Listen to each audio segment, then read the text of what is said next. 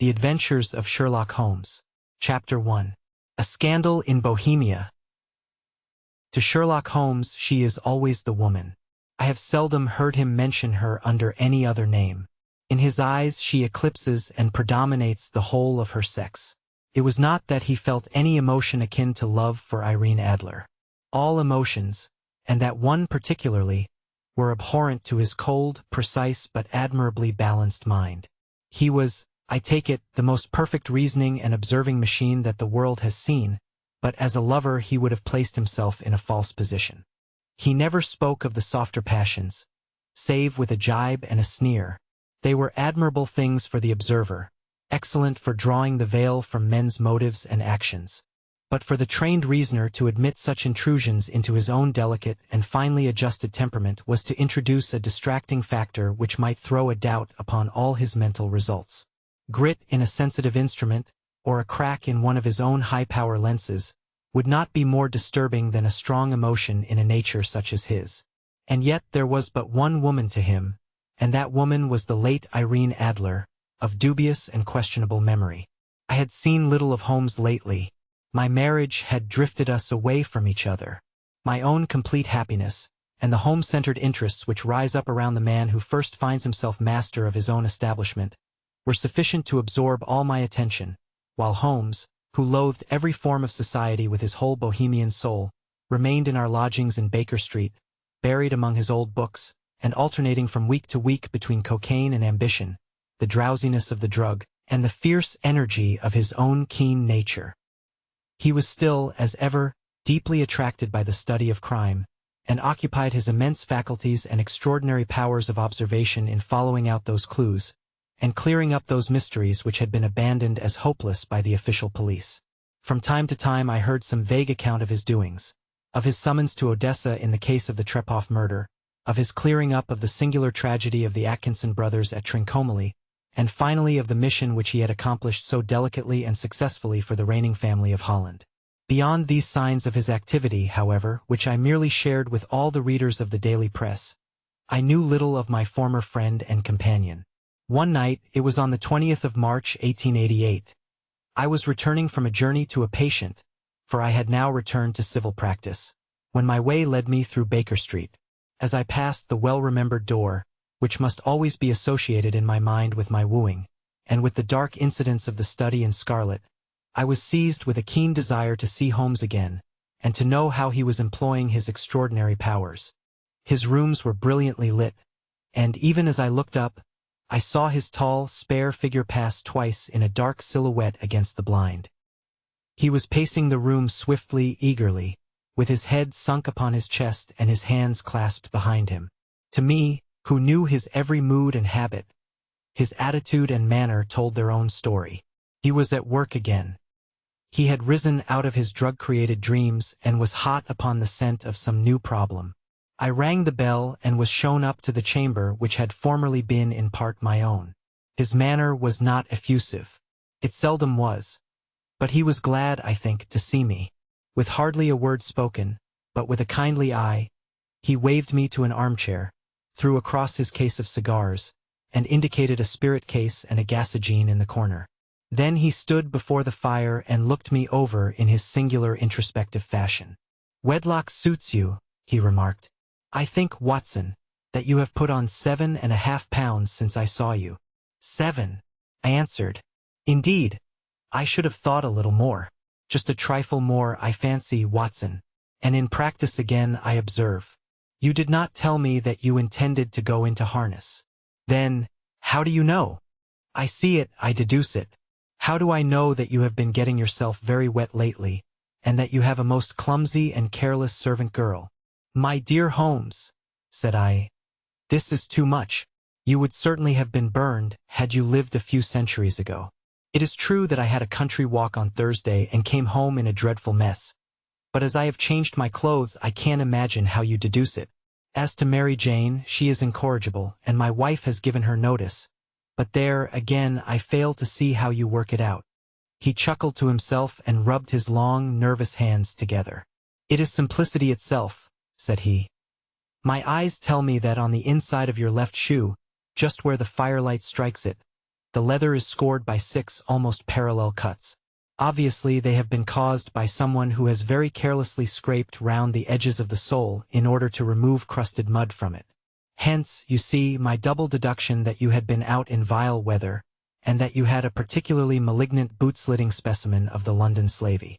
As to your practice, if a gentleman walks into my room smelling of iodoform, with a black mark of nitrate of silver upon his right forefinger, and a bulge on the right side of his top hat to show where he has secreted his stethoscope, I must be dull, indeed, if I do not pronounce him to be an active member of the medical profession.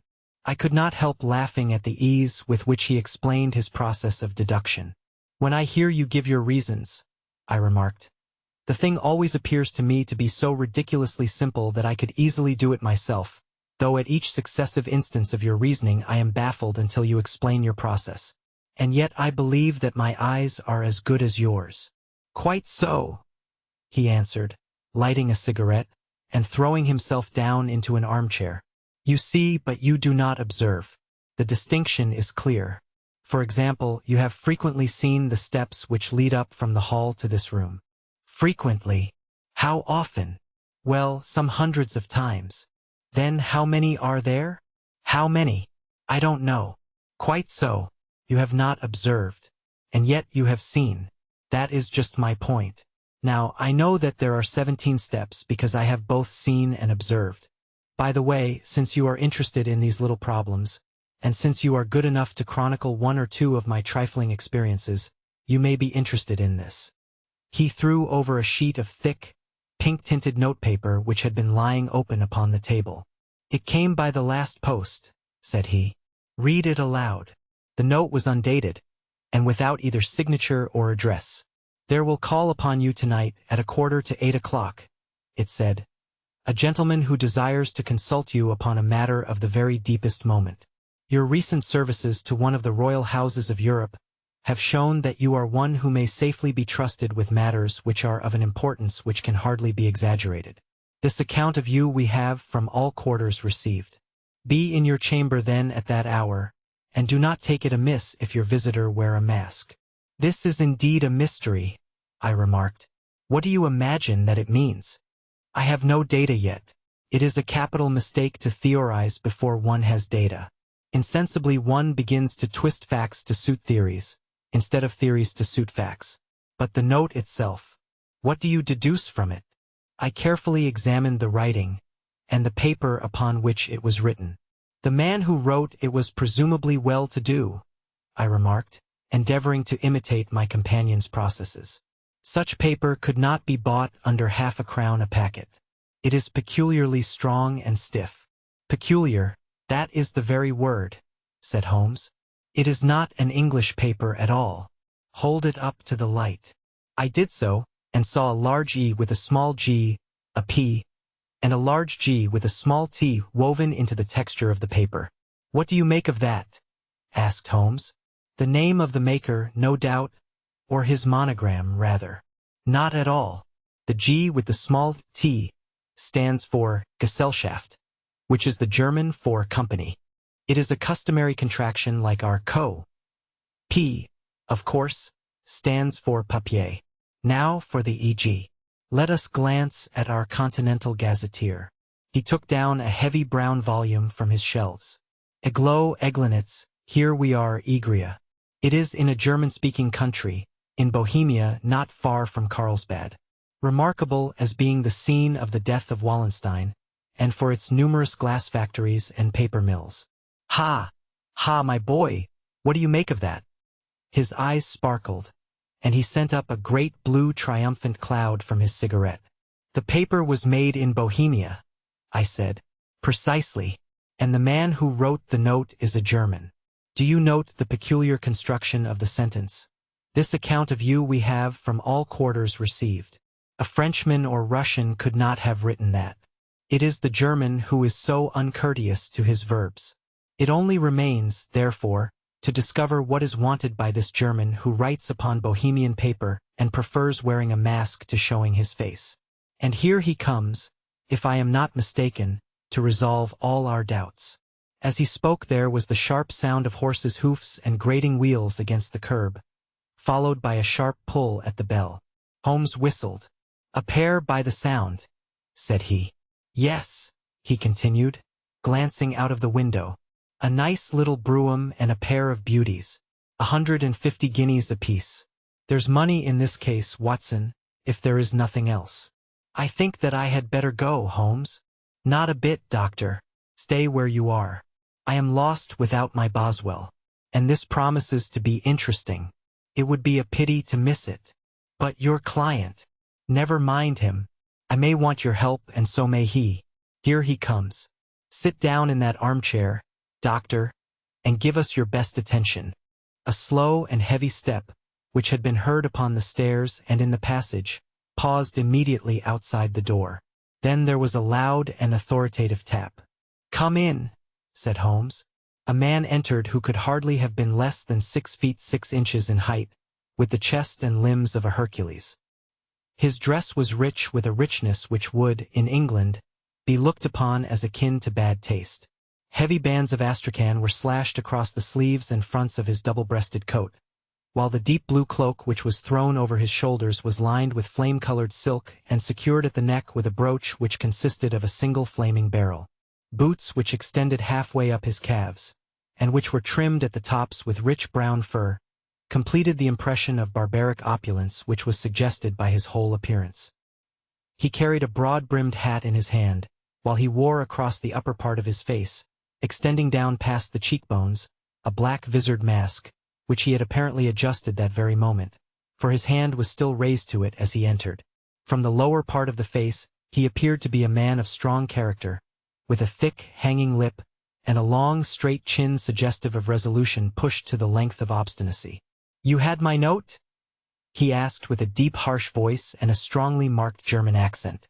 "I told you that I would call." He looked from one to the other of us, as if uncertain which to address. "Pray take a seat," said Holmes.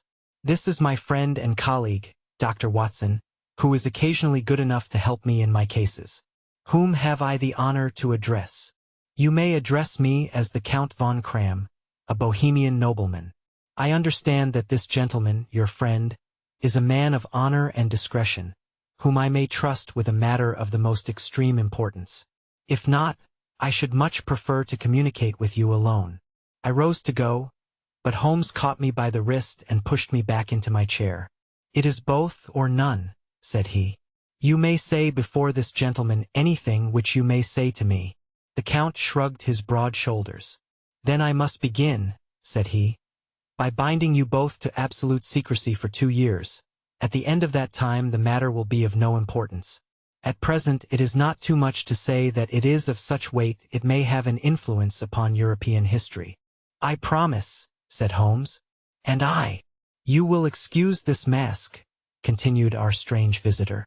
"The august person who employs me wishes his agent to be unknown to you, and I may confess at once that the title by which I have just called myself is not exactly my own." "I was aware of it," said Holmes dryly. "The circumstances are of great delicacy, and every precaution has to be taken to quench what might grow to be an immense scandal and seriously compromise one of the reigning families of Europe. To speak plainly, the matter implicates the great house of Ormstein, hereditary kings of Bohemia." "I was also aware of that," murmured Holmes, settling himself down in his armchair and closing his eyes. Our visitor glanced with some apparent surprise at the languid, lounging figure of the man who had been no doubt depicted to him as the most incisive reasoner and most energetic agent in Europe. Holmes slowly reopened his eyes and looked impatiently at his gigantic client. "If your Majesty would condescend to state your case," he remarked, "I should be better able to advise you." The man sprang from his chair and paced up and down the room in uncontrollable agitation. Then, with a gesture of desperation, he tore the mask from his face and hurled it upon the ground. "You are right," he cried. "I am the king. Why should I attempt to conceal it?" "Why, indeed?" murmured Holmes. "Your Majesty had not spoken before I was aware that I was addressing Wilhelm Gottsreich Sigismund von Ormstein, Grand Duke of Cassel-Felstein, and hereditary king of Bohemia. But you can understand," said our strange visitor, sitting down once more and passing his hand over his high white forehead. You can understand that I am not accustomed to doing such business in my own person. Yet the matter was so delicate that I could not confide it to an agent without putting myself in his power. I have come incognito from Prague for the purpose of consulting you. Then pray consult, said Holmes, shutting his eyes once more. The facts are briefly these. Some 5 years ago, during a lengthy visit to Warsaw, I made the acquaintance of the well-known adventuress Irene Adler. The name is no doubt familiar to you. Kindly look her up in my index, doctor, murmured Holmes without opening his eyes. For many years he had adopted a system of docketing all paragraphs concerning men and things, so that it was difficult to name a subject or a person on which he could not at once furnish information. In this case, I found her biography sandwiched in between that of a Hebrew rabbi and that of a staff commander who had written a monograph upon the deep-sea fishes. Let me see, said Holmes. Born in New Jersey in the year 1858. Contralto, La Scala, prima donna Imperial Opera of Warsaw, yes. Retired from operatic stage. Living in London, quite so. Your Majesty, as I understand, became entangled with this young person, wrote her some compromising letters, and is now desirous of getting those letters back. Precisely so. But how? Was there a secret marriage? None. No legal papers or certificates? None. Then I fail to follow your Majesty. If this young person should produce her letters for blackmailing or other purposes, how is she to prove their authenticity? There is the writing. Pooh. Forgery. My private notepaper. Stolen. My own seal. Imitated. My photograph. Bought. We were both in the photograph. Oh dear. That is very bad. Your Majesty has indeed committed an indiscretion. I was mad, insane. You have compromised yourself seriously. I was only crown prince then. I was young. I am but 30 now. It must be recovered. We have tried and failed. Your Majesty must pay. It must be bought. She will not sell. Stolen, then? 5 attempts have been made. Twice burglars in my pay ransacked her house. Once we diverted her luggage when she traveled. Twice she has been waylaid. There has been no result. No sign of it? Absolutely none. Holmes laughed. It is quite a pretty little problem, said he. But a very serious one to me, returned the king reproachfully. Very indeed. And what does she propose to do with the photograph? To ruin me. But how? I am about to be married. So I have heard. To Clotilde Lothman von Saxe-Meiningen, second daughter of the King of Scandinavia. You may know the strict principles of her family. She is herself the very soul of delicacy. A shadow of a doubt as to my conduct would bring the matter to an end. And Irene Adler? Threatens to send them the photograph. And she will do it. I know that she will do it. You do not know her, but she has a soul of steel. She has the face of the most beautiful of women, and the mind of the most resolute of men. Rather than I should marry another woman, there are no lengths to which she would not go, none. You are sure that she has not sent it yet? I am sure. And why? Because she has said that she would send it on the day when the betrothal was publicly proclaimed. That will be next Monday. Oh, then we have 3 days yet, said Holmes with a yawn. That is very fortunate, as I have 1 or 2 matters of importance to look into just at present. Your Majesty will, of course, stay in London for the present. Certainly.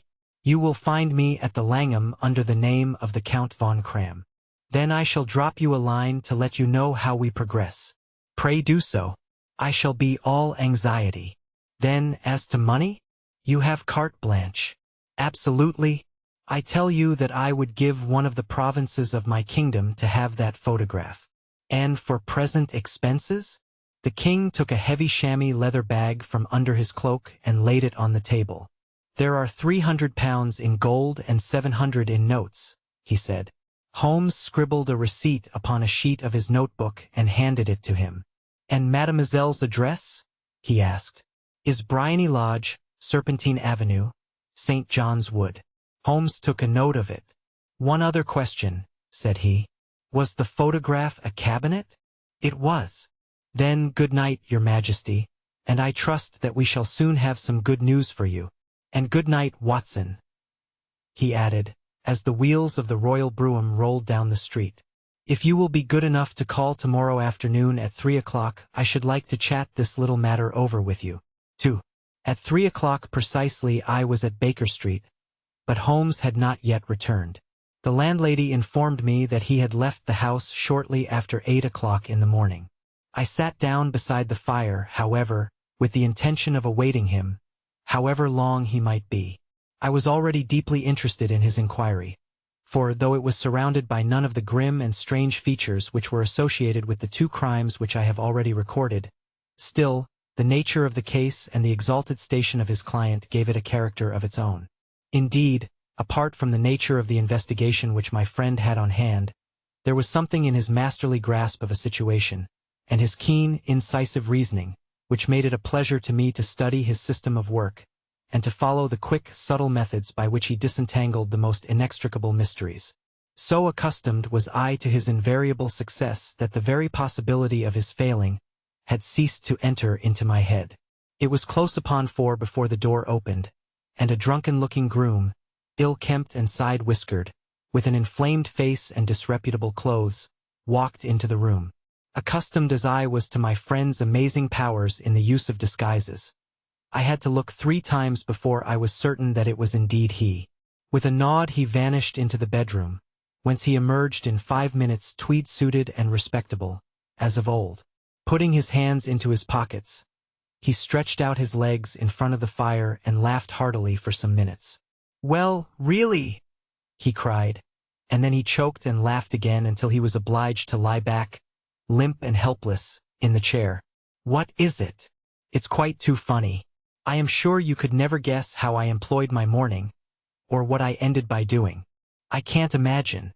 I suppose that you have been watching the habits, and perhaps the house of Miss Irene Adler." "Quite so, but the sequel was rather unusual. I will tell you, however. I left the house a little after 8 o'clock this morning in the character of a groom out of work. There is a wonderful sympathy and freemasonry among horsey men. Be one of them and you will know all that there is to know.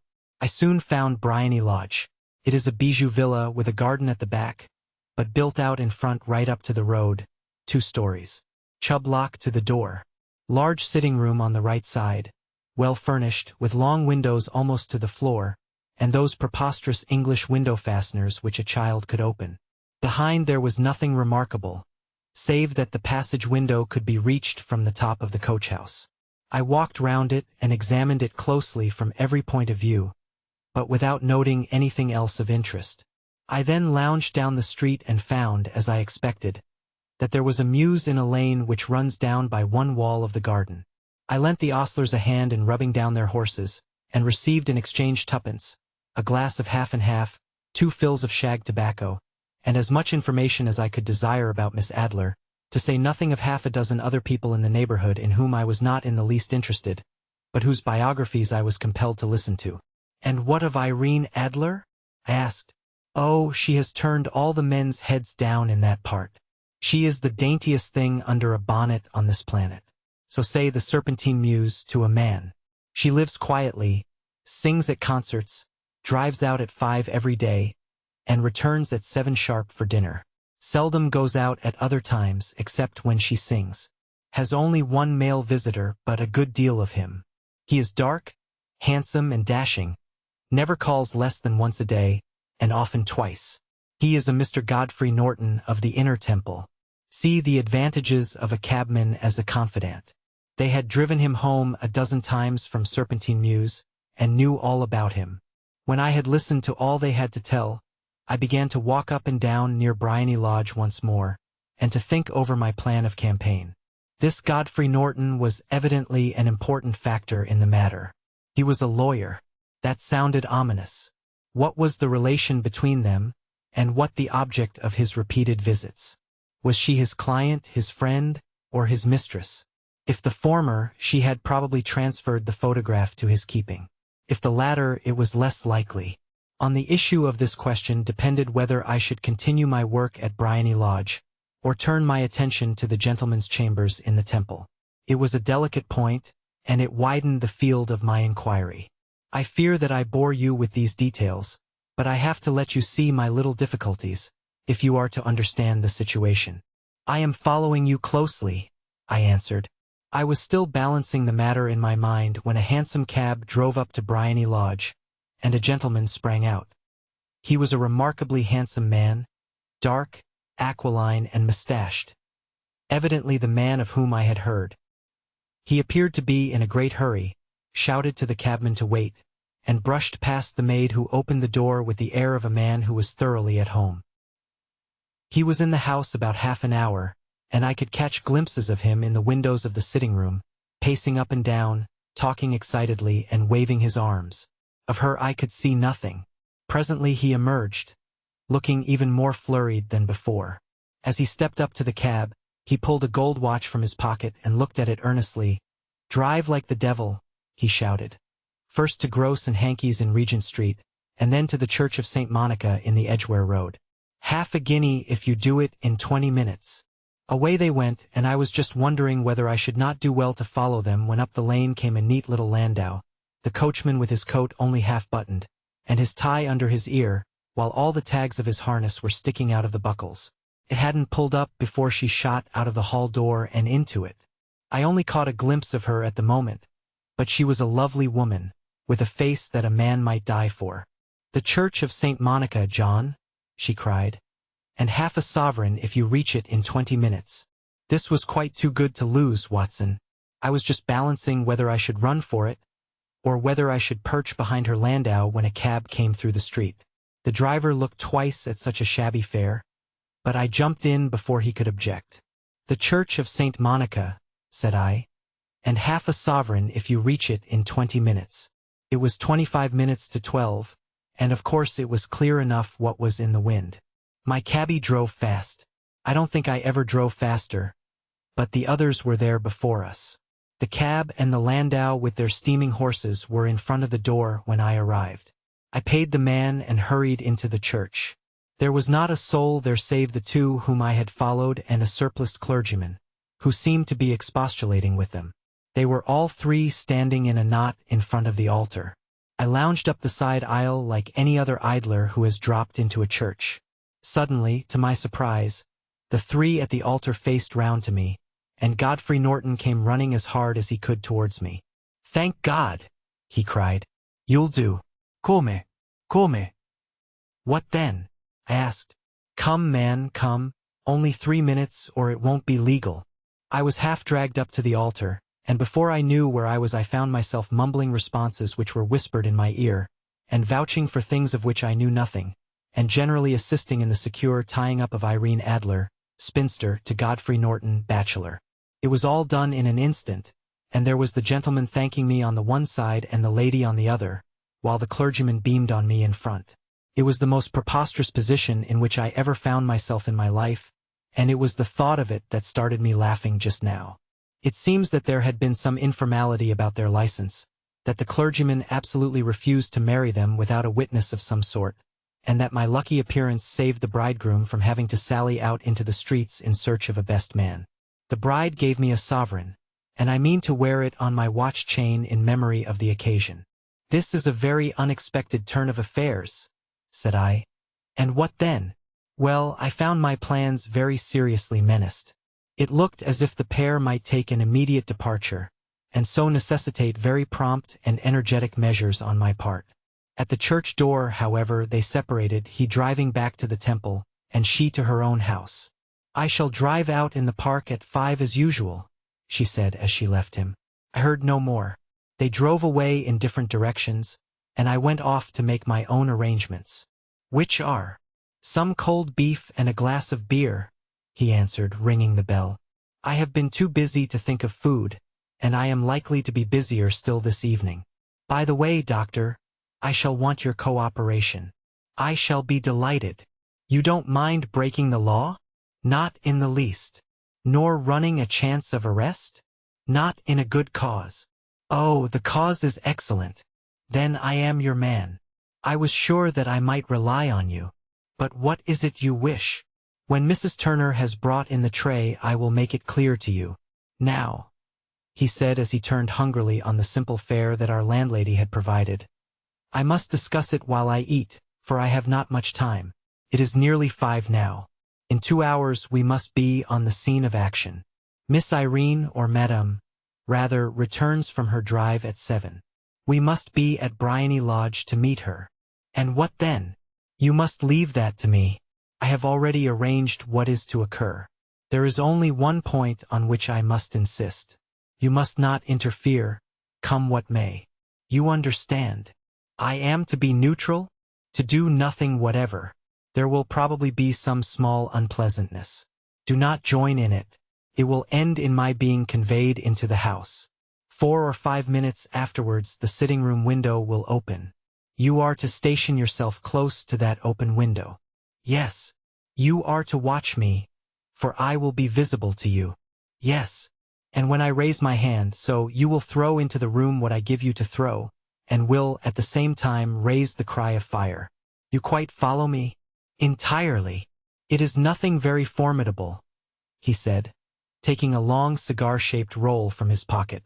It is an ordinary plumber's smoke rocket, fitted with a cap at either end to make it self-lighting. Your task is confined to that. When you raise your cry of fire, it will be taken up by quite a number of people. You may then walk to the end of the street, and I will rejoin you in 10 minutes. I hope that I have made myself clear. I am to remain neutral, to get near the window, to watch you, and at the signal to throw in this object, then to raise the cry of fire, and to wait you at the corner of the street. Precisely. Then you may entirely rely on me. That is excellent. I think, perhaps, it is almost time that I prepare for the new role I have to play. He disappeared into his bedroom and returned in a few minutes in the character of an amiable and simple-minded nonconformist clergyman. His broad black hat, his baggy trousers, his white tie, his sympathetic smile, and general look of peering and benevolent curiosity were such as Mr. John Hare alone could have equaled. It was not merely that Holmes changed his costume. His expression, his manner, his very soul seemed to vary with every fresh part that he assumed. The stage lost a fine actor even as science lost an acute reasoner, when he became a specialist in crime. It was 6:15 when we left Baker Street, and it still wanted 10 minutes to the hour when we found ourselves in Serpentine Avenue. It was already dusk, and the lamps were just being lighted as we paced up and down in front of Bryony Lodge, waiting for the coming of its occupant. The house was just such as I had pictured it from Sherlock Holmes' succinct description, but the locality appeared to be less private than I expected. On the contrary, for a small street in a quiet neighborhood, it was remarkably animated. There was a group of shabbily dressed men smoking and laughing in a corner, a scissors grinder with his wheel, 2 guardsmen who were flirting with a nurse girl, and several well-dressed young men who were lounging up and down with cigars in their mouths. "You see," remarked Holmes as we paced to and fro in front of the house, "this marriage rather simplifies matters. The photograph becomes a double-edged weapon now. The chances are that she would be as averse to its being seen by Mr. Godfrey Norton as our client is to its coming to the eyes of his princess. Now the question is, where are we to find the photograph? Where, indeed? It is most unlikely that she carries it about with her. It is cabinet size, too large for easy concealment about a woman's dress. She knows that the king is capable of having her waylaid and searched. 2 attempts of the sort have already been made. We may take it, then, that she does not carry it about with her. Where, then? Her banker or her lawyer? There is that double possibility. But I am inclined to think neither. Women are naturally secretive, and they like to do their own secreting. Why should she hand it over to anyone else? She could trust her own guardianship, but she could not tell what indirect or political influence might be brought to bear upon a businessman. Besides, remember that she had resolved to use it within a few days. It must be where she can lay her hands upon it. It must be in her own house. But it has twice been burgled. Pshaw! They did not know how to look. But how will you look? I will not look. What then? I will get her to show me. But she will refuse. She will not be able to. But I hear the rumble of wheels. It is her carriage. Now carry out my orders to the letter. As he spoke, the gleam of the sidelights of a carriage came round the curve of the avenue. It was a smart little landau which rattled up to the door of Bryony Lodge. As it pulled up, one of the loafing men at the corner dashed forward to open the door in the hope of earning a copper, but was elbowed away by another loafer, who had rushed up with the same intention. A fierce quarrel broke out, which was increased by the two guardsmen, who took sides with one of the loungers, and by the scissors grinder, who was equally hot upon the other side. A blow was struck, and in an instant the lady, who had stepped from her carriage, was the center of a little knot of flushed and struggling men, who struck savagely at each other with their fists and sticks. Holmes dashed into the crowd to protect the lady. But, just as he reached her, he gave a cry and dropped to the ground, with the blood running freely down his face. At his fall the guardsmen took to their heels in one direction and the loungers in the other, while a number of better-dressed people, who had watched the scuffle without taking part in it, crowded in to help the lady and to attend to the injured man. Irene Adler, as I will still call her, had hurried up the steps, but she stood at the top with her superb figure outlined against the lights of the hall, looking back into the street. "Is the poor gentleman much hurt?" she asked. "He is dead," cried several voices. "No, no, there's life in him," shouted another. "But he'll be gone before you can get him to hospital." "He's a brave fellow," said a woman. "They would have had the lady's purse and watch if it hadn't been for him. They were a gang and a rough one, too. Ah, he's breathing now. He can't lie in the street. May we bring him in, marm?" "Surely. Bring him into the sitting room. There is a comfortable sofa. This way, please." Slowly and solemnly he was borne into Bryony Lodge and laid out in the principal room, while I still observed the proceedings from my post by the window. The lamps had been lit, but the blinds had not been drawn, so that I could see Holmes as he lay upon the couch.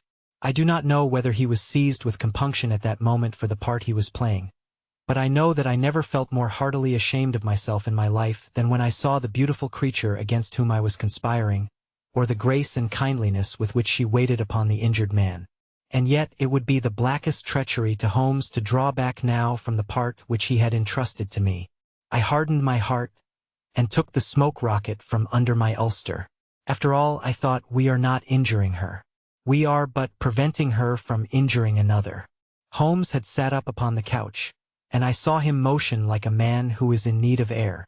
A maid rushed across and threw open the window.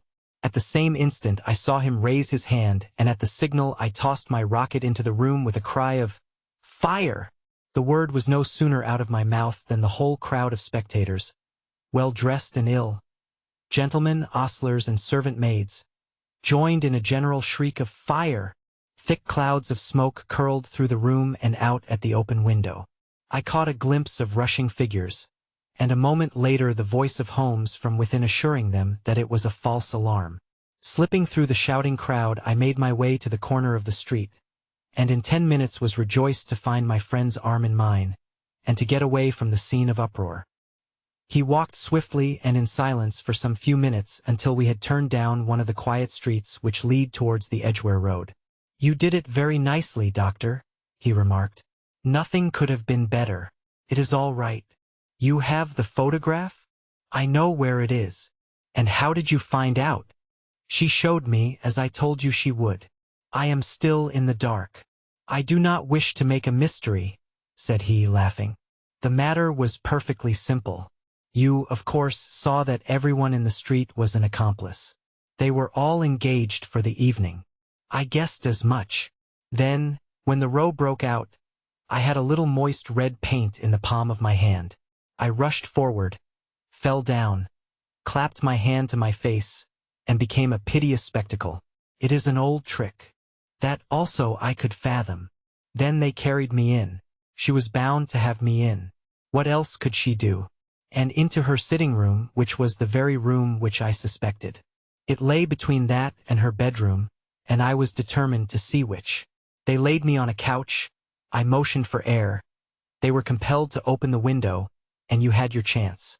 How did that help you? It was all important. When a woman thinks that her house is on fire, her instinct is at once to rush to the thing which she values most. It is a perfectly overpowering impulse, and I have more than once taken advantage of it. In the case of the Darlington substitution scandal, it was of use to me, and also in the Arnsworth Castle business. A married woman grabs at her baby. An unmarried one reaches for her jewel box. Now it was clear to me that Our Lady of today had nothing in the house more precious to her than what we are in quest of. She would rush to secure it. The alarm of fire was admirably done. The smoke and shouting were enough to shake nerves of steel. She responded beautifully. The photograph is in a recess behind a sliding panel just above the right bell pull. She was there in an instant, and I caught a glimpse of it as she half drew it out. When I cried out that it was a false alarm, she replaced it, glanced at the rocket, rushed from the room, and I have not seen her since. I rose, and, making my excuses, escaped from the house. I hesitated whether to attempt to secure the photograph at once. But the coachman had come in, and as he was watching me narrowly, it seemed safer to wait. A little over-precipitance may ruin all. And now, I asked, our quest is practically finished. I shall call with the king tomorrow, and with you if you care to come with us. We will be shown into the sitting room to wait for the lady, but it is probable that when she comes she may find neither us nor the photograph. It might be a satisfaction to His Majesty to regain it with his own hands. And when will you call? At 8 in the morning. She will not be up, so that we shall have a clear field. Besides, we must be prompt, for this marriage may mean a complete change in her life and habits. I must wire to the king without delay. We had reached Baker Street and had stopped at the door. He was searching his pockets for the key when someone passing said, "Good night, Mr. Sherlock Holmes." There were several people on the pavement at the time, but the greeting appeared to come from a slim youth in an ulster who had hurried by. "I've heard that voice before," said Holmes, staring down the dimly lit street. "Now, I wonder who the deuce that could have been." 3. I slept at Baker Street that night, and we were engaged upon our toast and coffee in the morning when the King of Bohemia rushed into the room. "You have really got it?" he cried, grasping Sherlock Holmes by either shoulder and looking eagerly into his face. "Not yet. But you have hopes?" "I have hopes." "Then come. I am all impatience to be gone. We must have a cab." "No, my brougham is waiting." "Then that will simplify matters." We descended and started off once more for Briony Lodge. "Irene Adler is married," remarked Holmes. "Married? When?" "Yesterday." "But to whom?" "To an English lawyer named Norton." "But she could not love him." "I am in hopes that she does." "And why in hopes?" "Because it would spare your Majesty all fear of future annoyance. If the lady loves her husband, she does not love your Majesty. If she does not love your Majesty, there is no reason why she should interfere with your Majesty's plan." "It is true. And yet, well, I wish she had been of my own station. What a queen she would have made." He relapsed into a moody silence, which was not broken until we drew up in Serpentine Avenue. The door of Briony Lodge was open, and an elderly woman stood upon the steps. She watched us with a sardonic eye as we stepped from the brougham. "Mr. Sherlock Holmes, I believe?" said she. "I am Mr. Holmes," answered my companion, looking at her with a questioning and rather startled gaze. "Indeed, my mistress told me that you were likely to call. She left this morning with her husband by the 5:15 train from Charing Cross for the Continent." "What?" Sherlock Holmes staggered back, white with chagrin and surprise. "Do you mean that she has left England? Never to return?" "And the papers?" asked the king hoarsely. "All is lost. We shall see."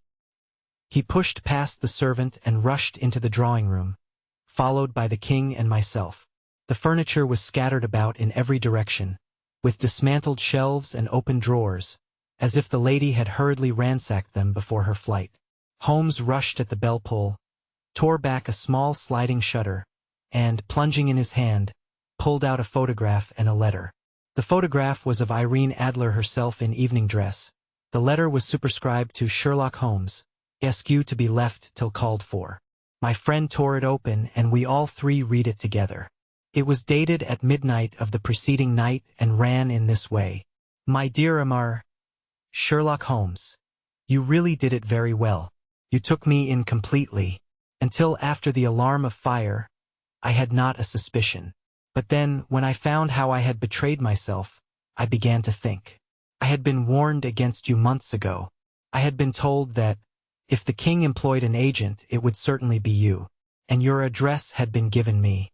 Yet, with all this, you made me reveal what you wanted to know. The Adventures of Sherlock Holmes. Chapter 2. The Red-Headed League. I had called upon my friend, Mr. Sherlock Holmes, one day in the autumn of last year and found him in deep conversation with a very stout, florid-faced, elderly gentleman with fiery red hair. With an apology for my intrusion, I was about to withdraw when Holmes pulled me abruptly into the room and closed the door behind me. "You could not possibly have come at a better time, my dear Watson," he said cordially. "I was afraid that you were engaged." "So I am. Very much so." "Then I can wait in the next room."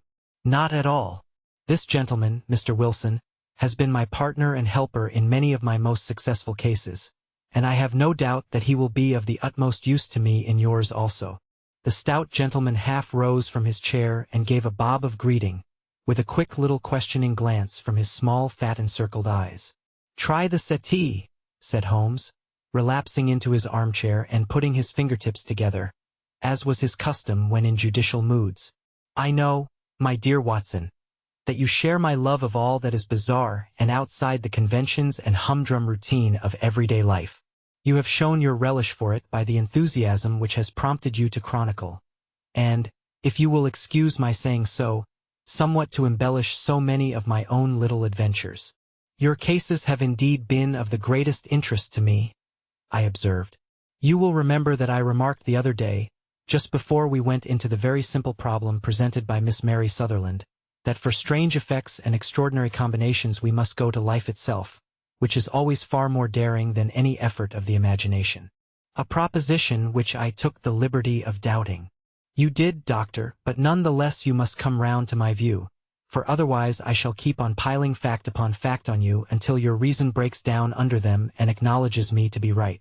Now, Mr. Jabez Wilson here has been good enough to call upon me this morning, and to begin a narrative which promises to be one of the most singular which I have listened to for some time.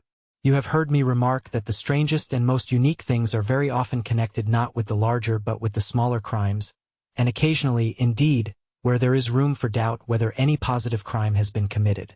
As far as I have heard, it is impossible for me to say whether the present case is an instance of crime or not, but the course of events is certainly among the most singular that I have ever listened to. Perhaps, Mr. Wilson, you would have the great kindness to recommence your narrative. I ask you not merely because my friend Dr. Watson has not heard the opening part, but also because the peculiar nature of the story makes me anxious to have every possible detail from your lips. As a rule, when I have heard some slight indication of the course of events, I am able to guide myself by the thousands of other similar cases which occur to my memory. In the present instance, I am forced to admit that the facts are, to the best of my belief, unique. The portly client puffed out his chest with an appearance of some little pride and pulled a dirty and wrinkled newspaper from the inside pocket of his greatcoat. As he glanced down the advertisement column, with his head thrust forward and the paper flattened out upon his knee, I took a good look at the man and endeavored, after the fashion of my companion, to read the indications which might be presented by his dress or appearance. I did not gain very much, however, by my inspection. Our visitor bore every mark of being an average commonplace British tradesman, obese, pompous, and slow. He wore rather baggy gray shepherd's check trousers, a not over-clean black frock coat, unbuttoned in the front, and a drab waistcoat with a heavy brassy Albert chain, and a square pierced bit of metal dangling down as an ornament. A frayed top hat and a faded brown overcoat with a wrinkled velvet collar lay upon a chair beside him. Altogether, look as I would, there was nothing remarkable about the man save his blazing red head, and the expression of extreme chagrin and discontent upon his features. Sherlock Holmes quick I took in my occupation, and he shook his head with a smile as he noticed my questioning glances. Beyond the obvious facts that he has at some time done manual labor, that he takes snuff, that he is a Freemason, that he has been in China, and that he has done a considerable amount of writing lately, I can deduce nothing else. Mr. Jabez Wilson started up in his chair, with his forefinger upon the paper, but his eyes upon my companion. "How, in the name of good fortune, did you know all that, Mr. Holmes?" he asked. "How did you know, for example, that I did manual labor? It's as true as gospel, for I began as a ship's carpenter. Your hands, my dear sir, your right hand is quite a size larger than your left. You have worked with it, and the muscles are more developed. Well, the snuff, then, and the Freemasonry? I won't insult your intelligence by telling you how I read that, especially as, rather against the strict rules of your order, you use an arc and compass breastpin. Ah, of course I forgot that. But the writing. What else can be indicated by that right cuff so very shiny for 5 inches, and the left one with the smooth patch near the elbow where you rested upon the desk? Well, but China? The fish that you have tattooed immediately above your right wrist could only have been done in China. I have made a small study of tattoo marks and have even contributed to the literature of the subject. That trick of staining the fish's scales of a delicate pink is quite peculiar to China. When, in addition, I see a Chinese coin hanging from your watch chain, the matter becomes even more simple."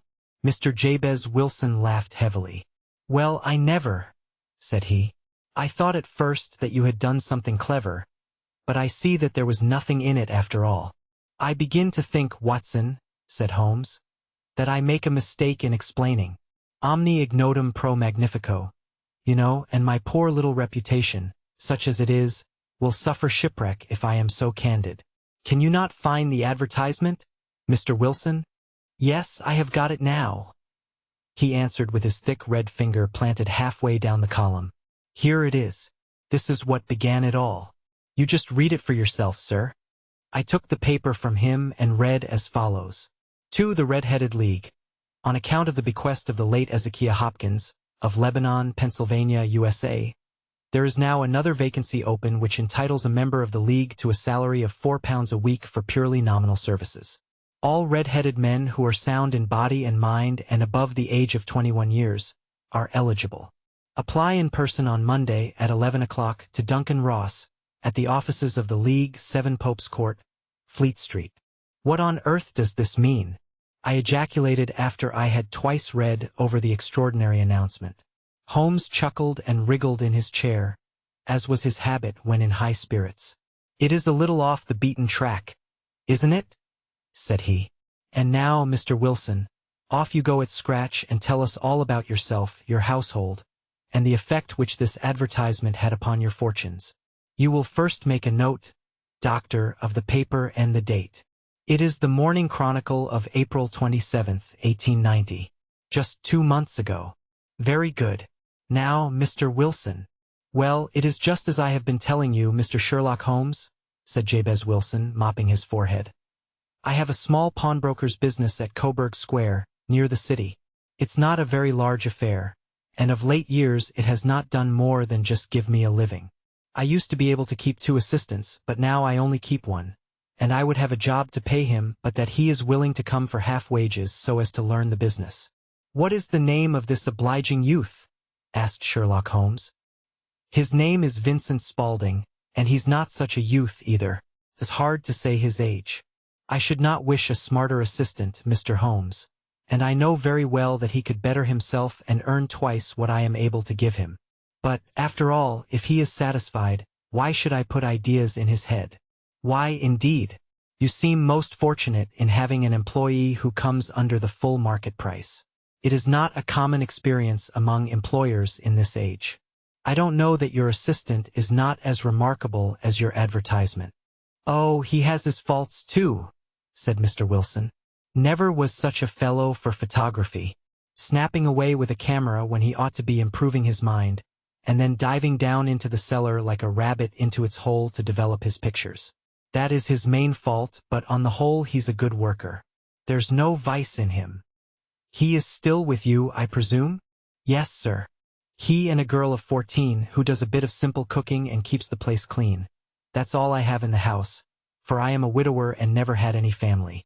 We live very quietly, sir, the 3 of us, and we keep a roof over our heads and pay our debts, if we do nothing more. The first thing that put us out was that advertisement.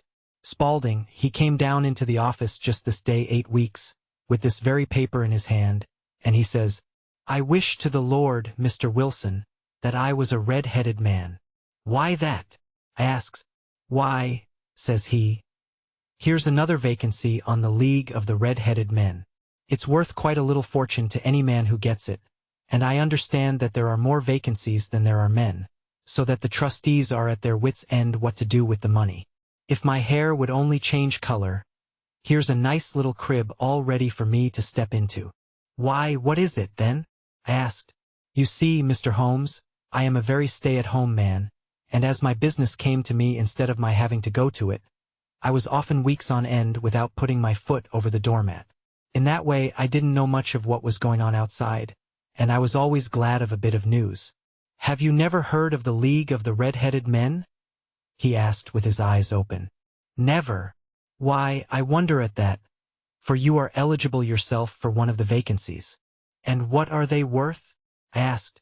Oh, merely a couple of hundred a year, but the work is slight, and it need not interfere very much with one's other occupations. Well, you can easily think that that made me prick up my ears, for the business has not been over good for some years, and an extra couple of hundred would have been very handy. Tell me all about it, said I. Well, said he, showing me the advertisement, you can see for yourself that the League has a vacancy, and there is the address where you should apply for particulars. As far as I can make out, the League was founded by an American millionaire, Ezekiah Hopkins, who was very peculiar in his ways. He was himself red-headed, and he had a great sympathy for all red-headed men. So, when he died, it was found that he had left his enormous fortune in the hands of trustees, with instructions to apply the interest to the providing of easy berths to men whose hair is of that color. From all I hear, it is splendid pay and very little to do. But, said I, there would be millions of red-headed men who would apply. Not so many as you might think, he answered. You see, it is really confined to Londoners and to grown men. This American had started from London when he was young, and he wanted to do the old town a good turn. Then, again, I have heard it is no use your applying if your hair is light red, or dark red, or anything but real bright, blazing, fiery red. Now, if you cared to apply, Mr. Wilson, you would just walk in. But perhaps it would hardly be worth your while to put yourself out of the way for the sake of a few £100. Now, it is a fact, gentlemen, as you may see for yourselves, that my hair is of a very full and rich tint, so that it seemed to me that if there was to be any competition in the matter, I stood as good a chance as any man that I had ever met. Vincent Spaulding seemed to know so much about it that I thought he might prove useful, so I just ordered him to put up the shutters for the day and to come right away with me. He was very willing to have a holiday, so we shut the business up and started off for the address that was given us in the advertisement. I never hoped to see such a sight as that again, Mr. Holmes. From north, south, east, and west every man who had a shade of red in his hair had tramped into the city to answer the advertisement. Fleet Street was choked with red-headed folk, and Pope's Court looked like a coster's orange barrow. I should not have thought there were so many in the whole country as were brought together by that single advertisement. Every shade of color they were: straw, lemon, orange, brick, Irish setter, liver, clay. But, as Spaulding said, there were not many who had the real vivid flame-colored tint. When I saw how many were waiting, I would have given it up in despair. But Spaulding would not hear of it. How he did it I could not imagine, but he pushed and pulled and butted until he got me through the crowd, and right up to the steps which led to the office. There was a double stream upon the stair, some going up in hope and some coming back dejected. But we wedged in as well as we could and soon found ourselves in the office. Your experience has been a most entertaining one, remarked Holmes as his client paused and refreshed his memory with a huge pinch of snuff. Pray continue your very interesting statement. There was nothing in the office but a couple of wooden chairs and a deal table, behind which sat a small man with a head that was even redder than mine. He said a few words to each candidate as he came up, and then he always managed to find some fault in them which would disqualify them. Getting a vacancy did not seem to be such a very easy matter after all. However, when our turn came, the little man was much more favorable to me than to any of the others, and he closed the door as we entered, so that he might have a private word with us.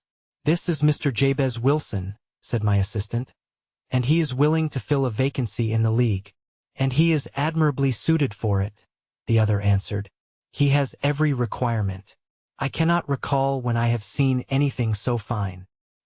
He took a step backward, cocked his head on one side, and gazed at my hair until I felt quite bashful. Then suddenly he plunged forward, wrung my hand, and congratulated me warmly on my success. "It would be injustice to hesitate," said he. "You will, however, I am sure, excuse me for taking an obvious precaution." With that he seized my hair in both his hands, and tugged until I yelled with the pain. "There is water in your eyes," said he as he released me. "I perceive that all is as it should be. But we have to be careful, for we have twice been deceived by wigs and once by paint. I could tell you tales of cobbler's wax which would disgust you with human nature." He stepped over to the window and shouted through it at the top of his voice that the vacancy was filled. A groan of disappointment came up from below, and the folk all trooped away in different directions until there was not a redhead to be seen except my own and that of the manager. "My name," said he, "is Mr. Duncan Ross, and I am myself one of the pensioners upon the fund left by our noble benefactor. Are you a married man, Mr. Wilson? Have you a family?" I answered that I had not. His face fell immediately. "Dear me," he said gravely, "that is very serious indeed. I am sorry to hear you say that. The fund was, of course, for the propagation and spread of the redheads as well as for their maintenance. It is exceedingly unfortunate that you should be a bachelor." My face lengthened at this, Mr. Holmes, for I thought that I was not to have the vacancy after all. But after thinking it over for a few minutes, he said that it would be all right. "In the case of another," said he, "the objection might be fatal, but we must stretch a point in favor of a man with such a head of hair as yours. When shall you be able to enter upon your new duties?" "Well, it is a little awkward, for I have a business already," said I. "Oh, never mind about that, Mr. Wilson," said Vincent Spaulding. "I should be able to look after that for you." "What would be the hours?" I asked. 10 to 2. "Now a pawnbroker's business is mostly done of an evening, Mr. Holmes, especially Thursday and Friday evening, which is just before payday. So it would suit me very well to earn a little in the mornings. Besides, I knew that my assistant was a good man, and that he would see to anything that turned up." "That would suit me very well," said I. "And the pay?" "Is £4 a week. And the work?" "Is purely nominal." "What do you call purely nominal?" "Well, you have to be in the office, or at least in the building, the whole time. If you leave, you forfeit your whole position forever. The will is very clear upon that point. You don't comply with the conditions if you budge from the office during that time.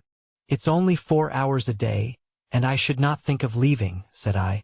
"No excuse will avail," said Mr. Duncan Ross. "Neither sickness nor business nor anything else. There you must stay, or you lose your billet."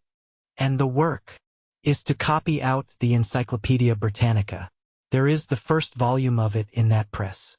You must find your own ink, pens, and blotting paper, but we provide this table and chair. Will you be ready tomorrow?" "Certainly," I answered. "Then goodbye, Mr. Jabez Wilson, and let me congratulate you once more on the important position which you have been fortunate enough to gain."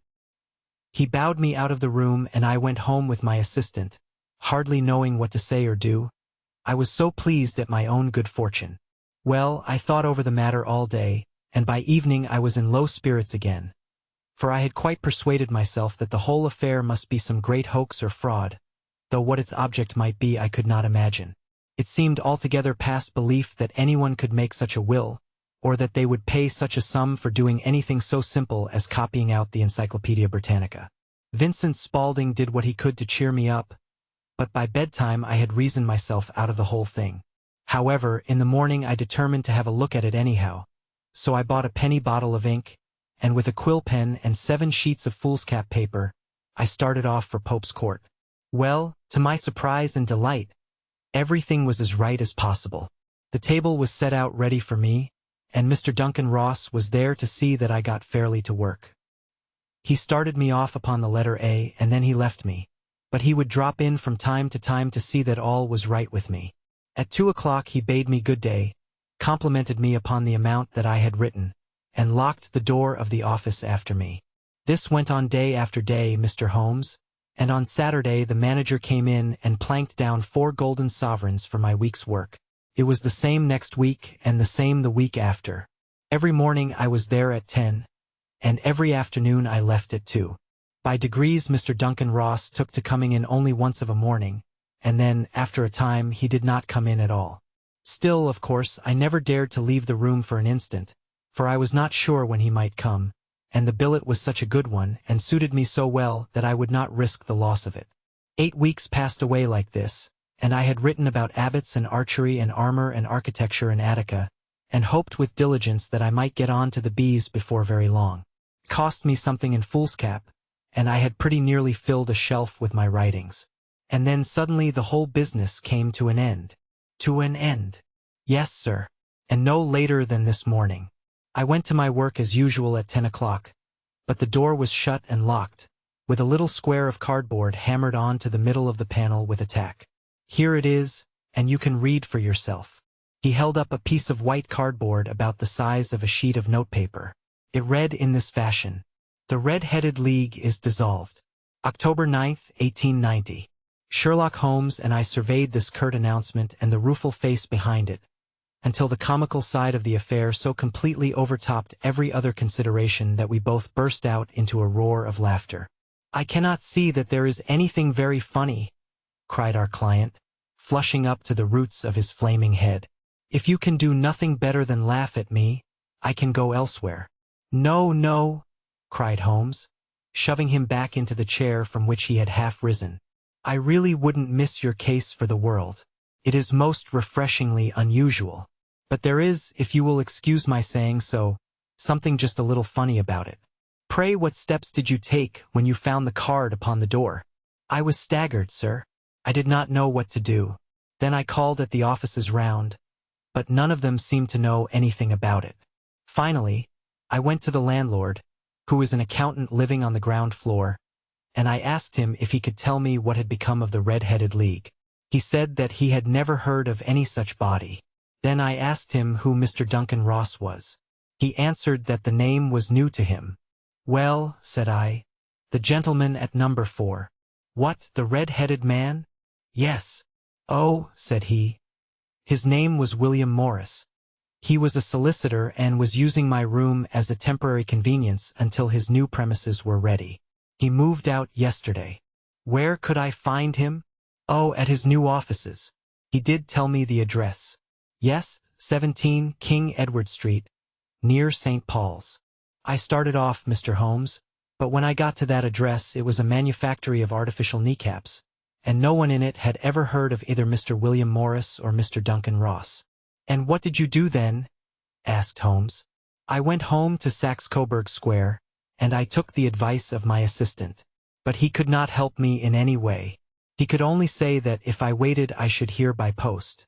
But that was not quite good enough, Mr. Holmes. I did not wish to lose such a place without a struggle.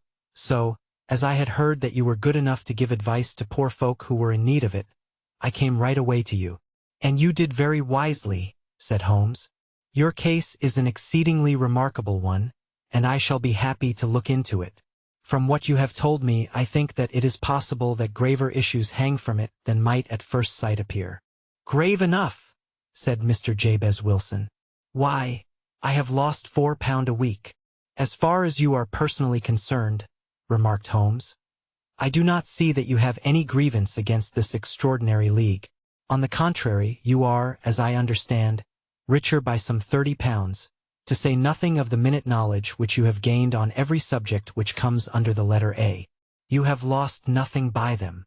"No, sir. But I want to find out about them, and who they are, and what their object was in playing this prank, if it was a prank, upon me. It was a pretty expensive joke for them, for it cost them £32. We shall endeavor to clear up these points for you. And, first, 1 or 2 questions, Mr. Wilson.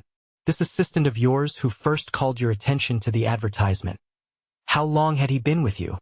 "About a month then." "How did he come?" "In answer to an advertisement." "Was he the only applicant?" "No, I had a dozen." "Why did you pick him?" "Because he was handy and would come cheap. At half wages, in fact." "Yes. What is he like, this Vincent Spaulding?" "Small, stout-built, very quick in his ways, no hair on his face, though he's not short of 30.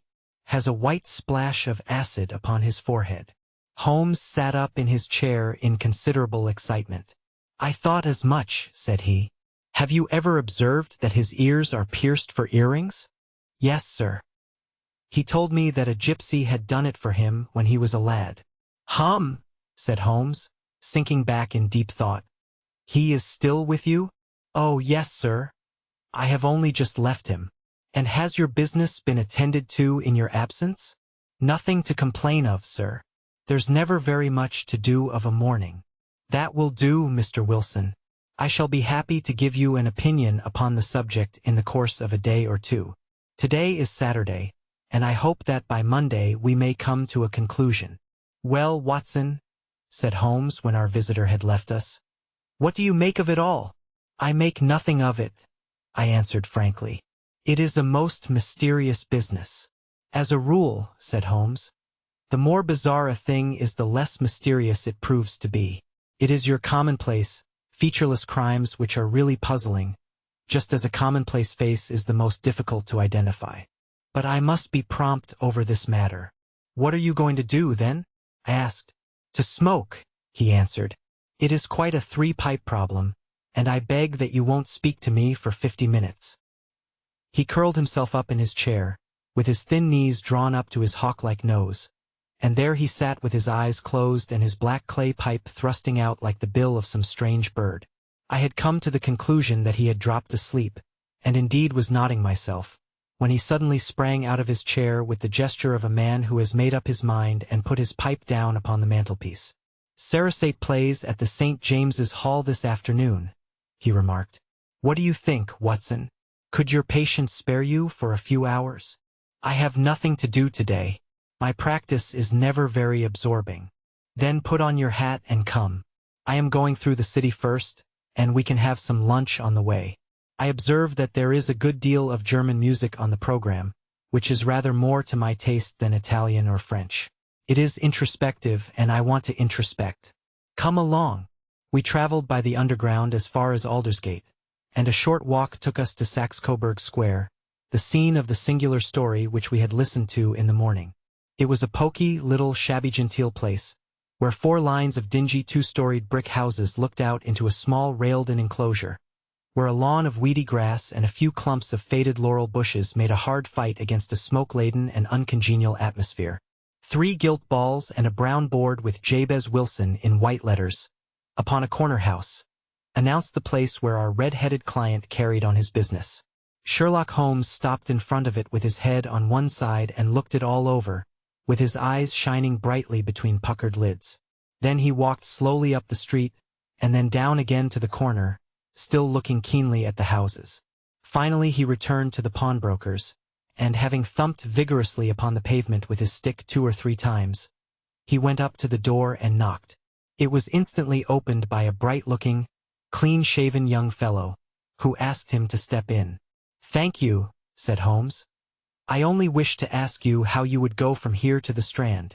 "3rd right, 4th left," answered the assistant promptly, closing the door.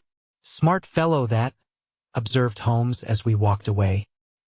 "He is, in my judgment, the 4th smartest man in London, and for daring I am not sure that he has not a claim to be 3rd. I have known something of him before."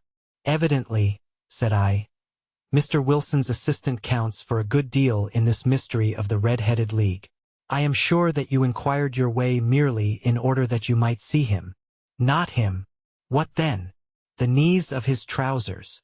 "And what did you see?" "What I expected to see." "Why did you beat the pavement?"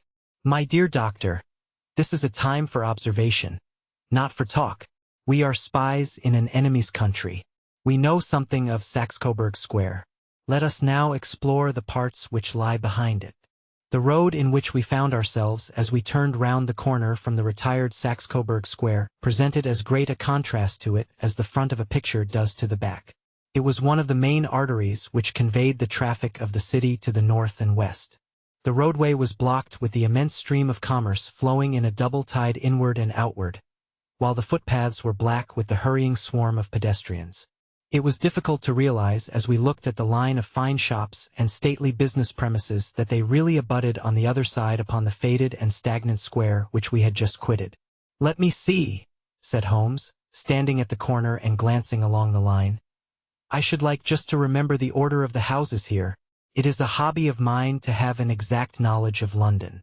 There is Mortimer's, the tobacconist, the little newspaper shop, the Coburg branch of the City and Suburban Bank, the vegetarian restaurant, and McFarlane's carriage building depot. That carries us right on to the other block. And now, Doctor, we've done our work, so it's time we had some play. A sandwich and a cup of coffee, and then off to Violin Land, where all is sweetness and delicacy and harmony, and there are no red-headed clients to vex us with their conundrums." My friend was an enthusiastic musician, being himself not only a very capable performer but a composer of no ordinary merit. All the afternoon he sat in the stalls wrapped in the most perfect happiness, gently waving his long, thin fingers in time to the music, while his gently smiling face and his languid, dreamy eyes were as unlike those of Holmes the sleuth-hound, Holmes the relentless, keen-witted, ready-handed criminal agent, as it was possible to conceive. In his singular character the dual nature alternately asserted itself, and his extreme exactness and astuteness represented, as I have often thought, the reaction against the poetic and contemplative mood which occasionally predominated in him. The swing of his nature took him from extreme languor to devouring energy, and, as I knew well, he was never so truly formidable as when, for days on end, he had been lounging in his armchair amid his improvisations and his black-letter editions. Then it was that the lust of the chase would suddenly come upon him, and that his brilliant reasoning power would rise to the level of intuition, until those who were unacquainted with his methods would look askance at him as on a man whose knowledge was not that of other mortals. When I saw him that afternoon so enwrapped in the music at St. James's Hall, I felt that an evil time might be coming upon those whom he had set himself to hunt down. "You want to go home, no doubt, Doctor?" he remarked as we emerged. "Yes, it would be as well. And I have some business to do which will take some hours. This business at Coburg Square is serious." "Why serious?" "A considerable crime is in contemplation. I have every reason to believe that we shall be in time to stop it. But today being Saturday rather complicates matters. I shall want your help tonight." "At what time?" "10 will be early enough. I shall be at Baker Street at 10. "Very well. And I say, Doctor, there may be some little danger, so kindly put your army revolver in your pocket." He waved his hand, turned on his heel, and disappeared in an instant among the crowd. I trust that I am not more dense than my neighbors, but I was always oppressed with a sense of my own stupidity in my dealings with Sherlock Holmes. Here I had heard what he had heard, I had seen what he had seen, and yet from his words it was evident that he saw clearly not only what had happened but what was about to happen, while to me the whole business was still confused and grotesque. As I drove home to my house in Kensington I thought over it all, from the extraordinary story of the red-headed copier of the encyclopedia down to the visit to Saxe-Coburg Square, and the ominous words with which he had parted from me. What was this nocturnal expedition, and why should I go armed? Where were we going, and what were we to do? I had the hint from Holmes that this smooth-faced pawnbroker's assistant was a formidable man, a man who might play a deep game. I tried to puzzle it out, but gave it up in despair and set the matter aside until night should bring an explanation. It was 9:15 when I started from home and made my way across the park, and so through Oxford Street to Baker Street. 2 hansoms were standing at the door, and as I entered the passage I heard the sound of voices from above. On entering his room, I found Holmes in animated conversation with 2 men, one of whom I recognized as Peter Jones, the official police agent, while the other was a long, thin, sad-faced man, with a very shiny hat and oppressively respectable frock-coat. "Ah, our party is complete," said Holmes, buttoning up his pea-jacket and taking his heavy hunting crop from the rack. "Watson, I think you know Mr. Jones of Scotland Yard? Let me introduce you to Mr. Merryweather, who is to be our companion in tonight's adventure." "We're hunting in couples again, Doctor, you see," said Jones in his consequential way. "Our friend here is a wonderful man for starting a chase. All he wants is an old dog to help him to do the running down." "I hope a wild goose may not prove to be the end of our chase," observed Mr. Merryweather gloomily. "You may place considerable confidence in Mr. Holmes, sir," said the police agent loftily. "He has his own little methods, which are, if you won't mind my saying so, just a little too theoretical and fantastic, but he has the makings of a detective in him. It is not too much to say that once or twice, as in that business of the Sholto murder and the Agra treasure, he has been more nearly correct than the official force." "Oh, if you say so, Mr. Jones, it is all right," said the stranger with deference. "Still, I confess that I miss my rubber. It is the first Saturday night for 27 years that I have not had my rubber." "I think you will find," said Sherlock Holmes, "that you will play for a higher stake tonight than you have ever done yet, and that the play will be more exciting. For you, Mr. Merryweather, the stake will be some £30,000, and for you, Jones, it will be the man upon whom you wish to lay your hands. John Clay, the murderer, thief, smasher, and forger. He's a young man, Mr. Merryweather, but he is at the head of his profession, and I would rather have my bracelets on him than on any criminal in London. He's a remarkable man, is young John Clay. His grandfather was a royal duke, and he himself has been to Eton and Oxford. His brain is as cunning as his fingers, and though we meet signs of him at every turn, we never know where to find the man himself. He'll crack a crib in Scotland one week, and be raising money to build an orphanage in Cornwall the next. I've been on his track for years and have never set eyes on him yet. I hope that I may have the pleasure of introducing you tonight. I've had one or two little turns also with Mr. John Clay, and I agree with you that he is at the head of his profession. It is past 10, however, and quite time that we started. If you two will take the first hansom, Watson and I will follow in the second." Sherlock Holmes was not very communicative during the long drive and lay back in the cab humming the tunes which he had heard in the afternoon. We rattled through an endless labyrinth of gaslit streets until we emerged into Farrington Street. "We are close there now," my friend remarked. "This fellow Merryweather is a bank director, and personally interested in the matter. I thought it as well to have Jones with us also. He is not a bad fellow, though an absolute imbecile in his profession. He has one positive virtue. He is as brave as a bulldog and as tenacious as a lobster if he gets his claws upon anyone. Here we are, and they are waiting for us." We had reached the same crowded thoroughfare in which we had found ourselves in the morning. Our cabs were dismissed, and, following the guidance of Mr. Merryweather, we passed down a narrow passage and through a side door, which he opened for us. Within there was a small corridor which ended in a very massive iron gate. This also was opened, and led down a flight of winding stone steps, which terminated at another formidable gate. Mr. Merryweather stopped to light a lantern, and then conducted us down a dark, earth-smelling passage and so, after opening a third door, into a huge vault or cellar, which was piled all round with crates and massive boxes. "You are not very vulnerable from above," Holmes remarked as he held up the lantern and gazed about him. "Nor from below," said Mr. Merryweather, striking his stick upon the flags which lined the floor. "Why, dear me, it sounds quite hollow," he remarked, looking up in surprise. "I must really ask you to be a little more quiet," said Holmes severely. "You have already imperiled the whole success of our expedition. Might I beg that you would have the goodness to sit down upon one of those boxes, and not to interfere?" The solemn Mr. Merryweather perched himself upon a crate, with a very injured expression upon his face, while Holmes fell upon his knees upon the floor and, with the lantern and a magnifying lens, began to examine minutely the cracks between the stones. A few seconds sufficed to satisfy him, for he sprang to his feet again and put his glass in his pocket. "We have at least an hour before us," he remarked, "for they can hardly take any steps until the good pawnbroker is safely in bed. Then they will not lose a minute, for the sooner they do their work the longer time they will have for their escape.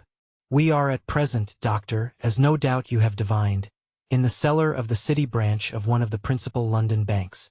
Mr. Merryweather is the chairman of directors, and he will explain to you that there are reasons why the more daring criminals of London should take a considerable interest in this cellar at present."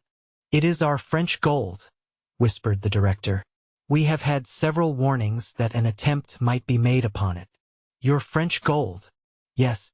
We had occasion some months ago to strengthen our resources and borrowed for that purpose 30,000 Napoleons from the Bank of France. It has become known that we have never had occasion to unpack the money, and that it is still lying in our cellar. The crate upon which I sit contains 2,000 Napoleons packed between layers of lead foil. Our reserve of bullion is much larger at present than is usually kept in a single branch office, and the directors have had misgivings upon the subject, which were very well justified, observed Holmes. And now it is time that we arranged our little plans. I expect that within an hour matters will come to a head. In the meantime, Mr. Merriweather, we must put the screen over that dark lantern. And sit in the dark? I am afraid so. I had brought a pack of cards in my pocket, and I thought that, as we were a party carry, you might have your rubber after all. But I see that the enemy's preparations have gone so far that we cannot risk the presence of a light. And, first of all, we must choose our positions. These are daring men, and though we shall take them at a disadvantage, they may do us some harm unless we are careful. I shall stand behind this crate, and do you conceal yourselves behind those. Then, when I flash a light upon them, close and swiftly. If they fire, Watson, have no compunction about shooting them down. I placed my revolver, cocked, upon the top of the wooden case behind which I crouched. Holmes shot the slide across the front of his lantern and left us in pitch darkness. Such an absolute darkness as I have never before experienced. The smell of hot metal remained to assure us that the light was still there, ready to flash out at a moment's notice. To me, with my nerves worked up to a pitch of expectancy, there was something depressing and subduing in the sudden gloom, and in the cold dank air of the vault. "They have but one retreat," whispered Holmes. "That is back through the house into Saxe-Coburg Square. I hope that you have done what I asked you, Jones. I have an inspector and 2 officers waiting at the front door. Then we have stopped all the holes. And now we must be silent and wait." What a time it seemed! From comparing notes afterwards, it was but an hour and a quarter, yet it appeared to me that the night must have almost gone, and the dawn be breaking above us. My limbs were weary and stiff, for I feared to change my position, yet my nerves were worked up to the highest pitch of tension, and my hearing was so acute that I could not only hear the gentle breathing of my companions, but I could distinguish the deeper, heavier in-breath of the bulky Jones from the thin, sighing note of the bank director. From my position I could look over the case in the direction of the floor. Suddenly my eyes caught the glint of a light. At first it was but a lurid spark upon the stone pavement. Then it lengthened out until it became a yellow line, and then, without any warning or sound, a gash seemed to open and a hand appeared, a white, almost womanly hand, which felt about in the center of the little area of light. For a minute or more the hand, with its writhing fingers, protruded out of the floor. Then it was withdrawn as suddenly as it appeared, and all was dark again save the single lurid spark which marked a chink between the stones. Its disappearance, however, was but momentary. With a rending, tearing sound, one of the broad, white stones turned over upon its side and left a square, gaping hole, through which streamed the light of a lantern. Over the edge there peeped a clean-cut, boyish face, which looked keenly about it, and then, with a hand on either side of the aperture, drew itself shoulder-high and waist-high, until one knee rested upon the edge.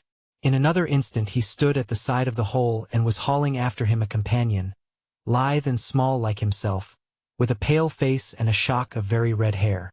"It's all clear," he whispered. "Have you the chisel and the bags? Great Scott! Jump, Archie, jump, and I'll swing for it." Sherlock Holmes had sprung out and seized the intruder by the collar. The other dived down the hole, and I heard the sound of rending cloth as Jones clutched at his skirts. The light flashed upon the barrel of a revolver, but Holmes' hunting crop came down on the man's wrist, and the pistol clinked upon the stone floor. "It's no use, John Clay," said Holmes blandly. "You have no chance at all." "So I see," the other answered with the utmost coolness. "I fancy that my pal is all right, though I see you have got his coat-tails." "There are 3 men waiting for him at the door," said Holmes. "Oh, indeed. You seem to have done the thing very completely. I must compliment you." "And I you," Holmes answered. "Your red-headed idea was very new and effective." "You'll see your pal again presently," said Jones. He's quicker at climbing down holes than I am. The Adventures of Sherlock Holmes. Chapter 3. A Case of Identity. "My dear fellow," said Sherlock Holmes as we sat on either side of the fire in his lodgings at Baker Street, "life is infinitely stranger than anything which the mind of man could invent. We would not dare to conceive the things which are really mere commonplaces of existence.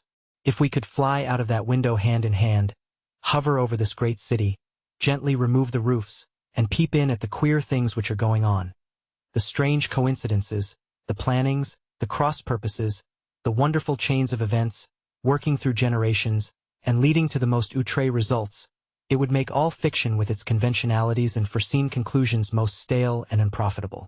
And yet I am not convinced of it," I answered. "The cases which come to light in the papers are, as a rule, bald enough and vulgar enough. We have in our police reports realism pushed to its extreme limits, and yet the result is, it must be confessed, neither fascinating nor artistic.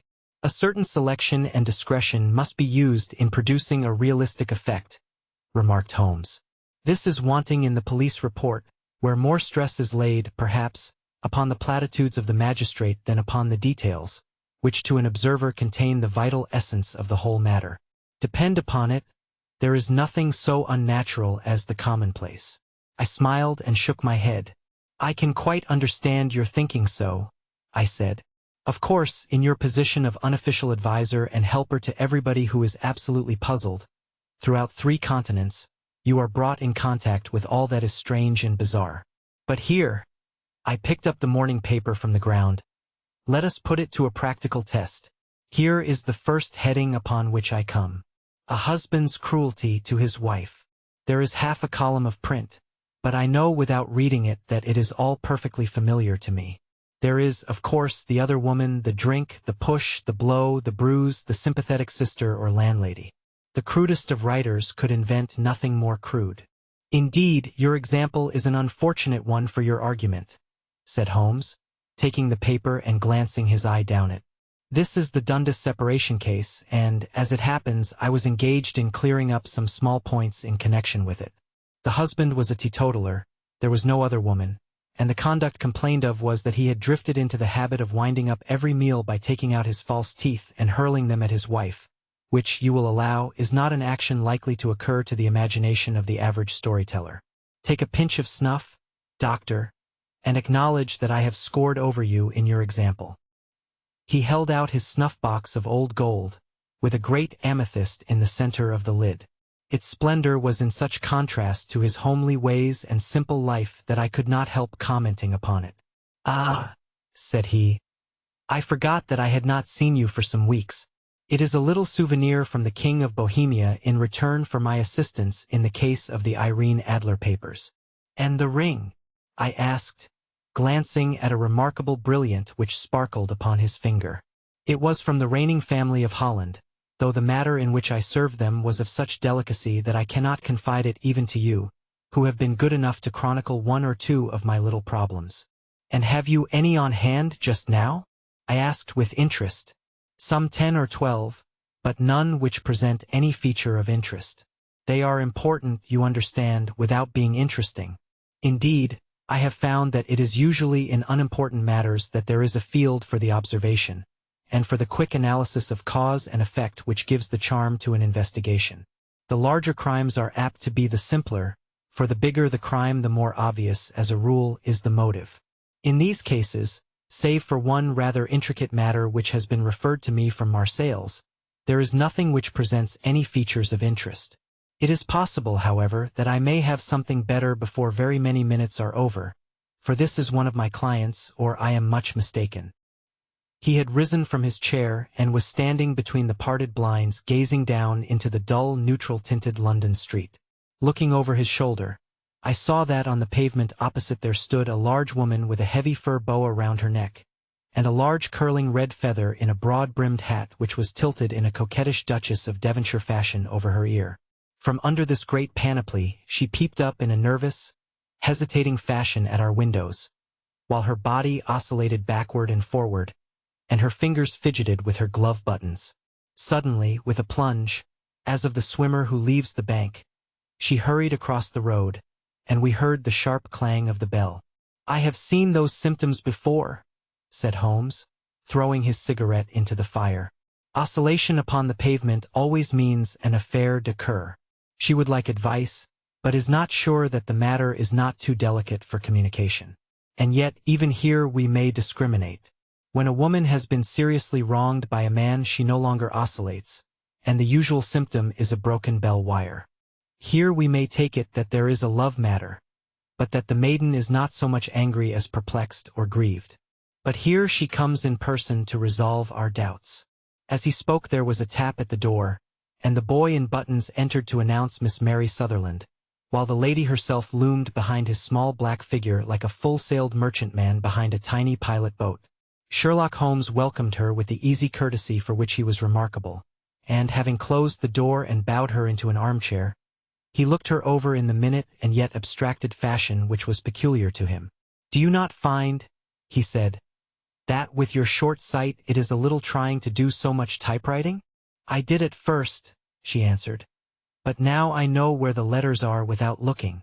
Then, suddenly realizing the full purport of his words, she gave a violent start and looked up, with fear and astonishment upon her broad, good-humored face. "You've heard about me, Mr. Holmes?" she cried. "Else how could you know all that?" "Never mind," said Holmes, laughing. "It is my business to know things. Perhaps I have trained myself to see what others overlook. If not, why should you come to consult me?" "I came to you, sir, because I heard of you from Mrs. Etheridge, whose husband you found so easy when the police and everyone had given him up for dead. Oh, Mr. Holmes, I wish you would do as much for me. I'm not rich, but still I have 100 a year in my own right, besides the little that I make by the machine, and I would give it all to know what has become of Mr. Hosmer Angel." "Why did you come away to consult me in such a hurry?" asked Sherlock Holmes, with his fingertips together and his eyes to the ceiling. Again a startled look came over the somewhat vacuous face of Miss Mary Sutherland. "Yes, I did bang out of the house," she said, "for it made me angry to see the easy way in which Mr. Windibank, that is, my father, took it all. He would not go to the police, and he would not go to you, and so at last, as he would do nothing and kept on saying that there was no harm done, it made me mad, and I just on with my things and came right away to you." "Your father," said Holmes. "Your stepfather, surely, since the name is different." "Yes, my stepfather. I call him father, though it sounds funny, too, for he is only 5 years and 2 months older than myself." "And your mother is alive?" "Oh, yes, mother is alive and well. I wasn't best pleased, Mr. Holmes, when she married again so soon after father's death, and a man who was nearly 15 years younger than herself. Father was a plumber in the Tottenham Court Road, and he left a tidy business behind him, which mother carried on with Mr. Hardy, the foreman. But when Mr. Windibank came he made her sell the business, for he was very superior, being a traveller in wines. They got £4,700 for the goodwill and interest, which wasn't near as much as father could have got if he had been alive. I had expected to see Sherlock Holmes impatient under this rambling and inconsequential narrative, but, on the contrary, he had listened with the greatest concentration of attention. "Your own little income?" he asked. "Does it come out of the business?" "Oh no, sir. It is quite separate and was left me by my Uncle Ned in Auckland. It is in New Zealand stock, paying 4.5%. £2,500 was the amount, but I can only touch the interest." "You interest me extremely," said Holmes, "and since you draw so large a sum as 100 a year, with what you earn into the bargain, you no doubt travel a little and indulge yourself in every way. I believe that a single lady can get on very nicely upon an income of about £60. I could do with much less than that, Mr. Holmes, but you understand that as long as I live at home I don't wish to be a burden to them, and so they have the use of the money just while I am staying with them. Of course, that is only just for the time. Mr. Windibank draws my interest every quarter and pays it over to mother, and I find that I can do pretty well with what I earn at typewriting. It brings me 2pence a sheet, and I can often do from 15 to 20 sheets in a day." "You have made your position very clear to me," said Holmes. "This is my friend, Dr. Watson, before whom you can speak as freely as before myself. Kindly tell us now all about your connection with Mr. Hosmer Angel. A flush stole over Miss Sutherland's face, and she picked nervously at the fringe of her jacket. I met him first at the gasfitter's ball, she said. They used to send father tickets when he was alive, and then afterwards they remembered us and sent them to mother. Mr. Windibank did not wish us to go. He never did wish us to go anywhere. He would get quite mad if I wanted so much as to join a Sunday school treat. But this time I was set on going, and I would go. For what right had he to prevent? He said the folk were not fit for us to know, when all father's friends were to be there. And he said that I had nothing fit to wear, when I had my purple plush that I had never so much as taken out of the drawer. At last, when nothing else would do, he went off to France upon the business of the firm. But we went, mother and I, with Mr. Hardy, who used to be our foreman, and it was there I met Mr. Hosmer Angel. I suppose, said Holmes, that when Mr. Windibank came back from France he was very annoyed at your having gone to the ball. Oh, well, he was very good about it. He laughed, I remember, and shrugged his shoulders, and said there was no use denying anything to a woman, for she would have her way. I see. Then at the gasfitter's ball you met, as I understand, a gentleman called Mr. Hosmer Angel. Yes, sir. I met him that night, and he called next day to ask if we had got home all safe, and after that we met him. That is to say, Mr. Holmes, I met him twice for walks, but after that father came back again, and Mr. Hosmer Angel could not come to the house any more. No. Well, you know father didn't like anything of the sort. He wouldn't have any visitors if he could help it, and he used to say that a woman should be happy in her own family circle. But then, as I used to say to mother, a woman wants her own circle to begin with, and I had not got mine yet. But how about Mr. Hosmer Angel? Did he make no attempt to see you? Well, father was going off to France again in a week, and Hosmer wrote and said that it would be safer and better not to see each other until he had gone.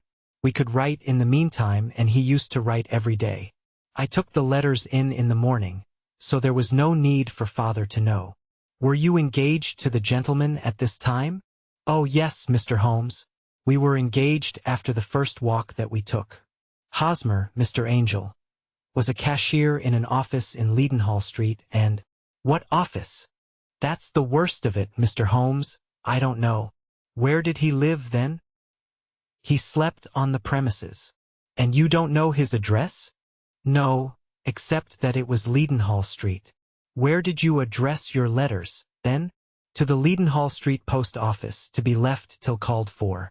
He said that if they were sent to the office he would be chaffed by all the other clerks about having letters from a lady, so I offered to typewrite them like he did his, but he wouldn't have that, for he said that when I wrote them they seemed to come from me, but when they were typewritten he always felt that the machine had come between us.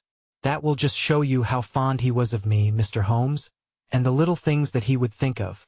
It was most suggestive, said Holmes. It has long been an axiom of mine that the little things are infinitely the most important.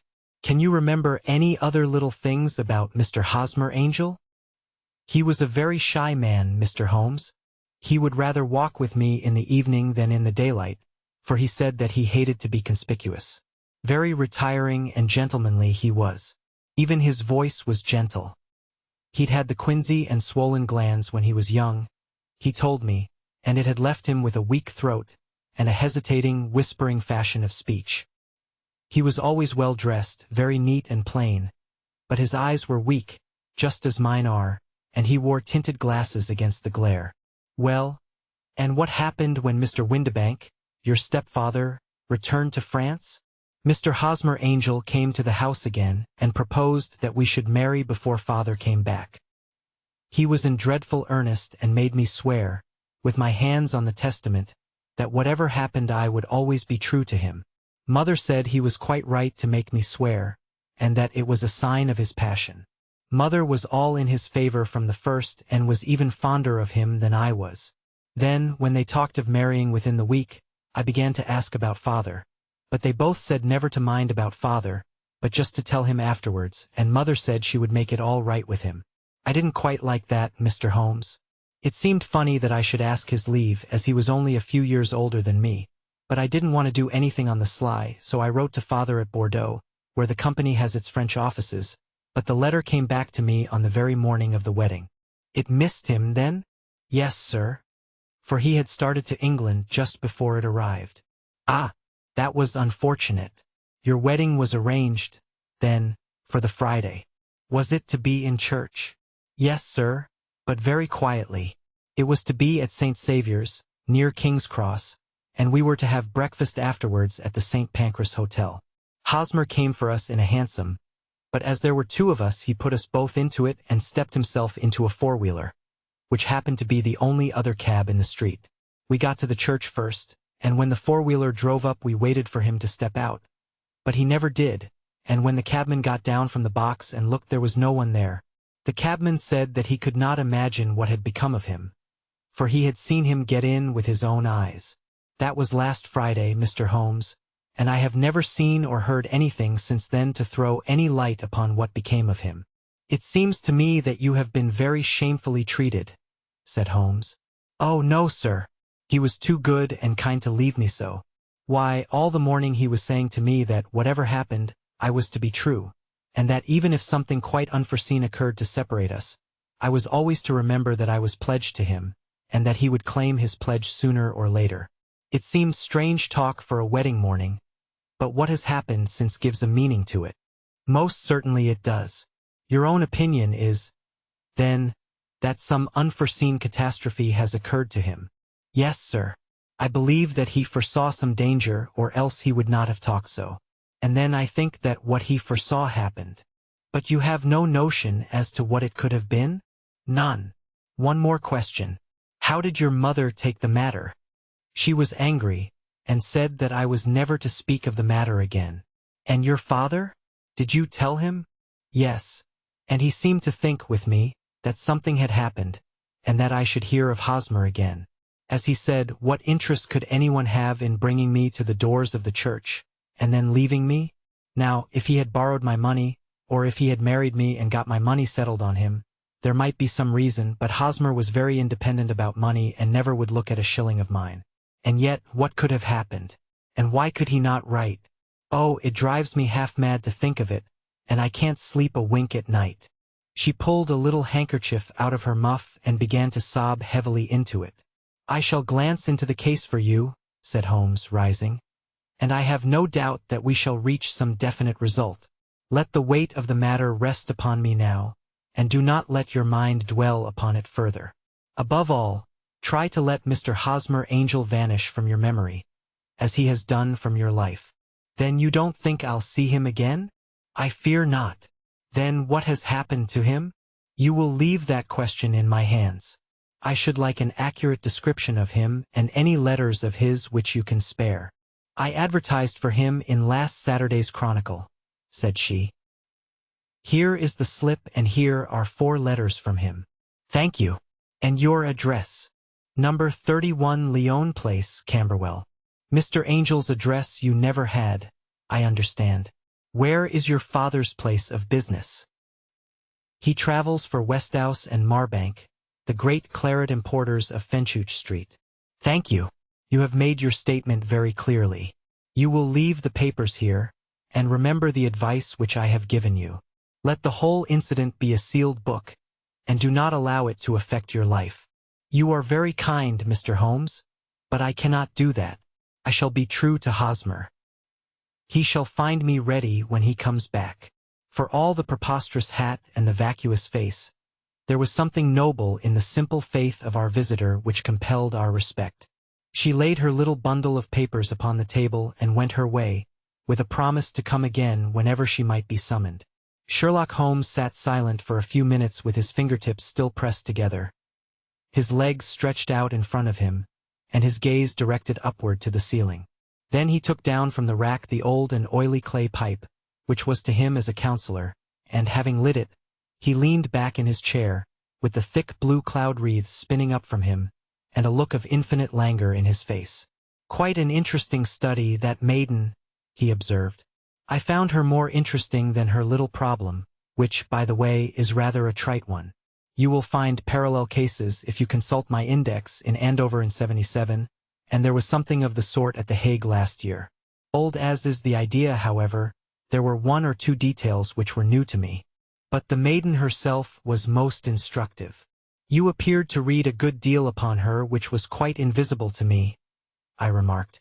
Not invisible but unnoticed, Watson. You did not know where to look, and so you missed all that was important. I can never bring you to realize the importance of sleeves, the suggestiveness of thumbnails, or the great issues that may hang from a bootlace. Now, what did you gather from that woman's appearance? Describe it. Well, she had a slate-colored, broad-brimmed straw hat, with a feather of a brickish red.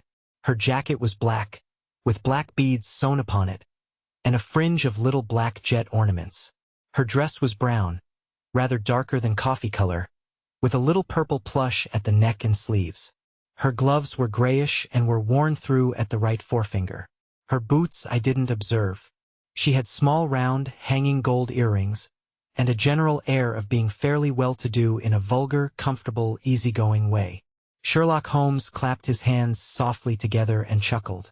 "'Pon my word, Watson, you are coming along wonderfully. You have really done very well indeed. It is true that you have missed everything of importance, but you have hit upon the method, and you have a quick eye for color. Never trust to general impressions, my boy, but concentrate yourself upon details. My first glance is always at a woman's sleeve. In a man it is perhaps better first to take the knee of the trouser. As you observe, this woman had plush upon her sleeves, which is a most useful material for showing traces. The double line a little above the wrist, where the typewriter presses against the table, was beautifully defined. The sewing machine of the hand type leaves a similar mark, but only on the left arm, and on the side of it farthest from the thumb, instead of being right across the broadest part, as this was. I then glanced at her face, and, observing the dint of a pince-nez at either side of her nose, I ventured a remark upon short sight and typewriting, which seemed to surprise her. It surprised me. But surely it was obvious. I was then much surprised and interested on glancing down to observe that, though the boots which she was wearing were not unlike each other, they were really odd ones, the one having a slightly decorated toe cap and the other a plain one. One was buttoned only in the 2 lower buttons out of 5, and the other at the 1st, 3rd, and 5th. Now, when you see that a young lady, otherwise neatly dressed, has come away from home with odd boots, half-buttoned, it is no great deduction to say that she came away in a hurry. And what else? I asked, keenly interested, as I always was, by my friend's incisive reasoning. I noted, in passing, that she had written a note before leaving home but after being fully dressed. You observed that her right glove was torn at the forefinger, but you did not apparently see that both glove and finger were stained with violet ink. She had written in a hurry and dipped her pen too deep. It must have been this morning, or the mark would not remain clear upon the finger. All this is amusing, though rather elementary, but I must go back to business, Watson. Would you mind reading me the advertised description of Mr. Hosmer Angel? I held the little printed slip to the light. Missing, it said, on the morning of the 14th, a gentleman named Hosmer Angel, about 5 feet 7 in height, strongly built, sallow complexion, black hair, a little bald in the center, bushy, black side whiskers and mustache, tinted glasses, slight infirmity of speech, was dressed, when last seen, in black frock coat faced with silk, black waistcoat, gold Albert chain, and gray Harris tweed trousers, with brown gaiters over elastic-sided boots. Known to have been employed in an office in Leadenhall Street. Anybody Bringine et C. That will do, said Holmes. As to the letters, he continued, glancing over them, they are very commonplace, absolutely no clue in them to Mr. Angel, save that he quotes Balzac once. There is one remarkable point, however, which will no doubt strike you. They are typewritten, I remarked. Not only that, but the signature is typewritten. Look at the neat little Hosmer Angel at the bottom. There is a date, you see, but no superscription except Leadenhall Street, which is rather vague. The point about the signature is very suggestive, in fact, we may call it conclusive. Of what? My dear fellow, is it possible you do not see how strongly it bears upon the case? I cannot say that I do unless it were that he wished to be able to deny his signature if an action for breach of promise were instituted. No, that was not the point. However, I shall write 2 letters which should settle the matter. One is to a firm in the city, The other is to the young lady's stepfather, Mr. Windibank, asking him whether he could meet us here at 6 o'clock tomorrow evening. It is just as well that we should do business with the male relatives. And now, Doctor, we can do nothing until the answers to those letters come, so we may put our little problem upon the shelf for the interim.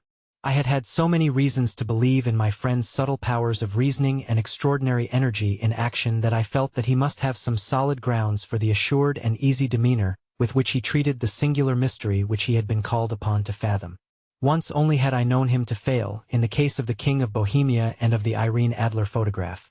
But when I looked back to the weird business of the sign of 4, and the extraordinary circumstances connected with the study in scarlet, I felt that it would be a strange tangle indeed which he could not unravel. I left him then, still puffing at his black clay pipe, with the conviction that when I came again on the next evening I would find that he held in his hands all the clues which would lead up to the identity of the disappearing bridegroom of Miss Mary Sutherland. A professional case of great gravity was engaging my own attention at the time, and the whole of next day I was busy at the bedside of the sufferer. It was not until close upon 6 o'clock that I found myself free and was able to spring into a hansom and drive to Baker Street, half afraid that I might be too late to assist at the denouement of the little mystery. I found Sherlock Holmes alone, however, half asleep, with his long, thin form curled up in the recesses of his armchair. A formidable array of bottles and test tubes, with the pungent, cleanly smell of hydrochloric acid, told me that he had spent his day in the chemical work which was so dear to him. "Well, have you solved it?" I asked as I entered. "Yes, it was the bisulfate of baryta." "No, the mystery," I cried. "Oh, that. I thought of the salt that I have been working upon. There was never any mystery in the matter, though, as I said yesterday, some of the details are of interest. The only drawback is that there is no law, I fear, that can touch the scoundrel. Who was he, then, and what was his object in deserting Miss Sutherland?" The question was hardly out of my mouth, and Holmes had not yet opened his lips to reply, when we heard a heavy footfall in the passage and a tap at the door. "This is the girl's stepfather, Mr. James Windibank," said Holmes. "He has written to me to say that he would be here at 6. Conan." The man who entered was a sturdy, middle-sized fellow, some 30 years of age, clean-shaven and sallow-skinned, with a bland, insinuating manner, and a pair of wonderfully sharp and penetrating gray eyes. He shot a questioning glance at each of us, placed his shiny top hat upon the sideboard, and with a slight bow sidled down into the nearest chair. "Good evening, Mr. James Windibank," said Holmes. "I think that this typewritten letter is from you, in which you made an appointment with me for 6 o'clock? "Yes, sir. I am afraid that I am a little late, but I am not quite my own master, you know. I am sorry that Miss Sutherland has troubled you about this little matter, for I think it is far better not to wash linen of the sort in public. It was quite against my wishes that she came, but she is a very excitable, impulsive girl, as you may have noticed, and she is not easily controlled when she has made up her mind on a point. Of course, I did not mind you so much, as you are not connected with the official police, but it is not pleasant to have a family misfortune like this noised abroad. Besides, it is a useless expense, for how could you possibly find this Hosmer angel?" "On the contrary," said Holmes quietly, "I have every reason to believe that I will succeed in discovering Mr. Hosmer Angel." Mr. Windibank gave a violent start and dropped his gloves. "I am delighted to hear it," he said. "It is a curious thing," remarked Holmes, "that a typewriter has really quite as much individuality as a man's handwriting. Unless they are quite new, no two of them write exactly alike. Some letters get more worn than others, and some wear only on one side. Now, you remark in this note of yours, Mr. Windibank, that in every case there is some little slurring over of the E, and a slight defect in the tail of the R. There are 14 other characteristics, but those are the more obvious. We do all our correspondence with this machine at the office, and no doubt it is a little worn," our visitor answered, glancing keenly at Holmes with his bright little eyes. "And now I will show you what is really a very interesting study, Mr. Windibank," Holmes continued. "I think of writing another little monograph some of these days on the typewriter and its relation to crime. It is a subject to which I have devoted some little attention. I have here 4 letters which purport to come from the missing man. They are all typewritten, In each case, not only are the E's slurred and the R's tailless, but you will observe, if you care to use my magnifying lens, that the 14 other characteristics to which I have alluded are there as well. Mr. Windibank sprang out of his chair and picked up his hat. I cannot waste time over this sort of fantastic talk, Mr. Holmes, he said. If you can catch the man, catch him, and let me know when you have done it. Certainly, said Holmes, stepping over and turning the key in the door. I let you know then that I have caught him. What? Where? Shouted Mr. Windibank, turning white to his lips and glancing about him like a rat in a trap. Oh, it won't do, really it won't, said Holmes suavely. There is no possible getting out of it, Mr. Windibank. It is quite too transparent, and it was a very bad compliment when you said that it was impossible for me to solve so simple a question. That's right. Sit down and let us talk it over. Our visitor collapsed into a chair, with a ghastly face and a glitter of moisture on his brow. It's not actionable, he stammered. I am very much afraid that it is not. But between ourselves, Windibank, it was as cruel and selfish and heartless a trick in a petty way as ever came before me. Now, let me just run over the course of events, and you will contradict me if I go wrong. The man sat huddled up in his chair, with his head sunk upon his breast, like one who is utterly crushed. Holmes stuck his feet up on the corner of the mantelpiece and, leaning back with his hands in his pockets, began talking, rather to himself as it seemed, than to us. The man married a woman very much older than himself for her money, said he, and he enjoyed the use of the money of the daughter as long as she lived with them. It was a considerable sum for people in their position, and the loss of it would have made a serious difference.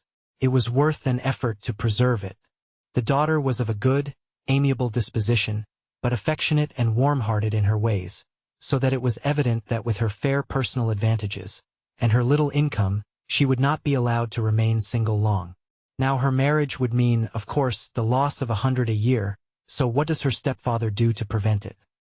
He takes the obvious course of keeping her at home and forbidding her to seek the company of people of her own age. But soon he found that that would not answer forever. She became restive, insisted upon her rights, and finally announced her positive intention of going to a certain ball. What does her clever stepfather do then? He conceives an idea more creditable to his head than to his heart. With the connivance and assistance of his wife he disguised himself, covered those keen eyes with tinted glasses, masked the face with a mustache and a pair of bushy whiskers, sunk that clear voice into an insinuating whisper, and doubly secure on account of the girl's short sight, he appears as Mr. Hosmer Angel, and keeps off other lovers by making love himself. It was only a joke at first, groaned our visitor. We never thought that she would have been so carried away. Very likely not. However that may be, the young lady was very decidedly carried away, and having quite made up her mind that her stepfather was in France, the suspicion of treachery never for an instant entered her mind. She was flattered by the gentleman's attentions, and the effect was increased by the loudly expressed admiration of her mother. Then Mr. Angel began to call, for it was obvious that the matter should be pushed as far as it would go if a real effect were to be produced. There were meetings, and an engagement, which would finally secure the girl's affections from turning towards anyone else. But the deception could not be kept up forever. These pretended journeys to France were rather cumbrous. The thing to do was clearly to bring the business to an end in such a dramatic manner that it would leave a permanent impression upon the young lady's mind and prevent her from looking upon any other suitor for some time to come. Hence those vows of fidelity exacted upon a testament, and hence also the allusions to a possibility of something happening on the very morning of the wedding. James Windibank wished Miss Sutherland to be so bound to Hosmer Angel, and so uncertain as to his fate, that for 10 years to come, at any rate, she would not listen to another man. As far as the church door he brought her, and then, as he could go no farther, he conveniently vanished away by the old trick of stepping in at one door of a four-wheeler and out at the other. I think that was the chain of events, Mr. Windibank. Our visitor had recovered something of his assurance while Holmes had been talking, and he rose from his chair now with a cold sneer upon his pale face. It may be so, or it may not, Mr. Holmes, said he. But if you are so very sharp you ought to be sharp enough to know that it is you who are breaking the law now, and not me. I have done nothing actionable from the first, But as long as you keep that door locked, you lay yourself open to an action for assault and illegal constraint. The law cannot, as you say, touch you, said Holmes, unlocking and throwing open the door. Yet there never was a man who deserved punishment more. If the young lady has a brother or a friend, he ought to lay a whip across your shoulders. By Jove, he continued, flushing up at the sight of the bitter sneer upon the man's face. It is not part of my duties to my client, but here's a hunting crop handy, and I think I shall just treat myself to. He took 2 swift steps to the whip, but before he could grasp it there was a wild clatter of steps upon the stairs, the heavy hall door banged, and from the window we could see Mr. James Windibank running at the top of his speed down the road. There's a cold-blooded scoundrel, said Holmes, laughing, as he threw himself down into his chair once more. That fellow will rise from crime to crime until he does something very bad, and ends on a gallows. The case has, in some respects, been not entirely devoid of interest. I cannot now entirely see all the steps of your reasoning, I remarked. Well, of course it was obvious from the first that this Mr. Hosmer Angel must have some strong object for his curious conduct, and it was equally clear that the only man who really profited by the incident, as far as we could see, was the stepfather. Then the fact that the 2 men were never together, but that the one always appeared when the other was away, was suggestive. So were the tinted spectacles and the curious voice, which both hinted at a disguise, as did the bushy whiskers. My suspicions were all confirmed by his peculiar action in typewriting his signature, which, of course, inferred that his handwriting was so familiar to her that she would recognize even the smallest sample of it.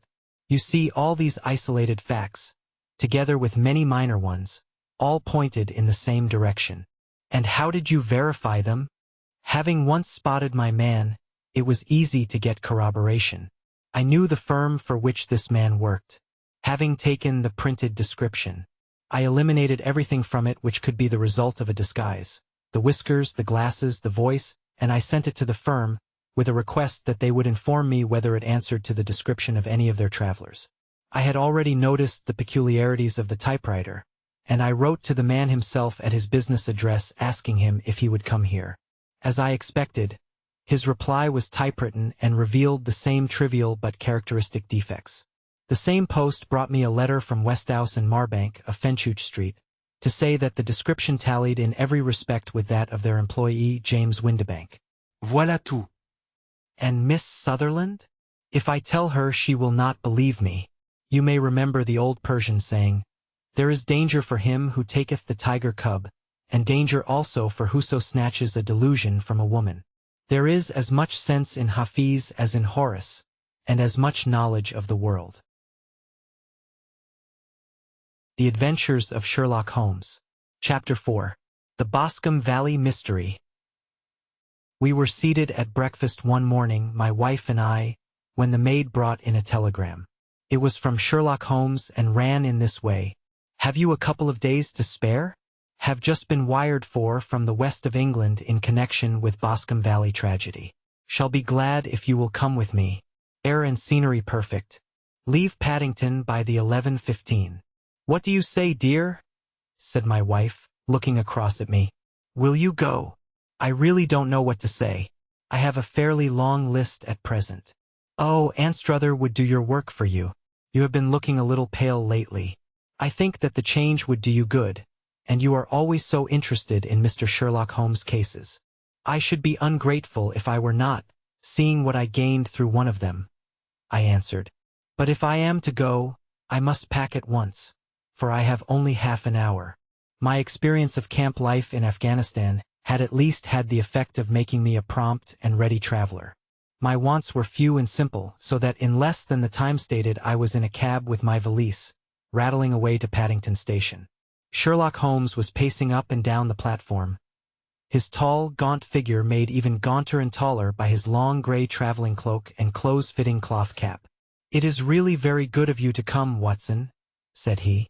"It makes a considerable difference to me, having someone with me on whom I can thoroughly rely. Local aid is always either worthless or else biased. If you will keep the 2 corner seats, I shall get the tickets." We had the carriage to ourselves save for an immense litter of papers which Holmes had brought with him. Among these he rummaged and read, with intervals of note-taking and of meditation, until we were past reading. Then he suddenly rolled them all into a gigantic ball and tossed them up onto the rack. "Have you heard anything of the case?" he asked. "Not a word. I have not seen a paper for some days. The London press has not had very full accounts. I have just been looking through all the recent papers in order to master the particulars. It seems, from what I gather, to be one of those simple cases which are so extremely difficult." That sounds a little paradoxical, but it is profoundly true. Singularity is almost invariably a clue. The more featureless and commonplace a crime is, the more difficult it is to bring it home. In this case, however, they have established a very serious case against the son of the murdered man. It is a murder, then?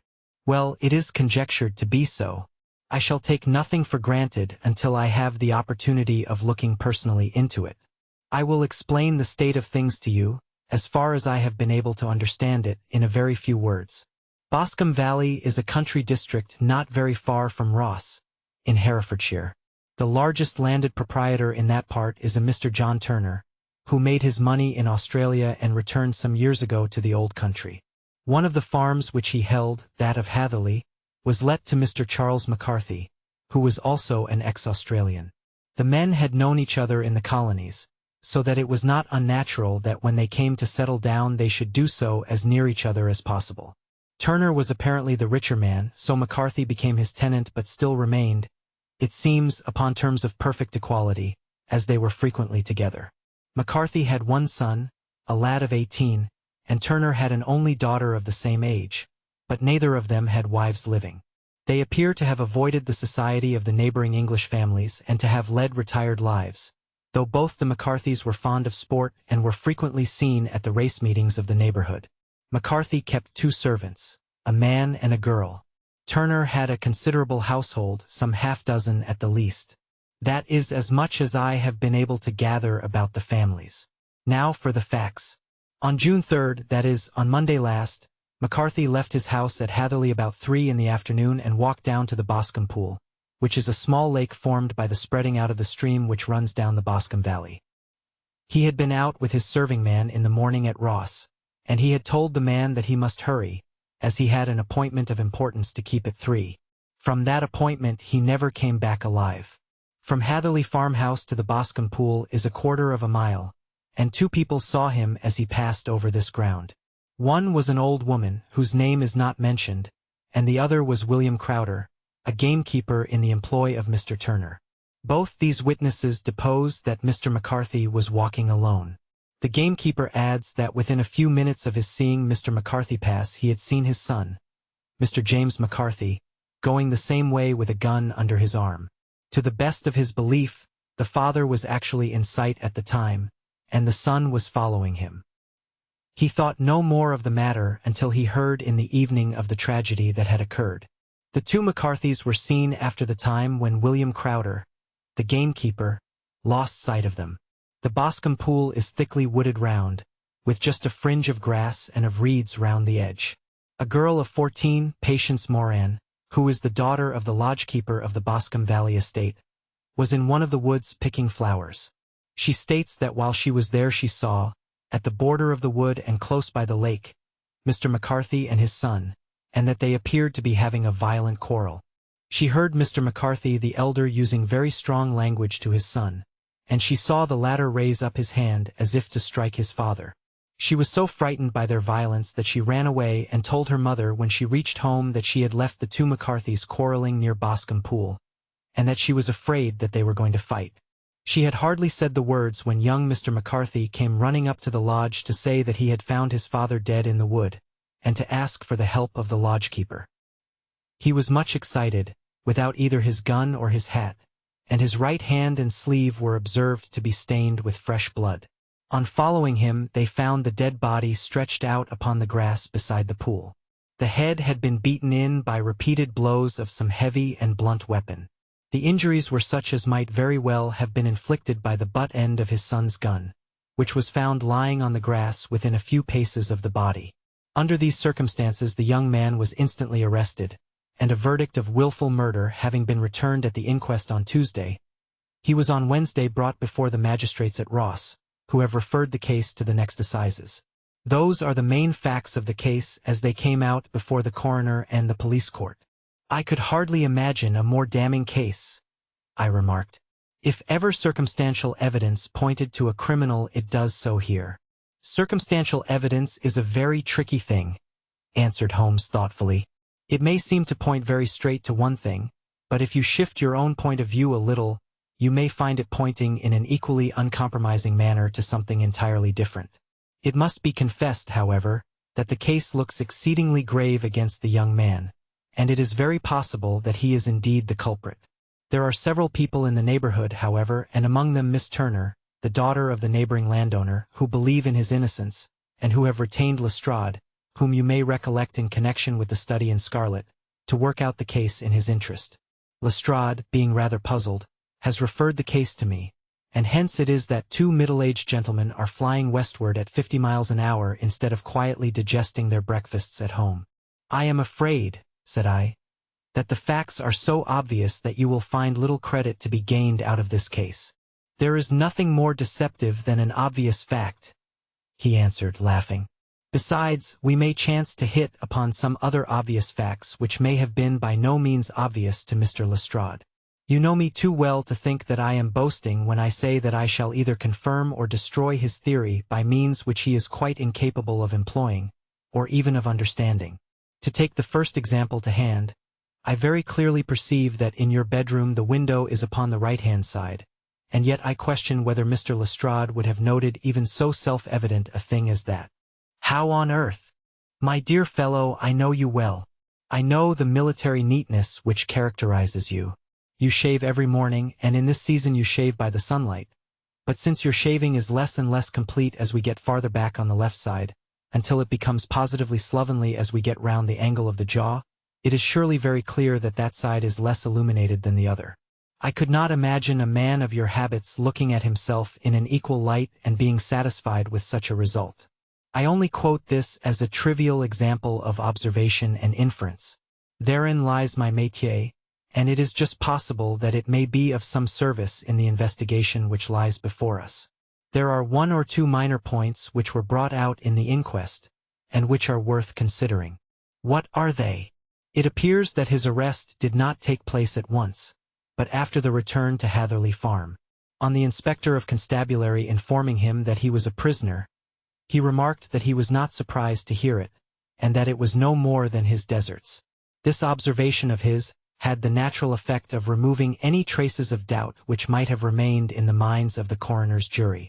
It was a confession, I ejaculated. No, for it was followed by a protestation of innocence. Coming on the top of such a damning series of events, it was at least a most suspicious remark. On the contrary, said Holmes, it is the brightest rift which I can at present see in the clouds. However innocent he might be, he could not be such an absolute imbecile as not to see that the circumstances were very black against him. Had he appeared surprised at his own arrest or feigned indignation at it, I should have looked upon it as highly suspicious, because such surprise or anger would not be natural under the circumstances, and yet might appear to be the best policy to a scheming man. His frank acceptance of the situation marks him as either an innocent man, or else as a man of considerable self-restraint and firmness.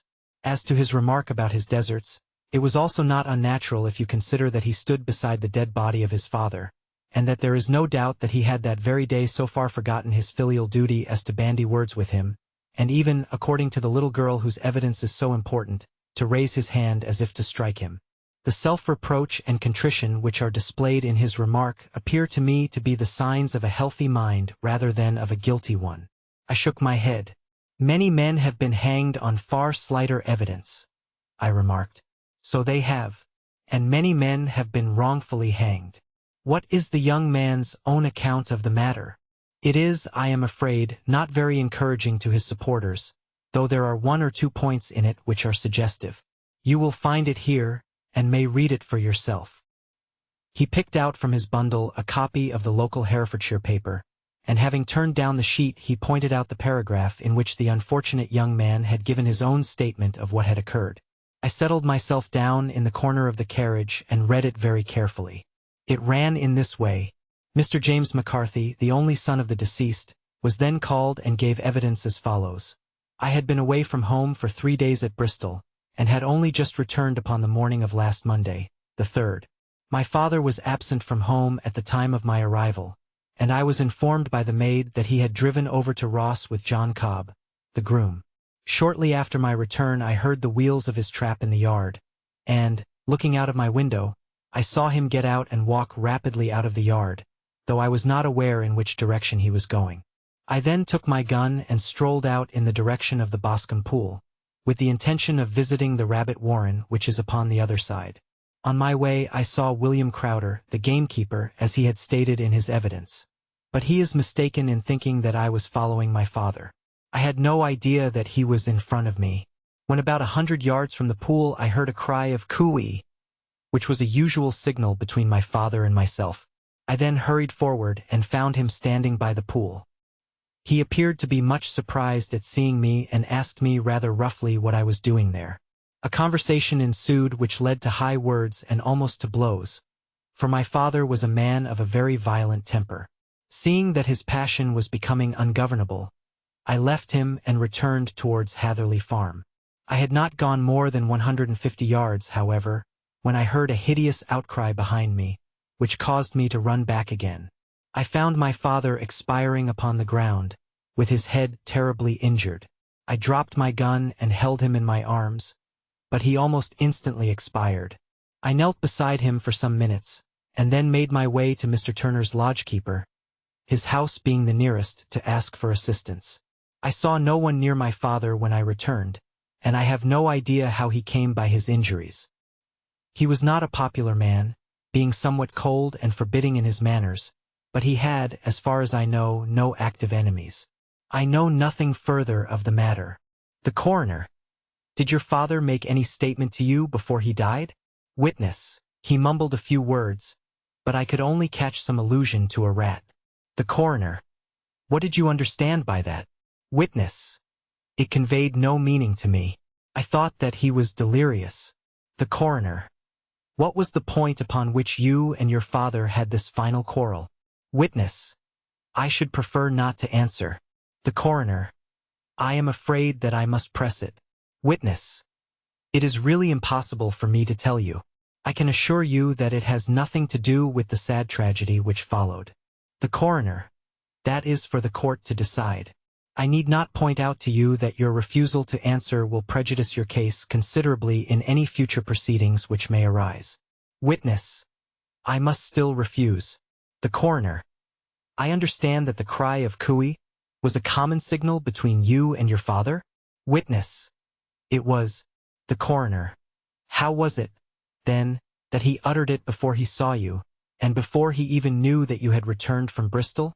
Witness, with considerable confusion, I do not know. A juryman. Did you see nothing which aroused your suspicions when you returned on hearing the cry and found your father fatally injured? Witness. Nothing definite. The coroner. What do you mean? Witness. I was so disturbed and excited as I rushed out into the open, that I could think of nothing except of my father. Yet I have a vague impression that as I ran forward something lay upon the ground to the left of me. It seemed to me to be something gray in color, a coat of some sort, or a plaid perhaps. When I rose from my father I looked round for it, but it was gone. Do you mean that it disappeared before you went for help?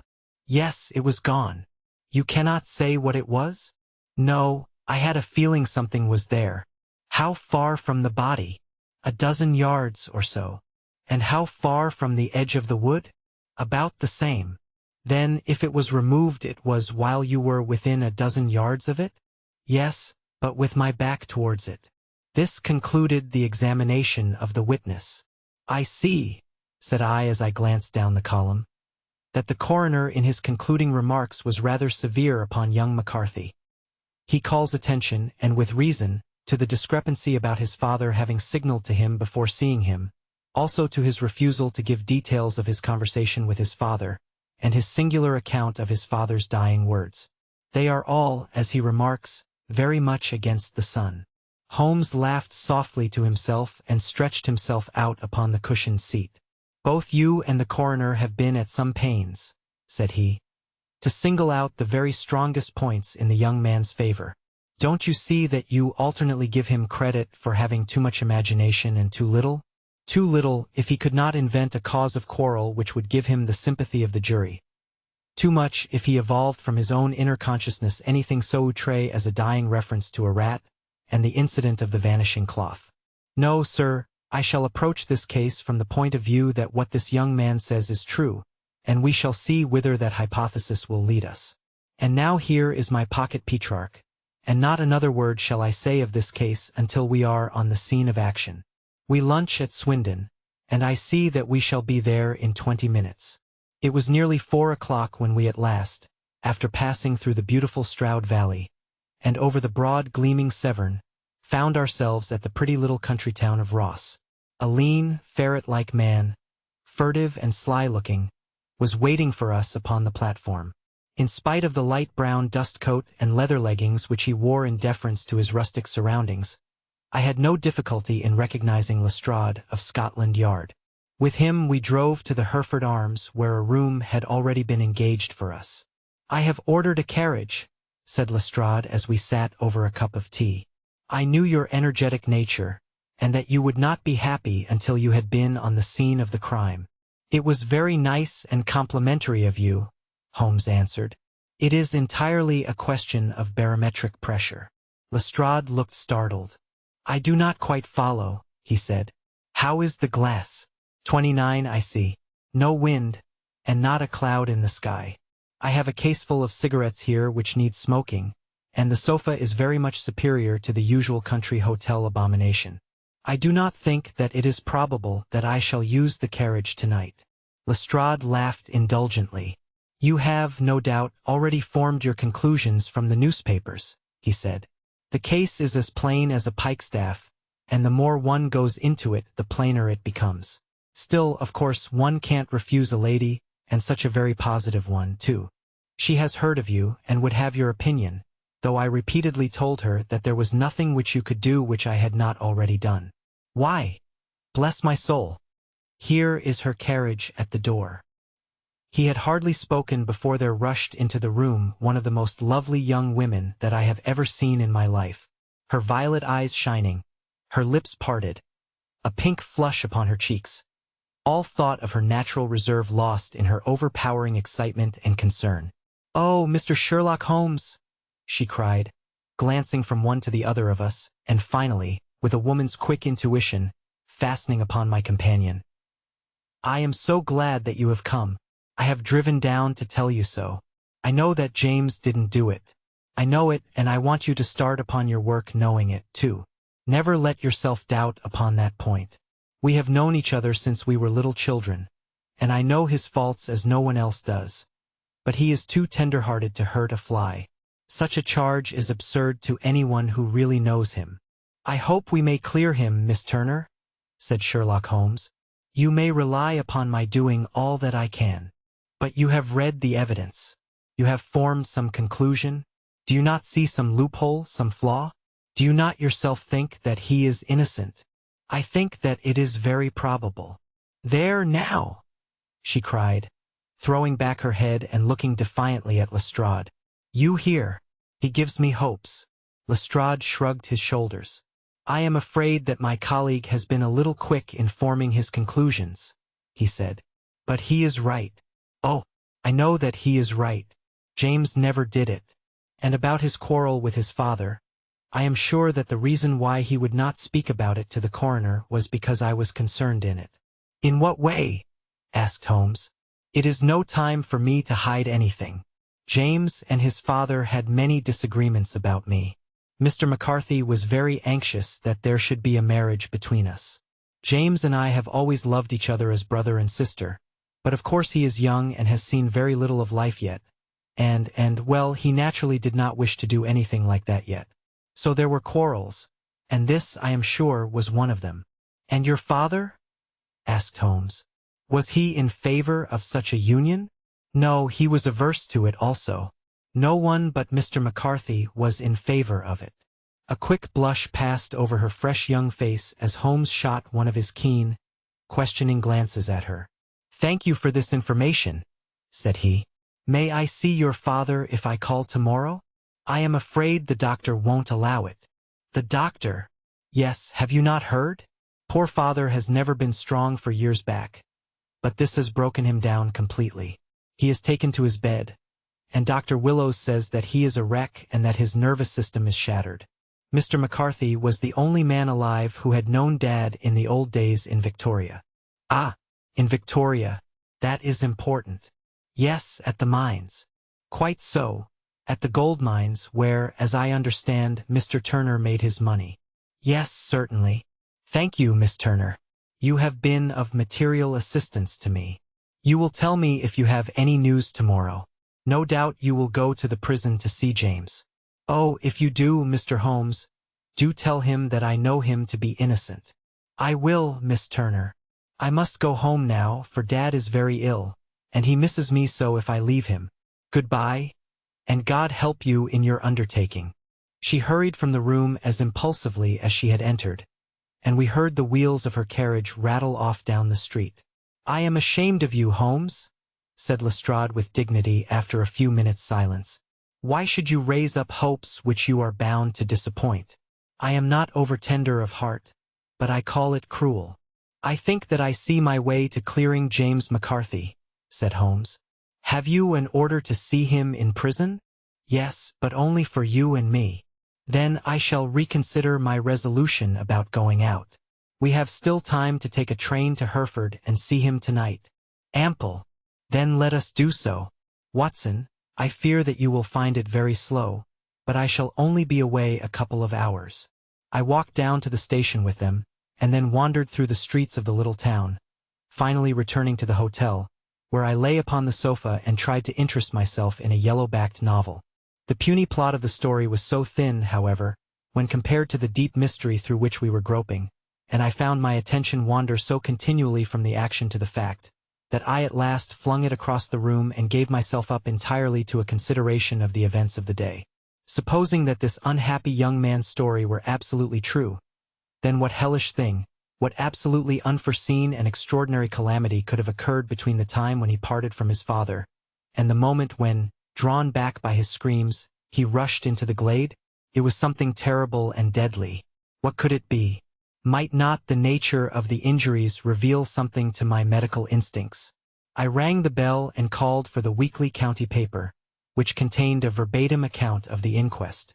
In the surgeon's deposition it was stated that the posterior third of the left parietal bone and the left half of the occipital bone had been shattered by a heavy blow from a blunt weapon. I marked the spot upon my own head. Clearly such a blow must have been struck from behind. That was to some extent in favor of the accused, as when seen quarreling he was face to face with his father. Still, it did not go for very much, for the older man might have turned his back before the blow fell. Still, it might be worthwhile to call Holmes' attention to it. Then there was the peculiar dying reference to a rat. What could that mean? Could not be delirium. A man dying from a sudden blow does not commonly become delirious. No, it was more likely to be an attempt to explain how he met his fate. But what could it indicate? I cudgeled my brains to find some possible explanation. And then the incident of the gray cloth seen by young McCarthy. If that were true, the murderer must have dropped some part of his dress, presumably his overcoat, in his flight, and must have had the hardihood to return and to carry it away at the instant when the son was kneeling with his back turned not a dozen paces off. What a tissue of mysteries and improbabilities the whole thing was! I did not wonder at Lestrade's opinion, and yet I had so much faith in Sherlock Holmes' insight that I could not lose hope as long as every fresh fact seemed to strengthen his conviction of young McCarthy's innocence. It was late before Sherlock Holmes returned. He came back alone, for Lestrade was staying in lodgings in the town. "The glass still keeps very high," he remarked as he sat down. "It is of importance that it should not rain before we are able to go over the ground. On the other hand, a man should be at his very best and keenest for such nice work as that, and I did not wish to do it when fagged by a long journey. I have seen young McCarthy. And what did you learn from him? Nothing. Could he throw no light? None at all. I was inclined to think at one time that he knew who had done it and was screening him or her, but I am convinced now that he is as puzzled as everyone else. He is not a very quick-witted youth, though comely to look at and, I should think, sound at heart. I cannot admire his taste, I remarked. If it is indeed a fact that he was averse to a marriage with so charming a young lady as this Miss Turner. Ah, thereby hangs a rather painful tale. This fellow is madly, insanely in love with her, but some 2 years ago, when he was only a lad, and before he really knew her, for she had been away 5 years at a boarding school, what does the idiot do but get into the clutches of a barmaid in Bristol and marry her at a registry office?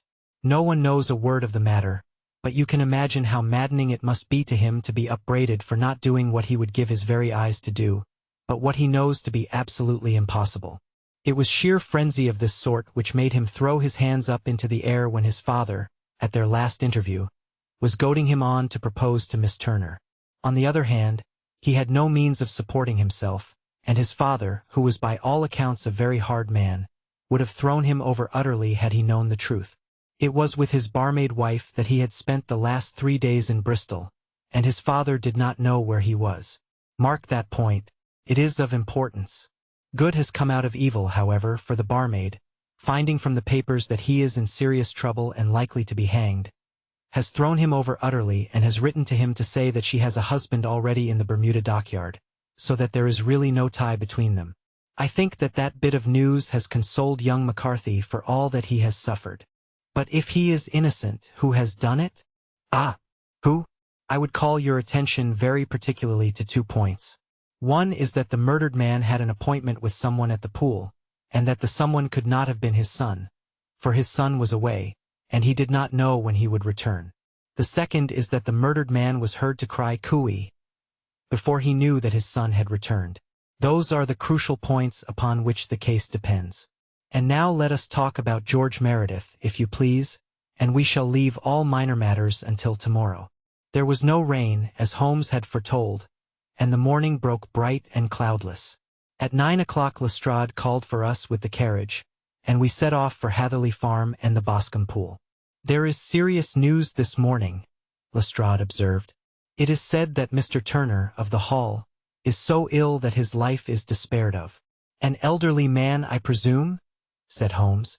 About 60, but his constitution has been shattered by his life abroad, and he has been in failing health for some time. This business has had a very bad effect upon him.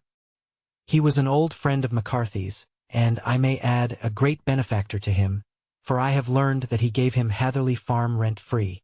Indeed, that is interesting, said Holmes. Oh yes, in 100 other ways he has helped him. Everybody about here speaks of his kindness to him.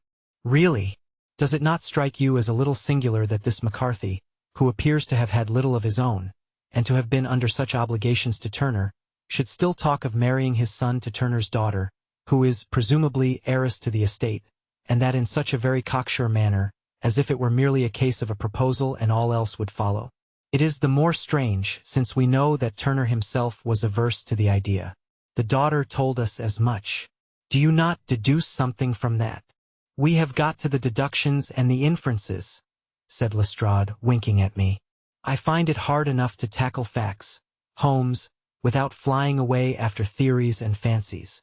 You are right, said Holmes demurely. You do find it very hard to tackle the facts. Anyhow, I have grasped one fact which you seem to find it difficult to get hold of, replied Lestrade with some warmth. And that is, that McCarthy Sr. met his death from McCarthy Jr., and that all theories to the contrary are the merest moonshine. Well, moonshine is a brighter thing than fog, said Holmes, laughing. But I am very much mistaken if this is not Hatherley Farm upon the left. Yes, that is it. It was a widespread, comfortable-looking building, 2-storied, slate-roofed, with great yellow blotches of lichen upon the gray walls. The drawn blinds and the smokeless chimneys, however, gave it a stricken look, as though the weight of this horror still lay heavy upon it. We called at the door, when the maid, at Holmes' request, showed us the boots which her master wore at the time of his death, and also a pair of the son's, though not the pair which he had then had. Having measured these very carefully from 7 or 8 different points, Holmes desired to be led to the courtyard, from which we all followed the winding track which led to Boscombe Pool. Sherlock Holmes was transformed when he was hot upon such a scent as this.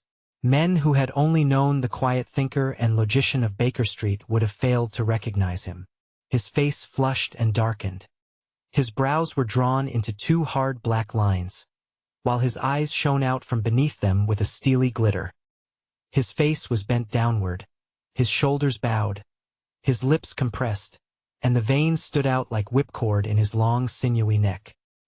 His nostrils seemed to dilate with a purely animal lust for the chase, and his mind was so absolutely concentrated upon the matter before him that a question or remark fell unheeded upon his ears, or, at the most, only provoked a quick, impatient snarl in reply. Swiftly and silently, he made his way along the track which ran through the meadows, and so by way of the woods to the Boscombe Pool. It was damp, marshy ground, as is all that district, and there were marks of many feet, both upon the path and amid the short grass which bounded it on either side. Sometimes Holmes would hurry on, sometimes stop dead, and once he made quite a little detour into the meadow. Lestrade and I walked behind him, the detective indifferent and contemptuous, while I watched my friend with the interest which sprang from the conviction that every one of his actions was directed towards a definite end. The Boscombe Pool, which is a little reed-girt sheet of water some 50 yards across, is situated at the boundary between the Hatherley farm and the private park of the wealthy Mr. Turner. Above the woods which lined it upon the farther side we could see the red, jutting pinnacles which marked the site of the rich landowner's dwelling. On the Hatherley side of the pool the woods grew very thick, and there was a narrow belt of sodden grass 20 paces across between the edge of the trees and the reeds which lined the lake. Lestrade showed us the exact spot at which the body had been found, and, indeed, so moist was the ground, that I could plainly see the traces which had been left by the fall of the stricken man. To Holmes, as I could see by his eager face and peering eyes, very many other things were to be read upon the trampled grass. He ran round, like a dog who is picking up a scent, and then turned upon my companion. "What did you go into the pool for?" he asked. "I fished about with a rake. I thought there might be some weapon or other trace. But how on earth?" "Oh, toot, toot. I have no time.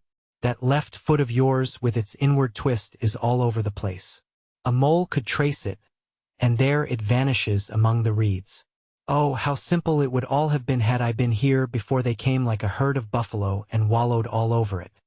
Here is where the party with the lodgekeeper came, and they have covered all tracks for 6 or 8 feet round the body. But here are 3 separate tracks of the same feet." He drew out a lens and lay down upon his waterproof to have a better view, talking all the time rather to himself than to us. "These are young McCarthy's feet. Twice he was walking, and once he ran swiftly, so that the soles are deeply marked and the heels hardly visible. That bears out his story. He ran when he saw his father on the ground. Then here are the father's feet as he paced up and down. What is this, then? It is the butt end of the gun as the son stood listening. And this? Ha, ha! What have we here? Tiptoes. Tiptoes. Square. 2 quite unusual boots. They come, they go, they come again. Of course that was for the cloak. Now where did they come from?" He ran up and down, sometimes losing, sometimes finding the track until we were well within the edge of the wood and under the shadow of a great beech, the largest tree in the neighborhood. Holmes traced his way to the farther side of this and lay down once more upon his face with a little cry of satisfaction. For a long time he remained there, turning over the leaves and dried sticks, gathering up what seemed to me to be dust into an envelope and examining with his lens not only the ground but even the bark of the tree as far as he could reach. A jagged stone was lying among the moss, and this also he carefully examined and retained. Then he followed a pathway through the wood until he came to the high road, where all traces were lost. "It has been a case of considerable interest," he remarked, returning to his natural manner. "I fancy that this grey house on the right must be the lodge. I think that I will go in and have a word with Moran, and perhaps write a little note. Having done that, we may drive back to our luncheon. You may walk to the cab, and I shall be with you presently." It was about 10 minutes before we regained our cab and drove back into Ross, Holmes still carrying with him the stone which he had picked up in the wood. "This may interest you, Lestrade," he remarked, holding it out. "The murder was done with it. I see no marks. There are none." The Adventures of Sherlock Holmes. Chapter 5. The 5 Orange Pips. When I glance over my notes and records of the Sherlock Holmes cases between the years 82 and 90, I am faced by so many which present strange and interesting features that it is no easy matter to know which to choose and which to leave. Some, however, have already gained publicity through the papers, and others have not offered a field for those peculiar qualities which my friend possessed in so high a degree, and which it is the object of these papers to illustrate. Some, too, have baffled his analytical skill, and would be, as narratives, beginnings without an ending, while others have been but partially cleared up, and have their explanations founded rather upon conjecture and surmise than on that absolute logical proof which was so dear to him.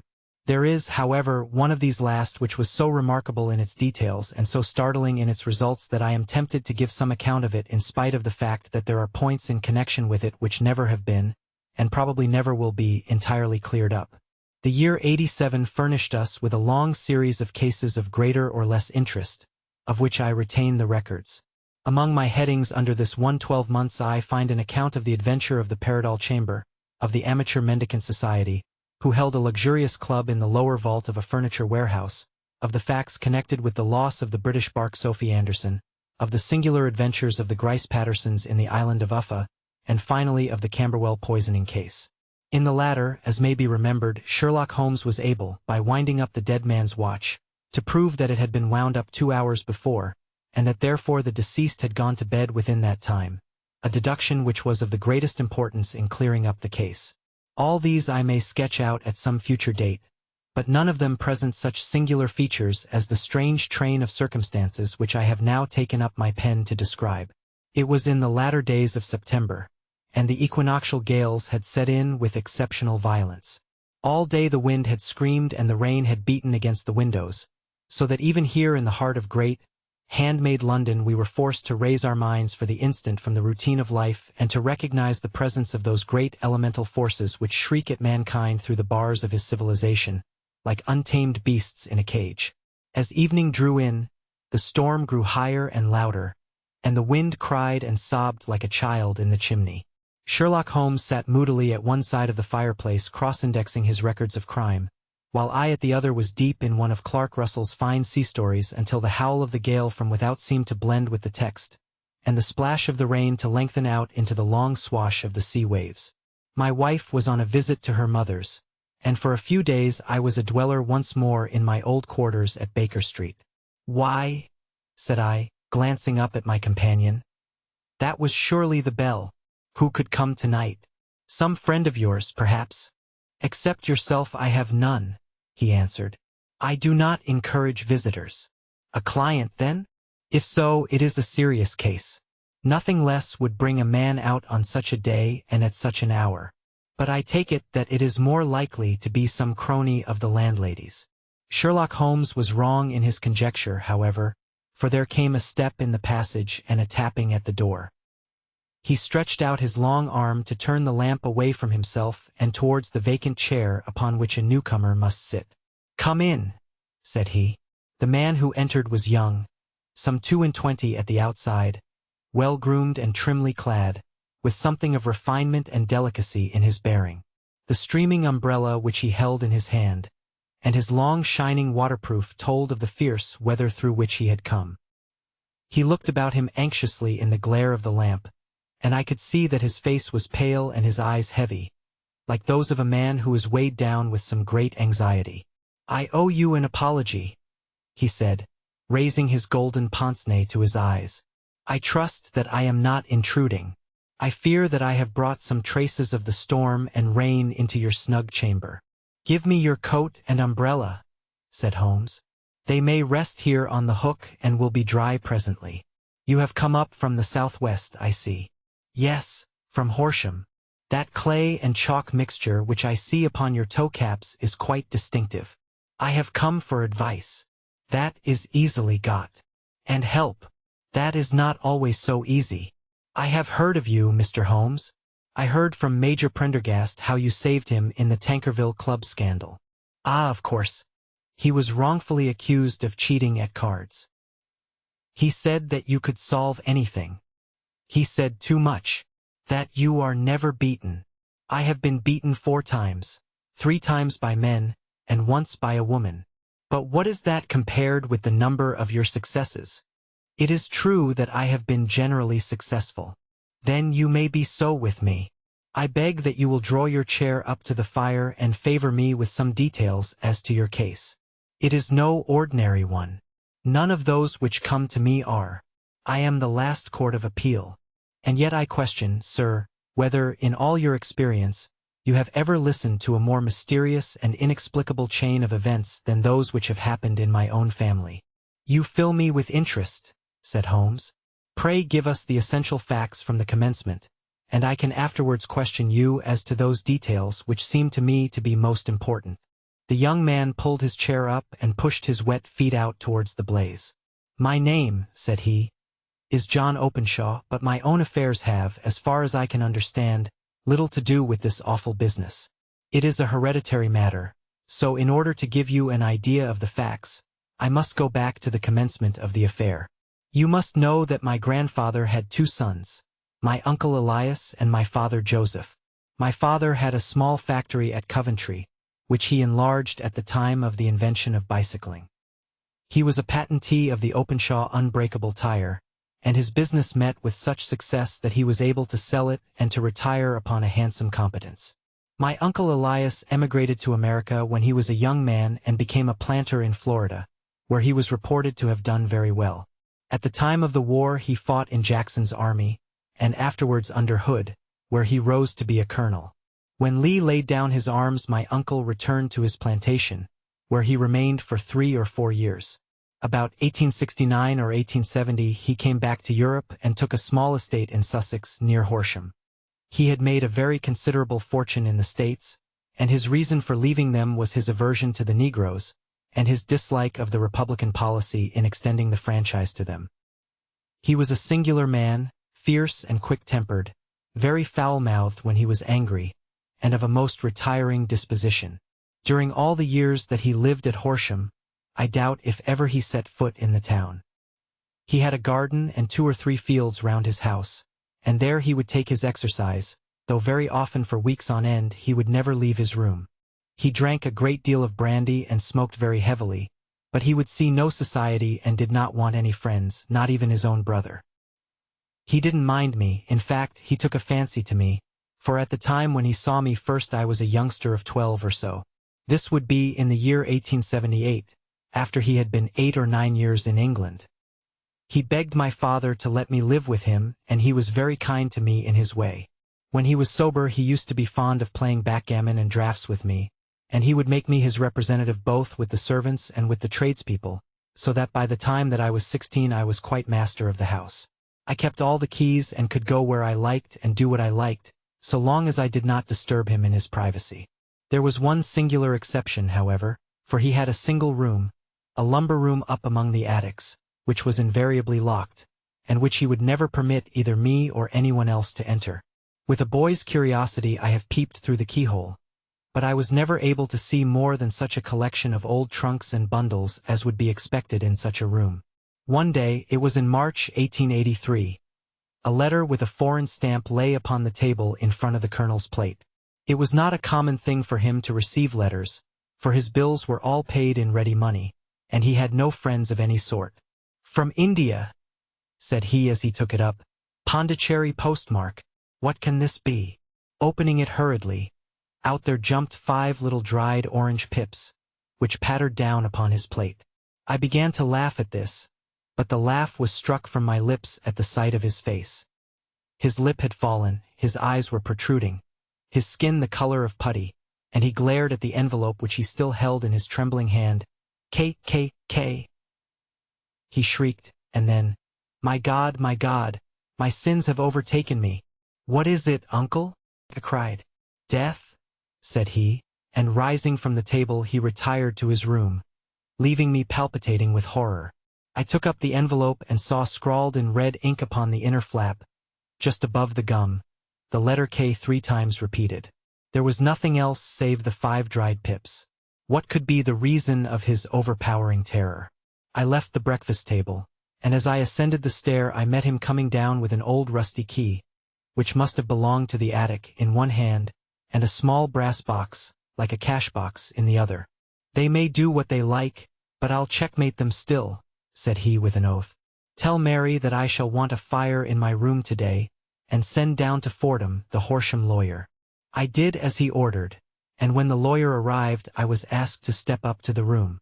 The fire was burning brightly, and in the grate there was a mass of black, fluffy ashes, as of burned paper, while the brass box stood open and empty beside it.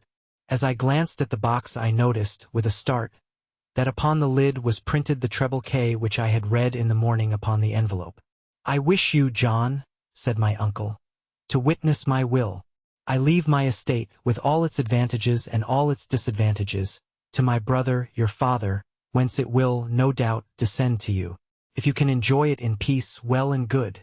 If you find you cannot, take my advice, my boy, and leave it to your deadliest enemy. I am sorry to give you such a two-edged thing, but I can't say what turn things are going to take. Kindly sign the paper where Mr. Fordham shows you." I signed the paper as directed, and the lawyer took it away with him.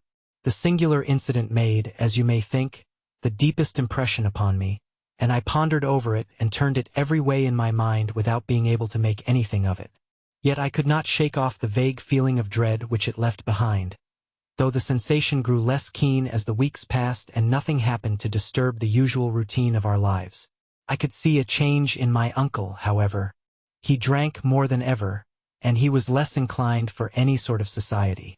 Most of his time he would spend in his room, with the door locked upon the inside, but sometimes he would emerge in a sort of drunken frenzy and would burst out of the house and tear about the garden with a revolver in his hand, screaming out that he was afraid of no man, and that he was not to be cooped up, like a sheep in a pen, by man or devil. When these hot fits were over, however, he would rush tumultuously in at the door and lock and bar it behind him, like a man who can brazen it out no longer against the terror which lies at the roots of his soul. At such times I have seen his face, even on a cold day, glisten with moisture, as though it were new raised from a basin. Well, to come to an end of the matter, Mr. Holmes, and not to abuse your patience, there came a night when he made one of those drunken sallies from which he never came back. We found him, when we went to search for him, face downward in a little green-scummed pool, which lay at the foot of the garden. There was no sign of any violence, and the water was but 2 feet deep, so that the jury, having regard to his known eccentricity, brought in a verdict of suicide. But I, who knew how he winced from the very thought of death, had much ado to persuade myself that he had gone out of his way to meet it. The matter passed, however, and my father entered into possession of the estate, and of some £14,000, which lay to his credit at the bank. "One moment," Holmes interposed. "Your statement is, I foresee, one of the most remarkable to which I have ever listened. Let me have the date of the reception by your uncle of the letter, and the date of his supposed suicide." The letter arrived on March 10th, 1883. His death was 7 weeks later, upon the night of May 2nd. "Thank you. Pray proceed." When my father took over the Horsham property, he, at my request, made a careful examination of the attic, which had been always locked up. We found the brass box there, although its contents had been destroyed. On the inside of the cover was a paper label, with the initials of K, K, K, repeated upon it, and letters, memoranda, receipts, and a register written beneath. These, we presume, indicated the nature of the papers which had been destroyed by Colonel Openshaw. For the rest, there was nothing of much importance in the attic save a great many scattered papers and notebooks bearing upon my uncle's life in America. Some of them were of the wartime and showed that he had done his duty well and had borne the repute of a brave soldier. Others were of a date during the Reconstruction of the Southern States, and were mostly concerned with politics, for he had evidently taken a strong part in opposing the carpetbag politicians who had been sent down from the North. Well, it was the beginning of '84 when my father came to live at Horsham, and all went as well as possible with us until the January of '85. On the 4th day after the New Year I heard my father give a sharp cry of surprise as we sat together at the breakfast table. There he was, sitting with a newly opened envelope in one hand and 5 dried orange pips in the outstretched palm of the other one. He had always laughed at what he called my cock-and-bull story about the colonel, but he looked very scared and puzzled now that the same thing had come upon himself. "Why, what on earth does this mean, John?" he stammered. My heart had turned to lead. It is K, said I. He looked inside the envelope. So it is, he cried. Here are the very letters. But what is this written above them? Put the papers on the sundial, I read, peeping over his shoulder. What papers? What sundial? He asked. The sundial in the garden. There is no other, said I. But the papers must be those that are destroyed. Pooh, said he, gripping hard at his courage. We are in a civilized land here, and we can't have tomfoolery of this kind. Where does the thing come from? From Dundee, I answered, glancing at the postmark. Some preposterous practical joke, said he. What have I to do with sundials and papers? I shall take no notice of such nonsense. I should certainly speak to the police, I said, and be laughed at for my pains. Nothing of the sort. Then let me do so? No, I forbid you. I won't have a fuss made about such nonsense. It was in vain to argue with him, for he was a very obstinate man. I went about, however, with a heart which was full of forebodings. On the third day after the coming of the letter, my father went from home to visit an old friend of his, Major Freebody, who is in command of one of the forts upon Portsdown Hill. I was glad that he should go, for it seemed to me that he was farther from danger when he was away from home. In that, however, I was in error. Upon the second day of his absence I received a telegram from the Major, imploring me to come at once. My father had fallen over one of the deep chalk pits which abound in the neighborhood, and was lying senseless, with a shattered skull. I hurried to him, but he passed away without having ever recovered his consciousness. He had, as it appears, been returning from Fareham in the twilight, and as the country was unknown to him, and the chalk pit unfenced, the jury had no hesitation in bringing in a verdict of death from accidental causes. Carefully as I examined every fact connected with his death, I was unable to find anything which could suggest the idea of murder. There were no signs of violence, no footmarks, no robbery, no record of strangers having been seen upon the roads. And yet I need not tell you that my mind was far from at ease, and that I was well nigh certain that some foul plot had been woven round him. In this sinister way I came into my inheritance. You will ask me why I did not dispose of it. I answer, because I was well convinced that our troubles were in some way dependent upon an incident in my uncle's life, and that the danger would be as pressing in one house as in another. It was in January 85 that my poor father met his end, and 2 years and 8 months have elapsed since then. During that time I have lived happily at Horsham, and I had begun to hope that this curse had passed away from the family, and that it had ended with the last generation.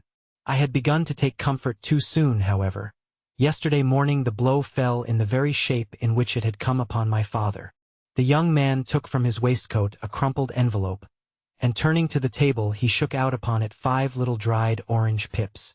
This is the envelope, he continued. The postmark is London Eastern Division. Within are the very words which were upon my father's last message, K. And then put the papers on the sundial. What have you done? Asked Holmes. Nothing. Nothing. To tell the truth. He sank his face into his thin, white hands. I have felt helpless. I have felt like one of those poor rabbits when the snake is writhing towards it. I seem to be in the grasp of some resistless, inexorable evil, which no foresight and no precautions can guard against. Tut, cried Sherlock Holmes. You must act, man, or you are lost. Nothing but energy can save you. This is no time for despair. I have seen the police. Ah! But they listened to my story with a smile. I am convinced that the inspector has formed the opinion that the letters are all practical jokes, and that the deaths of my relations were really accidents, as the jury stated, and were not to be connected with the warnings. Holmes shook his clenched hands in the air. Incredible imbecility, he cried. They have, however, allowed me a policeman, who may remain in the house with me. Has he come with you tonight? No. His orders were to stay in the house. Again Holmes raved in the air. Why did you come to me? He said. And, above all, why did you not come at once? I did not know. It was only today that I spoke to Major Prendergast about my troubles, and was advised by him to come to you. It is really 2 days since you had the letter. We should have acted before this. You have no further evidence, I suppose, than that which you have placed before us. No suggestive detail which might help us. There is one thing, said John Openshaw. He rummaged in his coat pocket, and, drawing out a piece of discolored, blue-tinted paper, he laid it out upon the table. I have some remembrance, said he, that on the day when my uncle burned the papers I observed that the small, unburned margins which lay amid the ashes were of this particular color. I found this single sheet upon the floor of his room, and I am inclined to think that it may be one of the papers which has, perhaps, fluttered out from among the others, and in that way has escaped destruction. Beyond the mention of pips, I do not see that it helps us much. I think myself that it is a page from some private diary. The writing is undoubtedly my uncle's. Holmes moved the lamp, and we both bent over the sheet of paper, which showed by its ragged edge that it had indeed been torn from a book. It was headed, March, 1869, and beneath were the following enigmatical notices. 4th, Hudson came. Same old platform. 7th, set the pips on Macaulay, Paramore, and John Swain of St. Augustine. 9th, Macaulay cleared. 10th, John Swain cleared. 12th, visited Paramore. All well. Thank you, said Holmes, folding up the paper and returning it to our visitor. And now you must on no account lose another instant. We cannot spare time even to discuss what you have told me. You must get home instantly and act. What shall I do? There is but one thing to do. It must be done at once. You must put this piece of paper which you have shown us into the brass box which you have described. You must also put in a note to say that all the other papers were burned by your uncle, and that this is the only one which remains. You must assert that in such words as will carry conviction with them. Having done this, you must at once put the box out upon the sundial as directed. Do you understand? Entirely.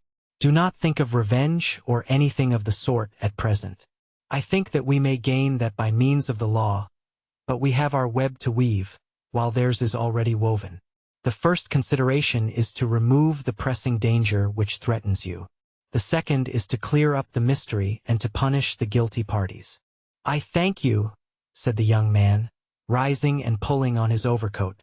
You have given me fresh life and hope. I shall certainly do as you advise. Do not lose an instant, and, above all, take care of yourself in the meanwhile, for I do not think that there can be a doubt that you are threatened by a very real and imminent danger. How do you go back? By train from Waterloo. It is not yet 9. The streets will be crowded, so I trust that you may be in safety. And yet you cannot guard yourself too closely. I am armed. That is well. Tomorrow I shall set to work upon your case. I shall see you at Horsham then? No, your secret lies in London. It is there that I shall seek it. Then I shall call upon you in a day, or in 2 days, with news as to the box and the papers. I shall take your advice in every particular. He shook hands with us and took his leave. Outside the wind still screamed and the rain splashed and pattered against the windows. This strange, wild story seemed to have come to us from amid the mad elements, blown in upon us like a sheet of seaweed in a gale, and now to have been reabsorbed by them once more. Sherlock Holmes sat for some time in silence, with his head sunk forward and his eyes bent upon the red glow of the fire. Then he lit his pipe, and leaning back in his chair, he watched the blue smoke rings as they chased each other up to the ceiling.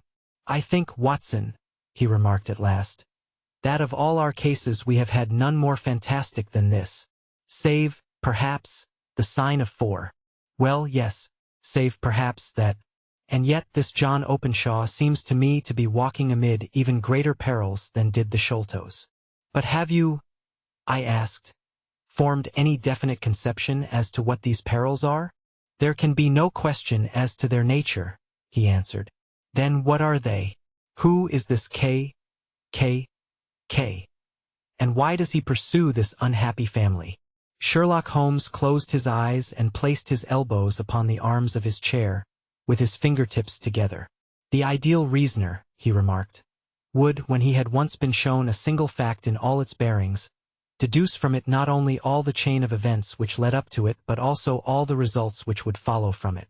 As Cuvier could correctly describe a whole animal by the contemplation of a single bone, so the observer who has thoroughly understood one link in a series of incidents should be able to accurately state all the other ones, both before and after. We have not yet grasped the results which the reason alone can attain to. Problems may be solved in the study which have baffled all those who have sought a solution by the aid of their senses. To carry the art, however, to its highest pitch, it is necessary that the reasoner should be able to utilize all the facts which have come to his knowledge, and this in itself implies, as you will readily see, a possession of all knowledge, which, even in these days of free education and encyclopedias, is a somewhat rare accomplishment. It is not so impossible, however, that a man should possess all knowledge which is likely to be useful to him in his work, and this I have endeavored in my case to do. If I remember rightly, you on one occasion, in the early days of our friendship, defined my limits in a very precise fashion. Yes, I answered, laughing. It was a singular document. Philosophy, astronomy, and politics were marked at 0, I remember. Botany variable, geology profound as regards the mudstains from any region within 50 miles of town. Chemistry eccentric, anatomy unsystematic, sensational literature and crime records unique, violin player, boxer, swordsman, lawyer, and self-poisoner by cocaine and tobacco. Those, I think, were the main points of my analysis. Holmes grinned at the last item. Well, he said, I say now, as I said then, that a man should keep his little brain attic stocked with all the furniture that he is likely to use, and the rest he can put away in the lumber room of his library, where he can get it if he wants it. Now, for such a case as the one which has been submitted to us tonight, we need certainly to muster all our resources. Kindly hand me down the letter K of the American Encyclopedia which stands upon the shelf beside you. Thank you. Now let us consider the situation and see what may be deduced from it. In the first place, we may start with a strong presumption that Colonel Openshaw had some very strong reason for leaving America. Men at his time of life do not change all their habits and exchange willingly the charming climate of Florida for the lonely life of an English provincial town. His extreme love of solitude in England suggests the idea that he was in fear of someone or something, so we may assume as a working hypothesis that it was fear of someone or something which drove him from America. As to what it was he feared, we can only deduce that by considering the formidable letters which were received by himself and his successors. Did you remark the postmarks of those letters? The first was from Pondicherry, the second from Dundee, and the third from London. From East London. What do you deduce from that? They are all seaports. That the writer was on board of a ship. Excellent. We have already a clue. There can be no doubt that the strong probability, is that the writer was on board of a ship. And now let us consider another point. In the case of Pondicherry, 7 weeks elapsed between the threat and its fulfillment. In Dundee it was only some 3 or 4 days. Does that suggest anything? A greater distance to travel.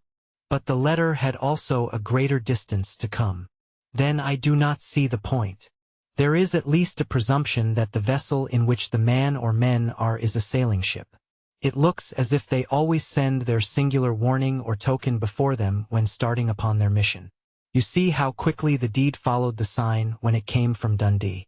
If they had come from Pondicherry in a steamer, they would have arrived almost as soon as their letter. But, as a matter of fact, 7 weeks elapsed. I think that those 7 weeks represented the difference between the mailboat which brought the letter and the sailing vessel which brought the writer. It is possible. More than that, it is probable. And now you see the deadly urgency of this new case, and why I urged young Openshaw to caution. The blow has always fallen at the end of the time which it would take the senders to travel the distance. But this one comes from London, and therefore we cannot count upon delay. Good God! I cried. What can it mean, this relentless persecution? The papers which Openshaw carried are obviously of vital importance to the person or persons in the sailing ship. I think that it is quite clear that there must be more than one of them. A single man could not have carried out 2 deaths in such a way as to deceive a coroner's jury. There must have been several in it, and they must have been men of resource and determination. Their papers they mean to have be the holder of them who it may. In this way you see K. K. K. ceases to be the initials of an individual and becomes the badge of a society. But of what society? Have you never, said Sherlock Holmes, bending forward and sinking his voice, have you never heard of the Ku Klux Klan? I never have. Holmes turned over the leaves of the book upon his knee. Here it is, said he presently. Ku Klux Klan. A name derived from the fanciful resemblance to the sound produced by cocking a rifle. This terrible secret society was formed by some ex-Confederate soldiers in the southern states after the Civil War, and it rapidly formed local branches in different parts of the country, notably in Tennessee, Louisiana, the Carolinas, Georgia, and Florida.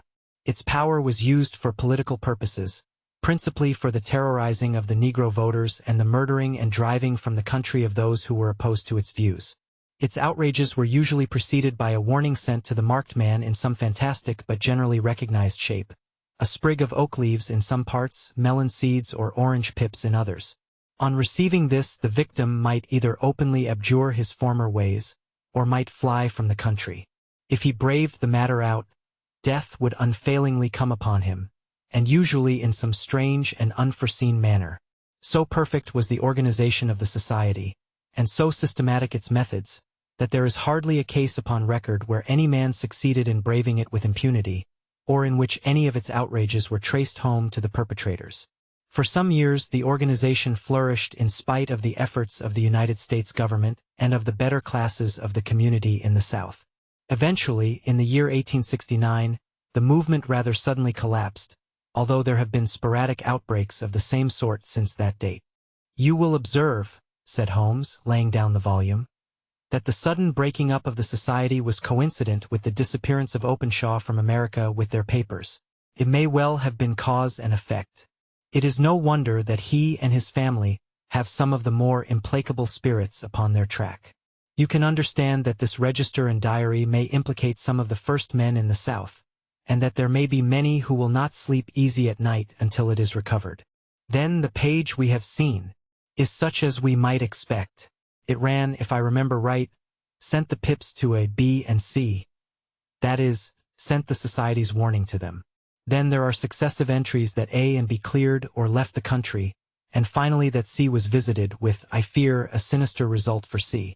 Well, I think, Doctor, that we may let some light into this dark place, and I believe that the only chance young Openshaw has in the meantime is to do what I have told him. There is nothing more to be said or to be done tonight. So hand me over my violin and let us try to forget for half an hour the miserable weather and the still more miserable ways of our fellow men. It had cleared in the morning, and the sun was shining with a subdued brightness through the dim veil which hangs over the great city. Sherlock Holmes was already at breakfast when I came down. You will excuse me for not waiting for you, said he. I have, I foresee, a very busy day before me in looking into this case of young Openshaw's. What steps will you take? I asked. It will very much depend upon the results of my first inquiries. I may have to go down to Horsham, after all. You will not go there first? No, I shall commence with the city. Just ring the bell and the maid will bring up your coffee. As I waited, I lifted the unopened newspaper from the table and glanced my eye over it. It rested upon a heading which sent a chill to my heart. Holmes, I cried, you are too late. Ah, said he, laying down his cup. I feared as much. How was it done? He spoke calmly, but I could see that he was deeply moved. My eye caught the name of Openshaw, and the heading Tragedy near Waterloo Bridge. Here is the account. Between 9 and 10 last night, Police Constable Cook, of the H Division, on duty near Waterloo Bridge, heard a cry for help and a splash in the water. The night, however, was extremely dark and stormy, so that, in spite of the help of several passers-by, it was quite impossible to effect a rescue. The alarm, however, was given, and, by the aid of the water police, the body was eventually recovered. It proved to be that of a young gentleman whose name, as it appears from an envelope which was found in his pocket, was John Openshaw, and whose residence is near Horsham. It is conjectured that he may have been hurrying down to catch the last train from Waterloo Station, and that in his haste and the extreme darkness he missed his path and walked over the edge of one of the small landing places for river steamboats. The body exhibited no traces of violence, and there can be no doubt that the deceased had been the victim of an unfortunate accident, which should have the effect of calling the attention of the authorities to the condition of the riverside landing stages. We sat in silence for some minutes, Holmes more depressed and shaken than I had ever seen him. "That hurts my pride, Watson," he said at last. "It is a petty feeling, no doubt, but it hurts my pride. It becomes a personal matter with me now, and, if God sends me health, I shall set my hand upon this gang. That he should come to me for help, and that I should send him away to his death." He sprang from his chair and paced about the room in uncontrollable agitation, with a flush upon his sallow cheeks and a nervous clasping and unclasping of his long thin hands. "They must be cunning devils," he exclaimed at last. "How could they have decoyed him down there? The embankment is not on the direct line to the station. The bridge, no doubt, was too crowded, even on such a night, for their purpose. Well, Watson, we shall see who will win in the long run. I am going out now." "To the police?" "No, I shall be my own police. When I have spun the web they may take the flies, but not before. All day I was engaged in my professional work, and it was late in the evening before I returned to Baker Street. Sherlock Holmes had not come back yet. It was nearly 10 o'clock before he entered, looking pale and worn. He walked up to the sideboard, and tearing a piece from the loaf he devoured it voraciously, washing it down with a long draught of water. "You are hungry," I remarked. "Starving. It had escaped my memory. I have had nothing since breakfast." "Nothing? Not a bite." The Adventures of Sherlock Holmes. Chapter 6. The Man with the Twisted Lip. Isa Whitney, brother of the late Elias Whitney, D.D., principal of the Theological College of St. George's, was much addicted to opium. The habit grew upon him, as I understand, from some foolish freak when he was at college, for having read De Quincey's description of his dreams and sensations, he had drenched his tobacco with laudanum in an attempt to produce the same effects. He found, as so many more have done, that the practice is easier to attain than to get rid of, and for many years he continued to be a slave to the drug, an object of mingled horror and pity to his friends and relatives. I can see him now, with yellow, pasty face, drooping lids and pinpoint pupils, all huddled in a chair, the wreck and ruin of a noble man. One night, it was in June '89, there came a ring to my bell, about the hour when a man gives his first yawn and glances at the clock. I sat up in my chair, and my wife laid her needlework down in her lap and made a little face of disappointment. "A patient," said she. "You'll have to go out." I groaned, for I was newly come back from a weary day. We heard the door open, a few hurried words, and then quick steps upon the linoleum.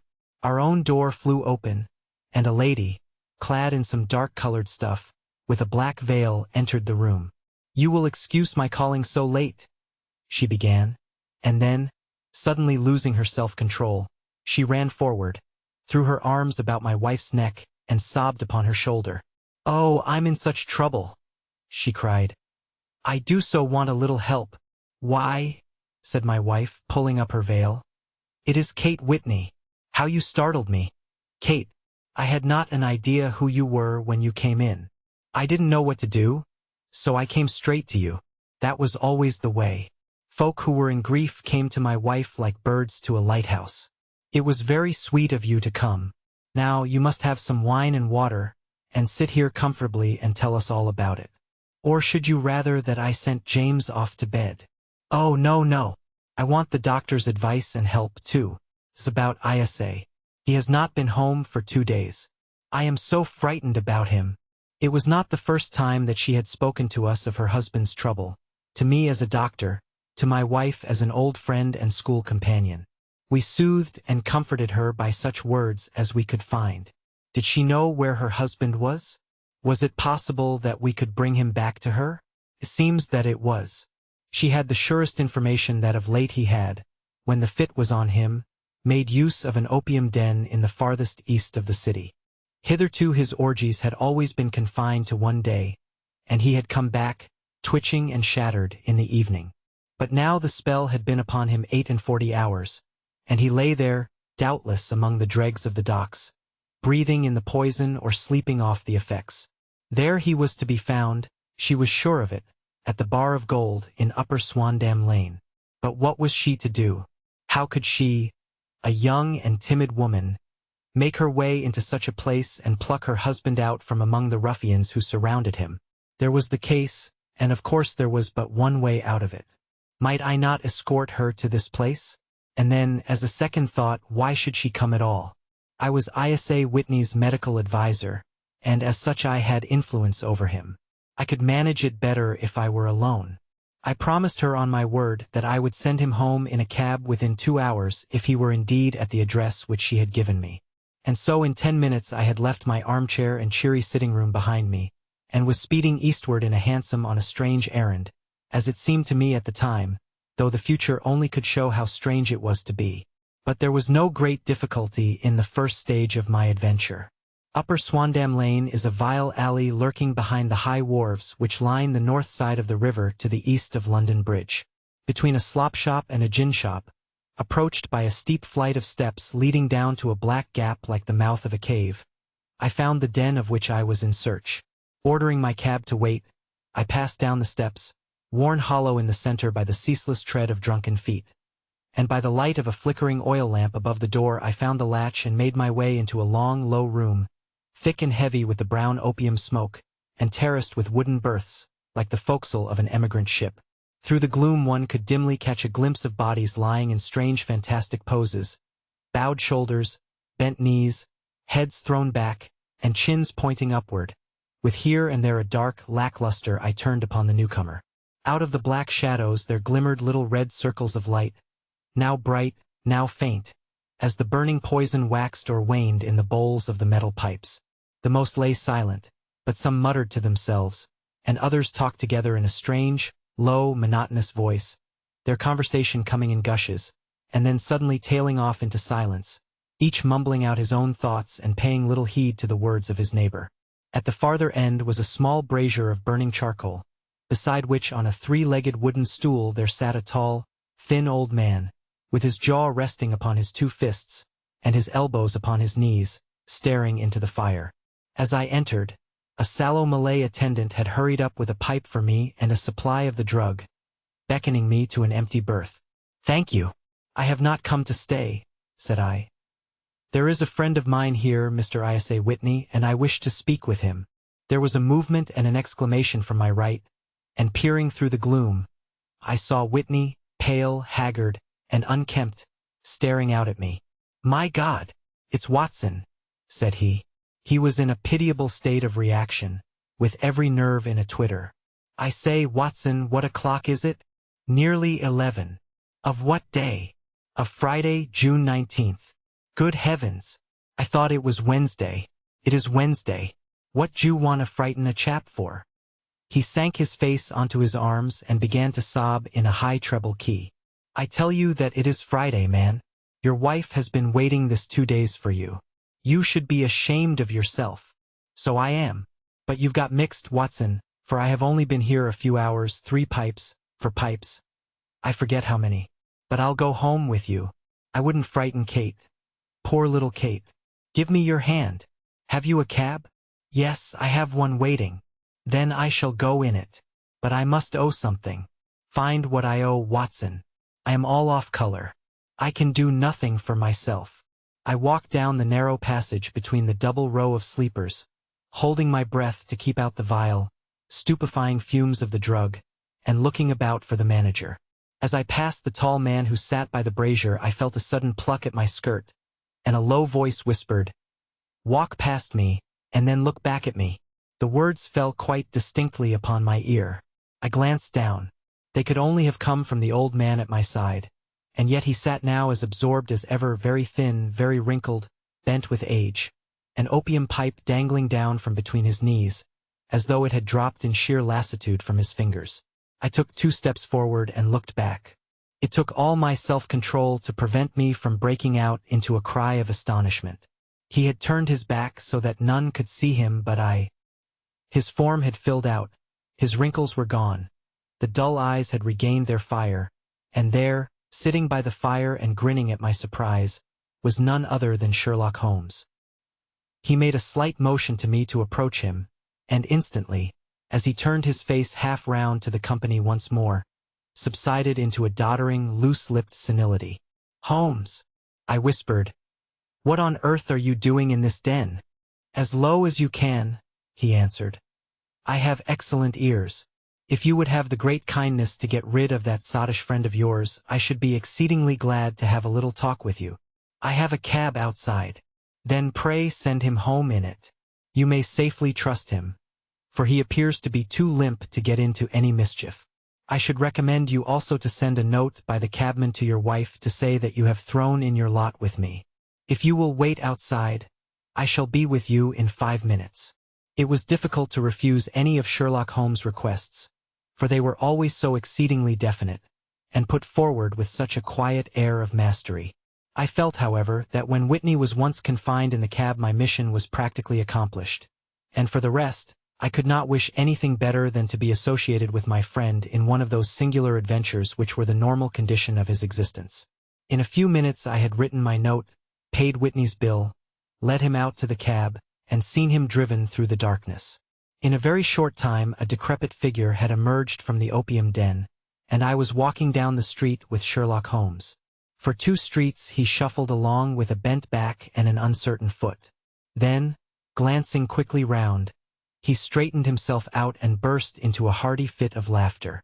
"I suppose, Watson," said he, "that you imagine that I have added opium smoking to cocaine injections, and all the other little weaknesses on which you have favored me with your medical views. I was certainly surprised to find you there, but not more so than I to find you. I came to find a friend, and I to find an enemy." "An enemy?" "Yes, one of my natural enemies, or, shall I say, my natural prey. Briefly, Watson, I am in the midst of a very remarkable inquiry, and I have hoped to find a clue in the incoherent ramblings of these sots, as I have done before now. Had I been recognized in that den my life would not have been worth an hour's purchase, for I have used it before now for my own purposes, and the rascally Lascar who runs it has sworn to have vengeance upon me. There is a trapdoor at the back of that building, near the corner of Paul's Wharf, which could tell some strange tales of what has passed through it upon the moonless nights." "What? You do not mean bodies?" Ay, bodies, Matson. "We should be rich men if we had £1,000 for every poor devil who has been done to death in that den. It is the vilest murder trap on the whole riverside, and I fear that Neville St. Clair has entered it never to leave it more. But our trap should be here." He put his 2 forefingers between his teeth and whistled shrilly, a signal which was answered by a similar whistle from the distance, followed shortly by the rattle of wheels and the clink of horses' hoofs. "Now, Watson," said Holmes, as a tall dog-cart dashed up through the gloom, throwing out 2 golden tunnels of yellow light from its side lanterns. "You'll come with me, won't you? If I can be of use." "Oh, a trusty comrade is always of use, and a chronicler still more so. My room at the Cedars is a double-bedded one." "The Cedars?" "Yes, that is Mr. St. Clair's house. I am staying there while I conduct the inquiry." "Where is it, then?" "Near Lee in Kent. We have a 7-mile drive before us." "But I am all in the dark." "Of course you are. You'll know all about it presently. Jump up here." "All right, John, we shall not need you. Here's £half-a-crown. Look out for me tomorrow about 11. Give her head. So long, then."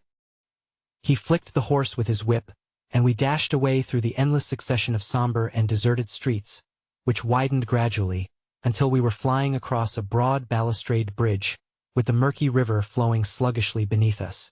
Beyond lay another dull wilderness of bricks and mortar, its silence broken only by the heavy, regular footfall of the policeman, or the songs and shouts of some belated party of revelers. A dull rack was drifting slowly across the sky, and a star or 2 twinkled dimly here and there through the rifts of the clouds. Holmes drove in silence, with his head sunk upon his breast, and the air of a man who is lost in thought, while I sat beside him, curious to learn what this new quest might be which seemed to tax his powers so sorely, and yet afraid to break in upon the current of his thoughts. We had driven several miles, and were beginning to get to the fringe of the belt of suburban villas, when he shook himself, shrugged his shoulders, and lit up his pipe with the air of a man who has satisfied himself that he is acting for the best. "You have a grand gift of silence, Watson," said he. "It makes you quite invaluable as a companion. 'Pon my word, it is a great thing for me to have someone to talk to, for my own thoughts are not over-pleasant. I was wondering what I should say to this dear little woman tonight when she meets me at the door. You forget that I know nothing about it. I shall just have time to tell you the facts of the case before we get to Lee. Seems absurdly simple, and yet, somehow I can get nothing to go upon. There's plenty of thread, no doubt, but I can't get the end of it into my hand. Now, I'll state the case clearly and concisely to you, Watson, and maybe you can see a spark where all is dark to me. Proceed, then. Some years ago, to be definite, in May 1884, there came to Lee a gentleman, Neville St. Clair by name, who appeared to have plenty of money. He took a large villa, laid out the grounds very nicely, and lived generally in good style. By degrees he made friends in the neighborhood, and in 1887 he married the daughter of a local brewer, by whom he now has 2 children. He had no occupation, but was interested in several companies and went into town as a rule in the morning, returning by the 5:14 from Cannon Street every night. Mr. St. Clair is now 37 years of age, is a man of temperate habits, a good husband, a very affectionate father, and a man who is popular with all who know him. I may add that his whole debts at the present moment, as far as we have been able to ascertain, amount to £88 while he has £220 standing to his credit in the Capital and Counties Bank. There is no reason, therefore, to think that money troubles have been weighing upon his mind. Last Monday Mr. Neville St. Clair went into town rather earlier than usual, remarking before he started that he had 2 important commissions to perform, and that he would bring his little boy home a box of bricks. Now, by the merest chance, his wife received a telegram upon this same Monday, very shortly after his departure, to the effect that a small parcel of considerable value which she had been expecting was waiting for her at the offices of the Aberdeen Shipping Company. Now, if you are well up in your London, you will know that the office of the company is in Fresno Street, which branches out of Upper Swandam Lane, where you found me tonight. Mrs. St. Clair had her lunch, started for the city, did some shopping, proceeded to the company's office, got her packet, and found herself at exactly 4:35 walking through Swandam Lane on her way back to the station. Have you followed me so far? It is very clear. If you remember, Monday was an exceedingly hot day, and Mrs. St. Clair walked slowly, glancing about in the hope of seeing a cab, as she did not like the neighborhood in which she found herself. While she was walking in this way down Swandam Lane, she suddenly heard an ejaculation or cry, and was struck cold to see her husband looking down at her and, as it seemed to her, beckoning to her from a second-floor window. The window was open, and she distinctly saw his face, which she describes as being terribly agitated. He waved his hands frantically to her, and then vanished from the window so suddenly that it seemed to her that he had been plucked back by some irresistible force from behind. One singular point which struck her quick feminine eye was that although he wore some dark coat, such as he had started to town in, he had on neither collar nor necktie. Convinced that something was amiss with him, she rushed down the steps, for the house was none other than the opium den in which you found me tonight, and running through the front room she attempted to ascend the stairs which led to the first floor.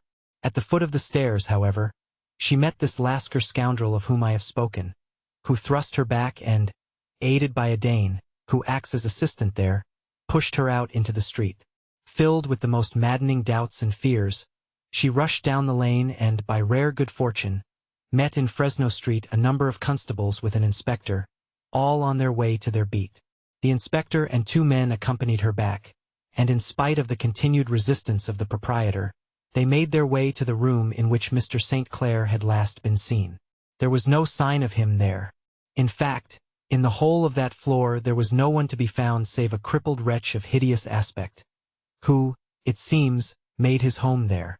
Both he and the Lascar stoutly swore that no one else had been in the front room during the afternoon. So determined was their denial that the inspector was staggered, and had almost come to believe that Mrs. St. Clair had been deluded when, with a cry, she sprang at a small deal box which lay upon the table and tore the lid from it. Out there fell a cascade of children's bricks. It was the toy which he had promised to bring home. This discovery, and the evident confusion which the cripple showed, made the inspector realize that the matter was serious. The rooms were carefully examined, and results all pointed to an abominable crime. The front room was plainly furnished as a sitting room and led into a small bedroom, which looked out upon the back of one of the wharves. Between the wharf and the bedroom window is a narrow strip, which is dry at low tide but is covered at high tide with at least 4.5 feet of water. The bedroom window was a broad one and opened from below. On examination, traces of blood were to be seen upon the windowsill, and several scattered drops were visible upon the wooden floor of the bedroom. Thrust away behind a curtain in the front room were all the clothes of Mr. Neville St. Clair, with the exception of his coat. His boots, his socks, his hat, and his watch, all were there. There were no signs of violence upon any of these garments, and there were no other traces of Mr. Neville St. Clair. Out of the window he must apparently have gone, for no other exit could be discovered, and the ominous bloodstains upon the sill gave little promise that he could save himself by swimming, for the tide was at its very highest at the moment of the tragedy. And now as to the villains who seemed to be immediately implicated in the matter. The Lascar was known to be a man of the vilest antecedents, but as, by Mrs. St. Clair's story, he was known to have been at the foot of the stair within a very few seconds of her husband's appearance at the window, he could hardly have been more than an accessory to the crime. His defense was one of absolute ignorance, and he protested that he had no knowledge as to the doings of Hugh Boone, his lodger, and that he could not account in any way for the presence of the missing gentleman's clothes. So much for the Lascar manager. Now for the sinister cripple who lives upon the second floor of the opium den, and who was certainly the last human being whose eyes rested upon Neville St. Clair. His name is Hugh Boone, and his hideous face is one which is familiar to every man who goes much to the city. He is a professional beggar, though in order to avoid the police regulations he pretends to a small trade in wax vestas. Some little distance down Threadneedle Street, upon the left-hand side, there is, as you may have remarked, a small angle in the wall.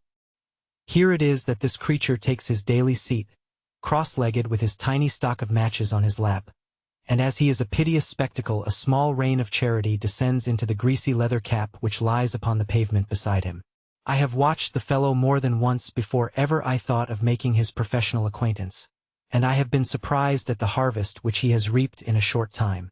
His appearance, you see, is so remarkable that no one can pass him without observing him. A shock of orange hair, a pale face disfigured by a horrible scar, which, by its contraction, has turned up the outer edge of his upper lip, a bulldog chin, and a pair of very penetrating dark eyes, which present a singular contrast to the color of his hair, all mark him out from amid the common crowd of mendicants, and so, too, does his wit, for he is ever ready with a reply to any piece of chaff which may be thrown at him by the passers-by. This is the man whom we now learn to have been the lodger at the opium den, and to have been the last man to see the gentleman of whom we are in quest. But a cripple, said I. What could he have done single-handed against a man in the prime of life? He is a cripple in the sense that he walks with a limp, but in other respects he appears to be a powerful and well-nurtured man. Surely your medical experience would tell you, Watson, that weakness in one limb is often compensated for by exceptional strength in the others. Pray continue your narrative. Mrs. St. Clair had fainted at the sight of the blood upon the window, and she was escorted home in a cab by the police, as her presence could be of no help to them in their investigations. Inspector Barton, who had charge of the case, made a very careful examination of the premises, but without finding anything which threw any light upon the matter. One mistake had been made in not arresting Boone instantly, as he was allowed some few minutes during which he might have communicated with his friend the Lascar, but this fault was soon remedied, and he was seized and searched, without anything being found which could incriminate him. There were, it is true, some blood-stains upon his right shirt-sleeve, but he pointed to his ring finger, which had been cut near the nail, and explained that the bleeding came from there, adding that he had been to the window not long before, and that the stains which had been observed there came doubtless from the same source. He denied strenuously having ever seen Mr. Neville St. Clair and swore that the presence of the clothes in his room was as much a mystery to him as to the police. As to Mrs. St. Clair's assertion that she had actually seen her husband at the window, he declared that she must have been either mad or dreaming. He was removed, loudly protesting, to the police station, while the inspector remained upon the premises in the hope that the ebbing tide might afford some fresh clue. And it did, though they hardly found upon the mud bank what they had feared to find. It was Neville St. Clair's coat, and not Neville St. Clair, which lay uncovered as the tide receded. And what do you think they found in the pockets? I cannot imagine. No, I don't think you would guess. Every pocket stuffed with pennies and halfpennies, 421 pennies and 270 halfpennies. It was no wonder that it had not been swept away by the tide. But a human body is a different matter. There is a fierce eddy between the wharf and the house. It seemed likely enough that the weighted coat had remained when the stripped body had been sucked away into the river. But I understand that all the other clothes were found in the room. Would the body be dressed in a coat alone? No, sir, but the facts might be met speciously enough. Suppose that this man Boone had thrust Neville St. Clair through the window. There is no human eye which could have seen the deed. What would he do then? It would of course instantly strike him that he must get rid of the telltale garments. He would seize the coat, then, and be in the act of throwing it out, when it would occur to him that it would swim and not sink. He has little time, for he has heard the scuffle downstairs when the wife tried to force her way up, and perhaps he has already heard from his Lascar confederate that the police are hurrying up the street. There is not an instant to be lost. He rushes to some secret hoard, where he has accumulated the fruits of his beggary, and he stuffs all the coins upon which he can lay his hands into the pockets to make sure of the coat's sinking. He throws it out, and would have done the same with the other garments had not he heard the rush of steps below, and only just had time to close the window when the police appeared. It certainly sounds feasible. Well, we will take it as a working hypothesis for want of a better. Boone, as I have told you, was arrested and taken to the station, but it could not be shown that there had ever before been anything against him. He had for years been known as a professional beggar, but his life appeared to have been a very quiet and innocent one. There the matter stands at present, and the questions which have to be solved, what Neville St. Clair was doing in the opium den, what happened to him when there, where is he now, and what Hugh Boone had to do with his disappearance, are all as far from a solution as ever. I confess that I cannot recall any case within my experience which looked at the first glance so simple, and yet which presented such difficulties. While Sherlock Holmes had been detailing this singular series of events, we had been whirling through the outskirts of the great town until the last straggling houses had been left behind, and we rattled along with a country hedge upon either side of us. Just as he finished, however, we drove through two scattered villages, where a few lights still glimmered in the windows. "We are on the outskirts of Lee," said my companion. "We have touched on 3 English counties in our short drive, starting in Middlesex, passing over an angle of Surrey, and ending in Kent. See that light among the trees? That is the Cedars, and beside that lamp sits a woman whose anxious ears have already, I have little doubt, caught the clink of our horses' feet." "But why are you not conducting the case from Baker Street?" I asked. "Because there are many inquiries which must be made out here. Mrs. St. Clair has most kindly put 2 rooms at my disposal, and you may rest assured that she will have nothing but a welcome for my friend and colleague. I hate to meet her, Watson, when I have no news of her husband. Here we are." Whoa there, whoa! We had pulled up in front of a large villa which stood within its own grounds. A stable boy had run out to the horse's head, and springing down, I followed Holmes up the small, winding gravel drive which led to the house. As we approached, the door flew open, and a little blonde woman stood in the opening, clad in some sort of light mousseline de soie, with a touch of fluffy pink chiffon at her neck and wrists. She stood with her figure outlined against the flood of light, one hand upon the door, one half raised in her eagerness, her body slightly bent, her head and face protruded, with eager eyes and parted lips, a standing question. "Well?" she cried. "Well?" And then, seeing that there were 2 of us, she gave a cry of hope which sank into a groan as she saw that my companion shook his head and shrugged his shoulders. "No good news?" "None." "No bad?" No. "Thank God for that. But come in. You must be weary, for you have had a long day. This is my friend, Dr. Watson. He has been of most vital use to me in several of my cases, and a lucky chance has made it possible for me to bring him out and associate him with this investigation." "I am delighted to see you," said she, pressing my hand warmly. "You will, I am sure, forgive anything that may be wanting in our arrangements, when you consider the blow which has come so suddenly upon us." My dear madam, said I am an old campaigner, and if I were not I can very well see that no apology is needed. If I can be of any assistance, either to you or to my friend here, I shall be indeed happy. Now, Mr. Sherlock Holmes, said the lady as we entered a well-lit dining room, upon the table of which a cold supper had been laid out, I should very much like to ask you one or two plain questions, to which I beg that you will give a plain answer. Certainly, madam. Do not trouble about my feelings.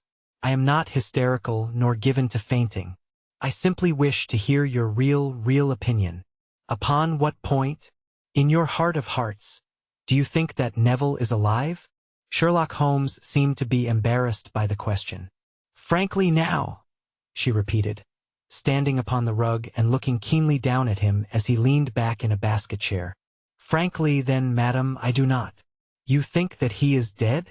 Ido. Murdered. I don't say that. Perhaps. And on what day did he meet his death? On Monday. Then perhaps, Mr. Holmes, you will be good enough to explain how it is that I have received a letter from him today. Sherlock Holmes sprang out of his chair as if he had been galvanized. What? He roared. Yes, today. She stood smiling, holding up a little slip of paper in the air. May I see it? Certainly. He snatched it from her in his eagerness, and smoothing it out upon the table, he drew over the lamp and examined it intently. I had left my chair and was gazing at it over his shoulder. The envelope was a very coarse one and was stamped with the Gravesend postmark and with the date of that very day, or rather of the day before, for it was considerably after midnight. Coarse writing, murmured Holmes. Surely this is not your husband's writing, madam. No, but the enclosure is. I perceive also that whoever addressed the envelope had to go and inquire as to the address. How can you tell that? The name, you see, is in perfectly black ink, which has dried itself. The rest is of the grayish color, which shows that blotting paper has been used. If it had been written straight off, and then blotted, none would be of a deep black shade. This man has written the name, and there has then been a pause before he wrote the address, which can only mean that he was not familiar with it. It is, of course, a trifle, but there is nothing so important as trifles. Let us now see the letter. Ah!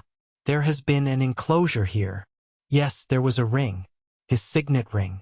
And you are sure that this is your husband's hand? One of his hands. One. His hand when he wrote hurriedly. It is very unlike his usual writing, and yet I know it well. Dearest, do not be frightened. All will come well. There is a huge error which it may take some little time to rectify. Wait in patience. Neville. Written in pencil upon the fly-leaf of a book. Octavo size, no watermark. Posted today in Gravesend by a man with a dirty thumb. Ah! And the flap has been gummed, if I am not very much in error, by a person who had been chewing tobacco. And you have no doubt that it is your husband's hand, madam? None. Neville wrote those words. And they were posted today at Gravesend. Well, Mrs. St. Clair, the clouds lighten, though I should not venture to say that the danger is over.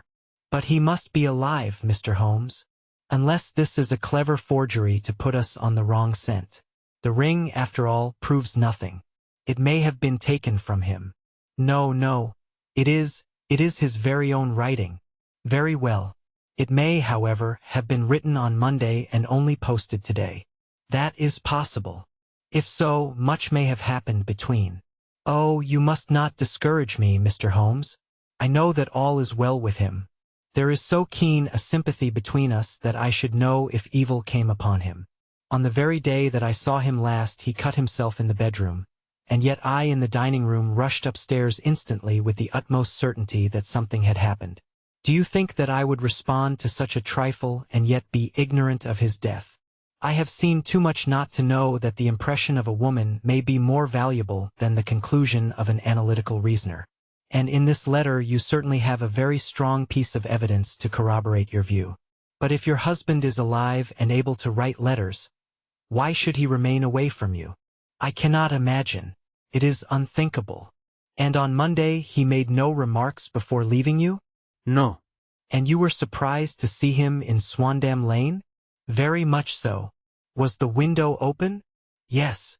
Then he might have called to you? He might.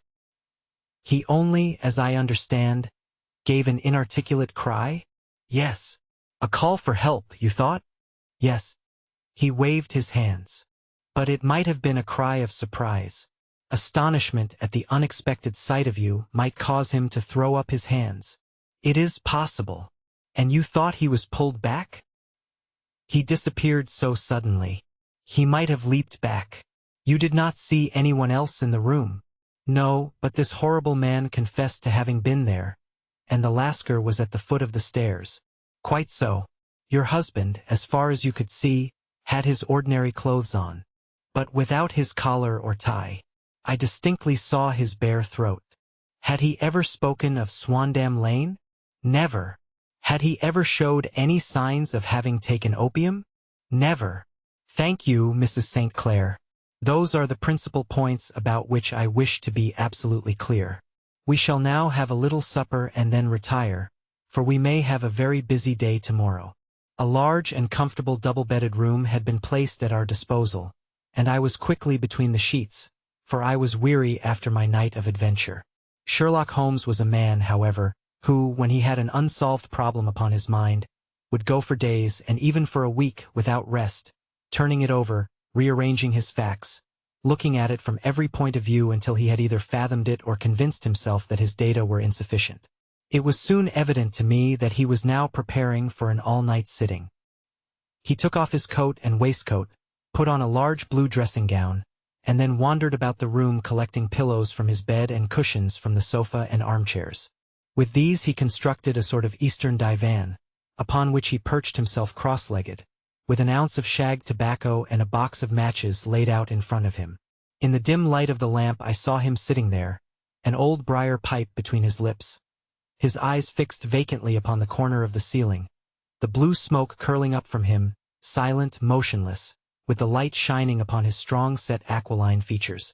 So he sat as I dropped off to sleep, and so he sat when a sudden ejaculation caused me to wake up, and I found the summer sun shining into the apartment. The pipe was still between his lips, the smoke still curled upward, and the room was full of a dense tobacco haze, but nothing remained of the heap of shag which I had seen upon the previous night. "Awake, Watson?" he asked. "Yes. Game for a morning drive?" "Certainly." "Then dress. No one is stirring yet, but I know where the stable boy sleeps, and we shall soon have the trap out." He chuckled to himself as he spoke, his eyes twinkled, and he seemed a different man to the somber thinker of the previous night. As I dressed I glanced at my watch. It was no wonder that no one was stirring. It was 25 minutes past 4. I had hardly finished when Holmes returned with the news that the boy was putting in the horse. "I want to test a little theory of mine," said he, pulling on his boots. "I think, Watson, that you are now standing in the presence of one of the most absolute fools in Europe. I deserve to be kicked from here to Charing Cross. But I think I have the key of the affair now." "And where is it?" I asked, smiling. "In the bathroom," he answered. "Oh, yes, I am not joking," he continued, seeing my look of incredulity. "I have just been there, and I have taken it out, and I have got it in this Gladstone bag. Come on, my boy, and we shall see whether it will not fit the lock." We made our way downstairs as quietly as possible, and out into the bright morning sunshine. In the road stood our horse and trap, with the half-clad stable boy waiting at the head. We both sprang in, and away we dashed down the London road. A few country carts were stirring, bearing in vegetables to the metropolis, but the lines of villas on either side were as silent and lifeless as some city in a dream. "It has been in some points a singular case," said Holmes, flicking the horse on into a gallop. "I confess that I have been as blind as a mole, but it is better to learn wisdom late than never to learn it at all." In town the earliest risers were just beginning to look sleepily from their windows as we drove through the streets of the Surrey side. Passing down the Waterloo Bridge Road we crossed over the river, and dashing up Wellington Street wheeled sharply to the right and found ourselves in Bow Street. Sherlock Holmes was well known to the force, and the two constables at the door saluted him. One of them held the horse's head while the other led us in. "Who is on duty?" asked Holmes. "Inspector Bradstreet, sir." "Ah, Bradstreet, how are you?" A tall, stout official had come down the stone-flagged passage, in a peaked cap and frogged jacket. "I wish to have a quiet word with you, Bradstreet." "Certainly, Mr. Holmes. Step into my room here." It was a small, office-like room with a huge ledger upon the table and a telephone projecting from the wall. The inspector sat down at his desk. "What can I do for you, Mr. Holmes?" "I called about that beggarman Boone, the one who was charged with being concerned in the disappearance of Mr. Neville St. Clair of Lee." "Yes. He was brought up and remanded for further inquiries." "So I heard. You have him here, in the cells. Is he quiet?"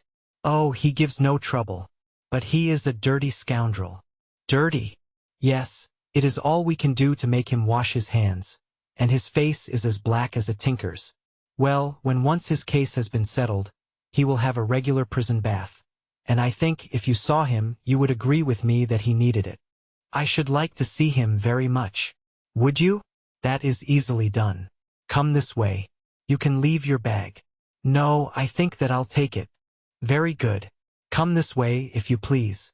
He led us down a passage, opened a barred door, passed down a winding stair, and brought us to a whitewashed corridor with a line of doors on each side. "The third on the right is his," said the inspector. "Here it is." He quietly shot back a panel in the upper part of the door and glanced through. "He is asleep," said he. "You can see him very well." We both put our eyes to the grating.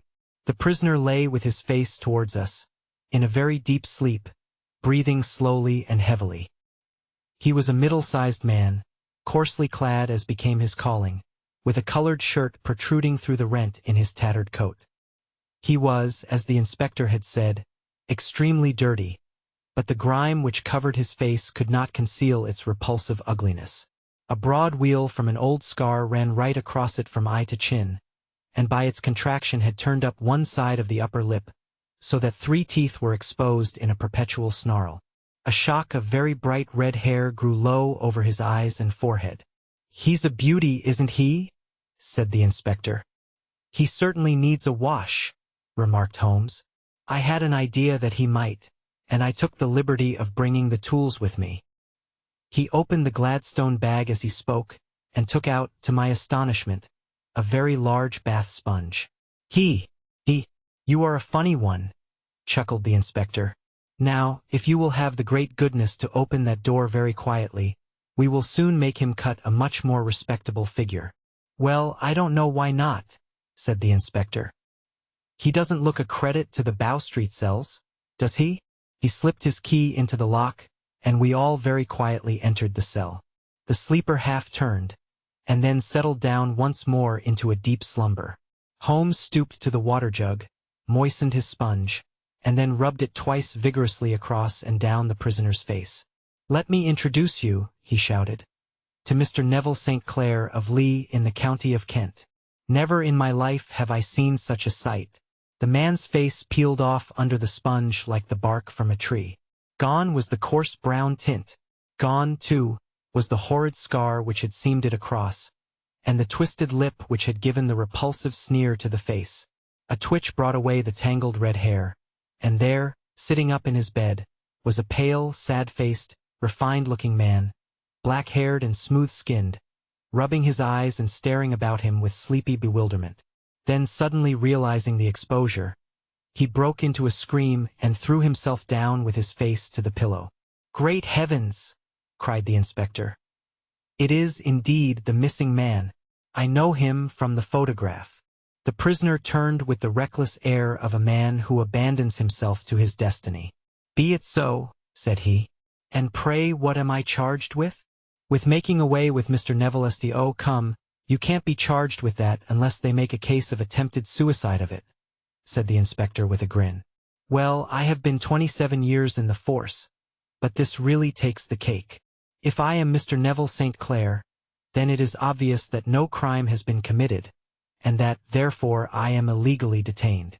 "No crime, but a very great error has been committed," said Holmes. "You would have done better to have trusted your wife." "It was not the wife, it was the children," groaned the prisoner. "God help me, I would not have them ashamed of their father.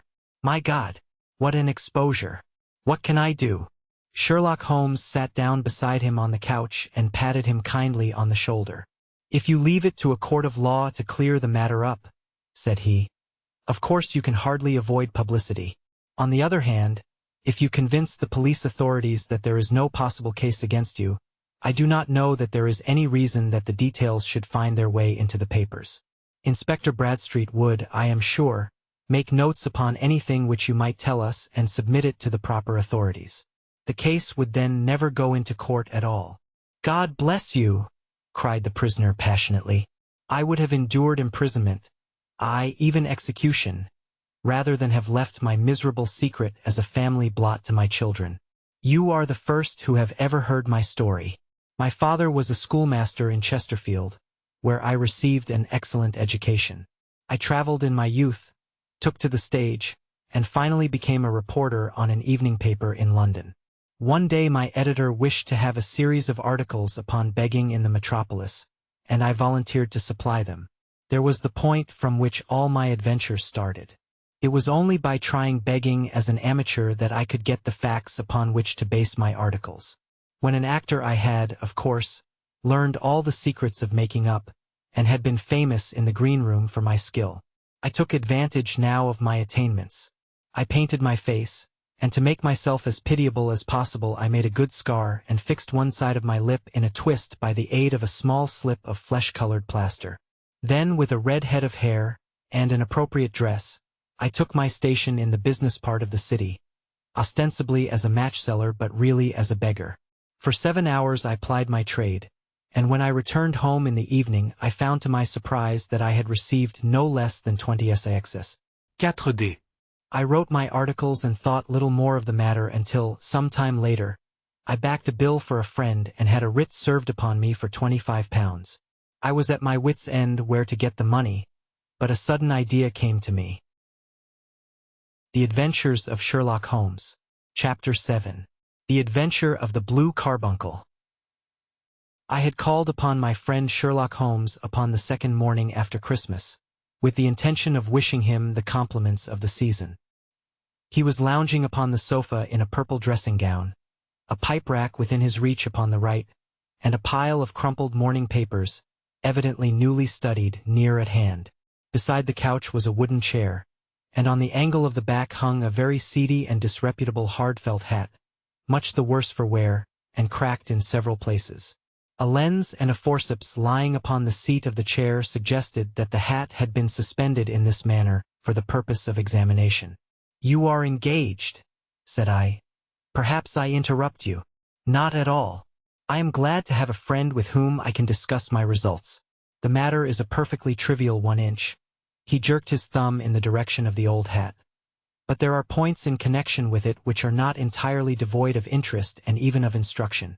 I seated myself in his armchair and warmed my hands before his crackling fire, for a sharp frost had set in, and the windows were thick with the ice crystals. "I suppose," I remarked, "that, homely as it looks, this thing has some deadly story linked on to it, that it is the clue which will guide you in the solution of some mystery and the punishment of some crime." No. "No crime," said Sherlock Holmes, laughing. "Only one of those whimsical little incidents which will happen when you have 4 million human beings all jostling each other within the space of a few square miles. Amid the action and reaction of so dense a swarm of humanity, every possible combination of events may be expected to take place, and many a little problem will be presented which may be striking and bizarre without being criminal. We have already had experience of such. So much so," I remarked, "that of the last 6 cases which I have added to my notes, 3 have been entirely free of any legal crime." "Precisely. You allude to my attempt to recover the Irene Adler papers, to the singular case of Miss Mary Sutherland, and to the adventure of the man with the twisted lip. Well, I have no doubt that this small matter will fall into the same innocent category. You know Peterson, the commissionaire? Yes. It is to him that this trophy belongs. It is his hat. No, he found it. Its owner is unknown. I beg that you will look upon it not as a battered billycock but as an intellectual problem. And first as to how it came here. It arrived upon Christmas morning, in company with a good fat goose, which is, I have no doubt, roasting at this moment in front of Peterson's fire. The facts are these. About 4 o'clock on Christmas morning, Peterson, who, as you know, is a very honest fellow, was returning from some small jollification and was making his way homeward down Tottenham Court Road. In front of him he saw, in the gaslight, a tallish man, walking with a slight stagger, and carrying a white goose slung over his shoulder. As he reached the corner of Goodge Street, a row broke out between this stranger and a little knot of roughs. One of the latter knocked off the man's hat, on which he raised his stick to defend himself and, swinging it over his head, smashed the shop window behind him. Peterson had rushed forward to protect the stranger from his assailants. But the man, shocked at having broken the window, and seeing an official-looking person in uniform rushing towards him, dropped his goose, took to his heels, and vanished amid the labyrinth of small streets which lie at the back of Tottenham Court Road. The roughs had also fled at the appearance of Peterson, so that he was left in possession of the field of battle, and also of the spoils of victory in the shape of this battered hat and a most unimpeachable Christmas goose. Which surely he restored to their owner? My dear fellow, there lies the problem. It is true that for Mrs. Henry Baker was printed upon a small card which was tied to the bird's left leg, and it is also true that the initials H.B. are legible upon the lining of this hat, but as there are some thousands of Bakers and some hundreds of Henry Bakers in this city of ours, it is not easy to restore lost property to any one of them. What, then, did Peterson do? He brought round both hat and goose to me on Christmas morning, knowing that even the smallest problems are of interest to me. The goose we retained until this morning, when there were signs that, in spite of the slight frost, it would be well that it should be eaten without unnecessary delay. Its finder has carried it off, therefore, to fulfill the ultimate destiny of a goose, while I continue to retain the hat of the unknown gentleman who lost his Christmas dinner. Did he not advertise? No. Then, what clue could you have as to his identity? Only as much as we can deduce. From his hat. Precisely. But you are joking. What can you gather from this old battered felt? Here is my lens. You know my methods. What can you gather yourself as to the individuality of the man who has worn this article? I took the tattered object in my hands and turned it over rather ruefully. It was a very ordinary black hat of the usual round shape, hard and much the worse for wear. The lining had been of red silk, but was a good deal discolored. There was no maker's name, but, as Holmes had remarked, the initials H.B. were scrawled upon one side. It was pierced in the brim for a hat securer, but the elastic was missing. For the rest, it was cracked, exceedingly dusty, and spotted in several places, although there seemed to have been some attempt to hide the discolored patches by smearing them with ink. "I can see nothing," said I, handing it back to my friend. "On the contrary, Watson, you can see everything. You fail, however, to reason from what you see. You are too timid in drawing your inferences. Then, pray tell me what it is that you can infer from this hat?" He picked it up and gazed at it in the peculiar introspective fashion which was characteristic of him. "It is perhaps less suggestive than it might have been," he remarked, "and yet there are a few inferences which are very distinct, and a few others which represent at least a strong balance of probability. That the man was highly intellectual is of course obvious upon the face of it, and also that he was fairly well-to-do within the last 3 years, although he has now fallen upon evil days. He had foresight, but has less now than formerly, pointing to a moral retrogression, which, when taken with the decline of his fortunes, seems to indicate some evil influence, probably drink, at work upon him. This may account also for the obvious fact that his wife has ceased to love him. My dear Holmes, he has, however, retained some degree of self-respect," he continued, disregarding my remonstrance. "He is a man who leads a sedentary life, goes out little, is out of training entirely, is middle-aged, has grizzled hair which he has had cut within the last few days, and which he anoints with lime cream. These are the more patent facts which are to be deduced from his hat. Also, by the way, that it is extremely improbable that he has gas laid on in his house." "You are certainly joking, Holmes?" "Not in the least. Is it possible that even now, when I give you these results, you are unable to see how they are attained? I have no doubt that I am very stupid, but I must confess that I am unable to follow you. For example, how did you deduce that this man was intellectual? For answer, Holmes clapped the hat upon his head. It came right over the forehead and settled upon the bridge of his nose. It is a question of cubic capacity, said he. A man with so large a brain must have something in it. The decline of his fortunes, then? This hat is 3 years old. These flat brims curled at the edge came in then. It is a hat of the very best quality. Look at the band of ribbed silk and the excellent lining. If this man could afford to buy so expensive a hat 3 years ago, and has had no hat since, then he has assuredly gone down in the world. Well, that is clear enough, certainly. But how about the foresight and the moral retrogression? Sherlock Holmes laughed. Here is the foresight, said he, putting his finger upon the little disc and loop of the hat securer. They are never sold upon hats. If this man ordered one, it is a sign of a certain amount of foresight, since he went out of his way to take this precaution against the wind. But since we see that he has broken the elastic and has not troubled to replace it, it is obvious that he has less foresight now than formerly, which is a distinct proof of a weakening nature. On the other hand, he has endeavored to conceal some of these stains upon the felt by daubing them with ink, which is a sign that he has not entirely lost his self-respect. Your reasoning is certainly plausible. The further points that he is middle-aged, that his hair is grizzled, that it has been recently cut, and that he uses lime cream, are all to be gathered from a close examination of the lower part of the lining. The lens discloses a large number of hair ends, clean cut by the scissors of the barber. They all appear to be adhesive, and there is a distinct odor of lime cream. This dust, you will observe, is not the gritty, gray dust of the street but the fluffy brown dust of the house, showing that it has been hung up indoors most of the time, while the marks of moisture upon the inside are proof positive that the wearer perspired very freely, and could therefore hardly be in the best of training. But his wife, you said that she had ceased to love him. This hat has not been brushed for weeks. When I see you, my dear Watson, with a week's accumulation of dust upon your hat, and when your wife allows you to go out in such a state, I shall fear that you also have been unfortunate enough to lose your wife's affection. But he might be a bachelor. Nay, he was bringing home the goose as a peace offering to his wife. Remember the card upon the bird's leg. You have an answer to everything. But how on earth do you deduce that the gas is not laid on in his house? 1 tallow stain or even 2 might come by chance, but when I see no less than 5, I think that there can be little doubt that the individual must be brought into frequent contact with burning tallow, walks upstairs at night probably with his hat in one hand and a guttering candle in the other. Anyhow, he never got tallow stains from a gas jet. Are you satisfied? Well, it is very ingenious, said I, laughing. But since, as you said just now, there has been no crime committed, and no harm done save the loss of a goose, all this seems to be rather a waste of energy.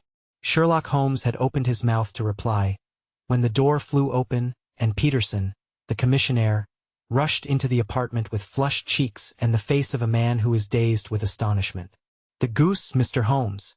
The goose, sir, he gasped. Eh? What of it, then? Has it returned to life and flapped off through the kitchen window? Holmes twisted himself round upon the sofa to get a fairer view of the man's excited face. See here, sir. See what my wife found in its crop. He held out his hand and displayed upon the center of the palm a brilliantly scintillating blue stone, rather smaller than a bean in size, but of such purity and radiance that it twinkled like an electric point in the dark hollow of his hand. Sherlock Holmes sat up with a whistle. By Jove, Peterson, said he, this is treasure trove indeed. I suppose you know what you have got.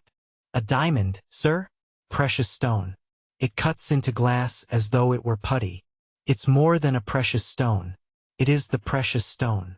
Not the Countess of Morker's blue carbuncle, I ejaculated. Precisely so. I ought to know its size and shape, seeing that I have read the advertisement about it in the Times every day lately. It is absolutely unique, and its value can only be conjectured, but the reward offered of £1,000 is certainly not within a 20th part of the market price. £1,000! Great Lord of mercy! The commissionaire plumped down into a chair and stared from one to the other of us. That is the reward, and I have reason to know that there are sentimental considerations in the background which would induce the Countess to part with half her fortune if she could but recover the gem. It was lost, if I remember right, at the Hotel Cosmopolitan, I remarked. Precisely so, on December 22nd, just 5 days ago. John Horner, a plumber, was accused of having abstracted it from the lady's jewel case. The evidence against him was so strong that the case has been referred to the assizes. I have some account of the matter here, I believe. He rummaged amid his newspapers, glancing over the dates, until at last he smoothed one out, doubled it over, and read the following paragraph. Hotel Cosmopolitan Jewel Robbery. John Horner, 26, plumber, was brought up upon the charge of having upon the 22nd inst. abstracted from the jewel case of the Countess of Morcar the valuable gem known as the Blue Carbuncle.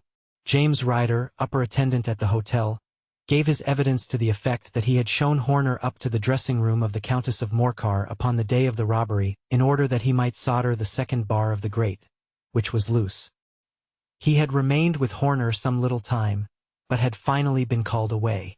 On returning, he found that Horner had disappeared, that the bureau had been forced open, and that the small morocco casket in which, as it afterwards transpired, the Countess was accustomed to keep her jewel, was lying empty upon the dressing table. Ryder instantly gave the alarm, and Horner was arrested the same evening. But the stone could not be found either upon his person or in his rooms. Catherine Cusack, maid to the Countess, deposed to having heard Ryder's cry of dismay on discovering the robbery, and to having rushed into the room, where she found matters as described by the last witness. Inspector Bradstreet, B Division, gave evidence as to the arrest of Horner, who struggled frantically, and protested his innocence in the strongest terms. Evidence of a previous conviction for robbery having been given against the prisoner, the magistrate refused to deal summarily with the offense, but referred it to the assizes.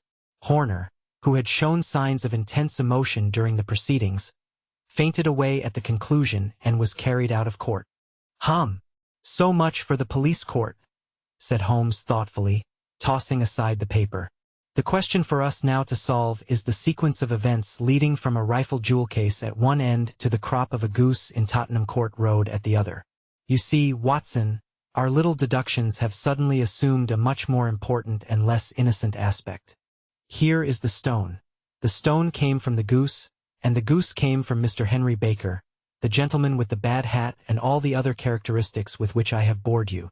So now we must set ourselves very seriously to finding this gentleman and ascertaining what part he has played in this little mystery. To do this, we must try the simplest means first, and these lie undoubtedly in an advertisement in all the evening papers. If this fail, I shall have recourse to other methods. What will you say? Give me a pencil and that slip of paper. Now then, found at the corner of Goodge Street, a goose and a black felt hat. Mr. Henry Baker can have the same by applying at 6:30 this evening at 221B Baker Street. That is clear and concise. Very. But will he see it? Well, he is sure to keep an eye on the papers, since, to a poor man, the loss was a heavy one. He was clearly so scared by his mischance in breaking the window and by the approach of Peterson that he thought of nothing but flight, but since then he must have bitterly regretted the impulse which caused him to drop his bird. Then, again, the introduction of his name will cause him to see it, for everyone who knows him will direct his attention to it. Here you are, Peterson. Run down to the advertising agency and have this put in the evening papers. In which, sir? Oh, in the Globe, Star, Pall Mall, St. James's Gazette, Evening News, Standard, Echo, and any others that occur to you. Very well, sir. And this stone? Ah, yes, I shall keep the stone. Thank you. And I say, Peterson, just buy a goose on your way back and leave it here with me, for we must have one to give to this gentleman in place of the one which your family is now devouring. When the commissionaire had gone, Holmes took up the stone and held it against the light. It's a bonny thing, said he. Just see how it glints and sparkles. Of course it is a nucleus and focus of crime. Every good stone is. They are the devil's pet baits. In the larger and older jewels every facet may stand for a bloody deed. This stone is not yet 20 years old. It was found in the banks of the Amoy River in southern China and is remarkable in having every characteristic of the carbuncle, save that it is blue in shade instead of ruby red. In spite of its youth, it has already a sinister history. There have been 2 murders, a vitriol throwing, a suicide, and several robberies brought about for the sake of this 40-grain weight of crystallized charcoal. Who would think that so pretty a toy would be a purveyor to the gallows and the prison? I'll lock it up in my strong box now and drop a line to the Countess to say that we have it. Do you think that this man Horner is innocent? I cannot tell. Well, then, do you imagine that this other one, Henry Baker, had anything to do with the matter? It is, I think, much more likely that Henry Baker is an absolutely innocent man, who had no idea that the bird which he was carrying was of considerably more value than if it were made of solid gold. That, however, I shall determine by a very simple test if we have an answer to our advertisement. And you can do nothing until then? Nothing. In that case, I shall continue my professional round. But I shall come back in the evening at the hour you have mentioned, for I should like to see the solution of so tangled a business. Very glad to see you. I dine at 7. There is a woodcock, I believe. By the way, in view of recent occurrences, perhaps I ought to ask Mrs. Hudson to examine its crop. I had been delayed at a case, and it was a little after 6:30 when I found myself in Baker Street once more. As I approached the house, I saw a tall man in a Scotch bonnet with a coat which was buttoned up to his chin waiting outside in the bright semicircle which was thrown from the fanlight. Just as I arrived, the door was opened, and we were shown up together to Holmes' room. "Mr. Henry Baker, I believe," said he, rising from his armchair and greeting his visitor with the easy air of geniality which he could so readily assume. "Pray take this chair by the fire, Mr. Baker. It is a cold night, and I observe that your circulation is more adapted for summer than for winter. Ah, Watson, you have just come at the right time. Is that your hat, Mr. Baker?" "Yes, sir, that is undoubtedly my hat." He was a large man with rounded shoulders, a massive head, and a broad, intelligent face, sloping down to a pointed beard of grizzled brown. A touch of red in nose and cheeks, with a slight tremor of his extended hand, recalled Holmes' surmise as to his habits. His rusty black frock-coat was buttoned right up in front, with the collar turned up, and his lank wrists protruded from his sleeves without a sign of cuff or shirt. He spoke in a slow staccato fashion, choosing his words with care, and gave the impression generally of a man of learning and letters who had had ill usage at the hands of fortune. "We have retained these things for some days," said Holmes, "because we expected to see an advertisement from you giving your address. I am at a loss to know now why you did not advertise." Our visitor gave a rather shamefaced laugh. "Shillings have not been so plentiful with me as they once were," he remarked. "I had no doubt that the gang of roughs who assaulted me had carried off both my hat and the bird. I did not care to spend more money in a hopeless attempt at recovering them. Very naturally. By the way, about the bird, we were compelled to eat it." "To eat it?" Our visitor half rose from his chair in his excitement. "Yes, it would have been of no use to anyone had we not done so. But I presume that this other goose upon the sideboard, which is about the same weight and perfectly fresh, will answer your purpose equally well." "Oh, certainly, certainly," answered Mr. Baker with a sigh of relief.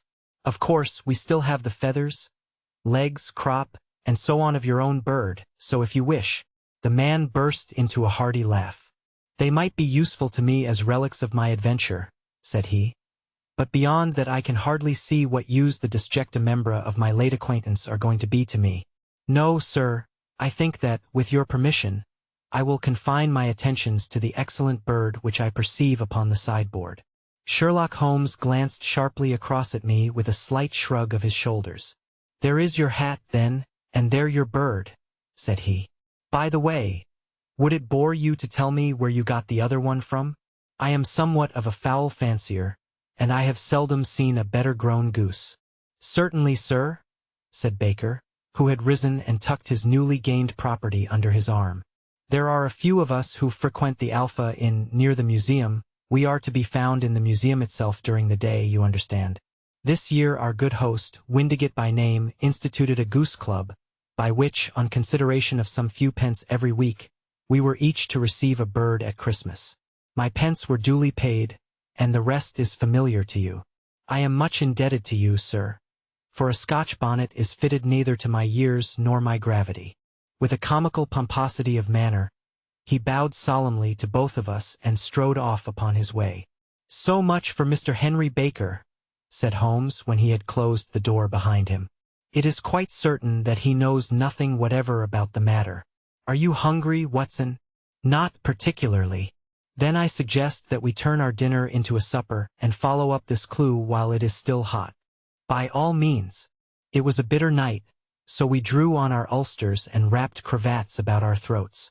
Outside, the stars were shining coldly in a cloudless sky, and the breath of the passers-by blew out into smoke like so many pistol shots. Our footfalls rang out crisply and loudly as we swung through the Doctor's Quarter, Wimpole Street, Harley Street, and so through Wigmore Street into Oxford Street. In a quarter of an hour we were in Bloomsbury at the Alpha Inn, which is a small public house at the corner of one of the streets which runs down into Holborn.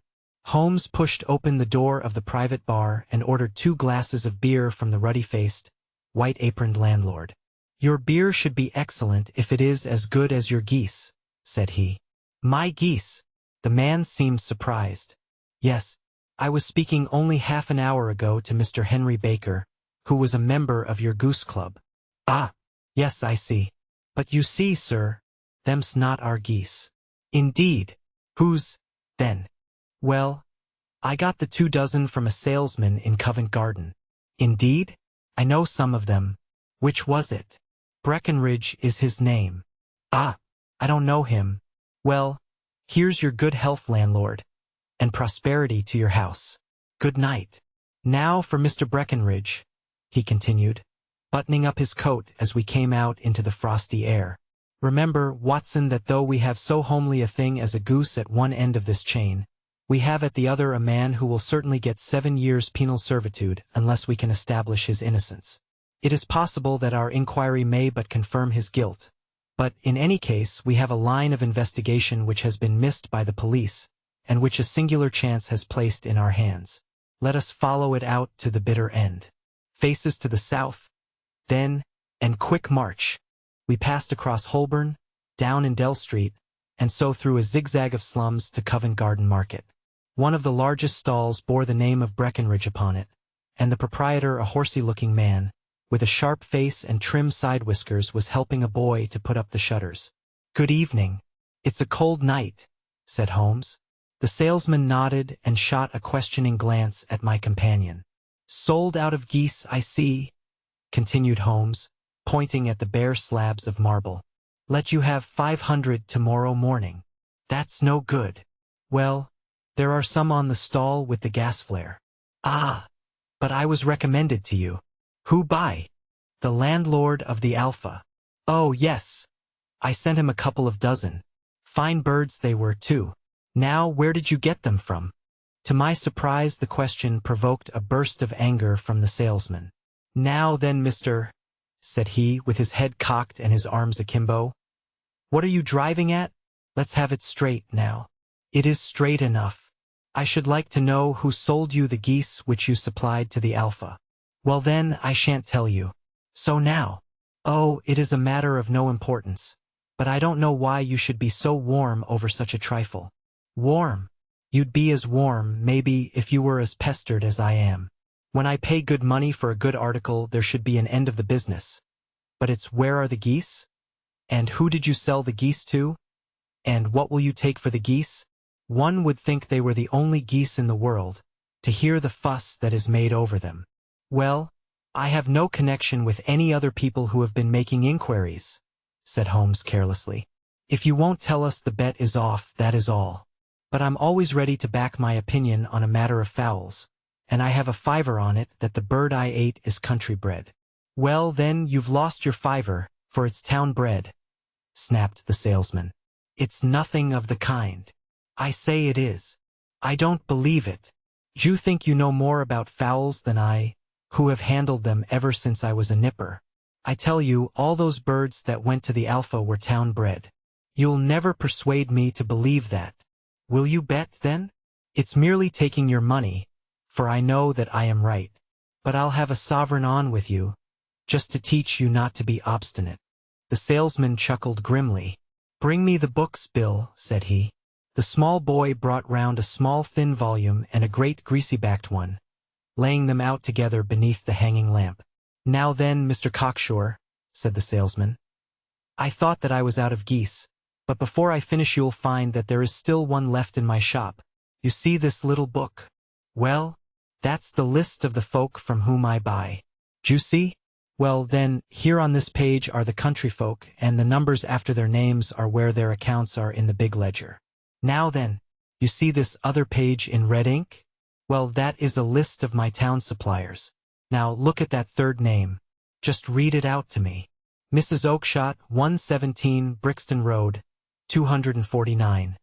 Read Holmes. Quite so. Now turn that up in the ledger. Holmes turned to the page indicated. Here you are, Mrs. Oakshott, 117 Brixton Road, egg and poultry supplier.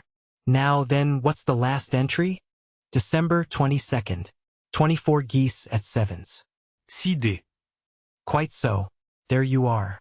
And underneath, sold to Mr. Windigate of the Alpha, at 12s. What have you to say now? Sherlock Holmes looked deeply chagrined. He drew a sovereign from his pocket and threw it down upon the slab, turning away with the air of a man whose disgust is too deep for words. A few yards off he stopped under a lamp-post and laughed in the hearty, noiseless fashion which was peculiar to him.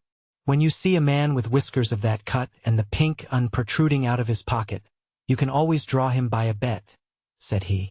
I dare say that if I had put £100 down in front of him, that man would not have given me such complete information as was drawn from him by the idea that he was doing me on a wager.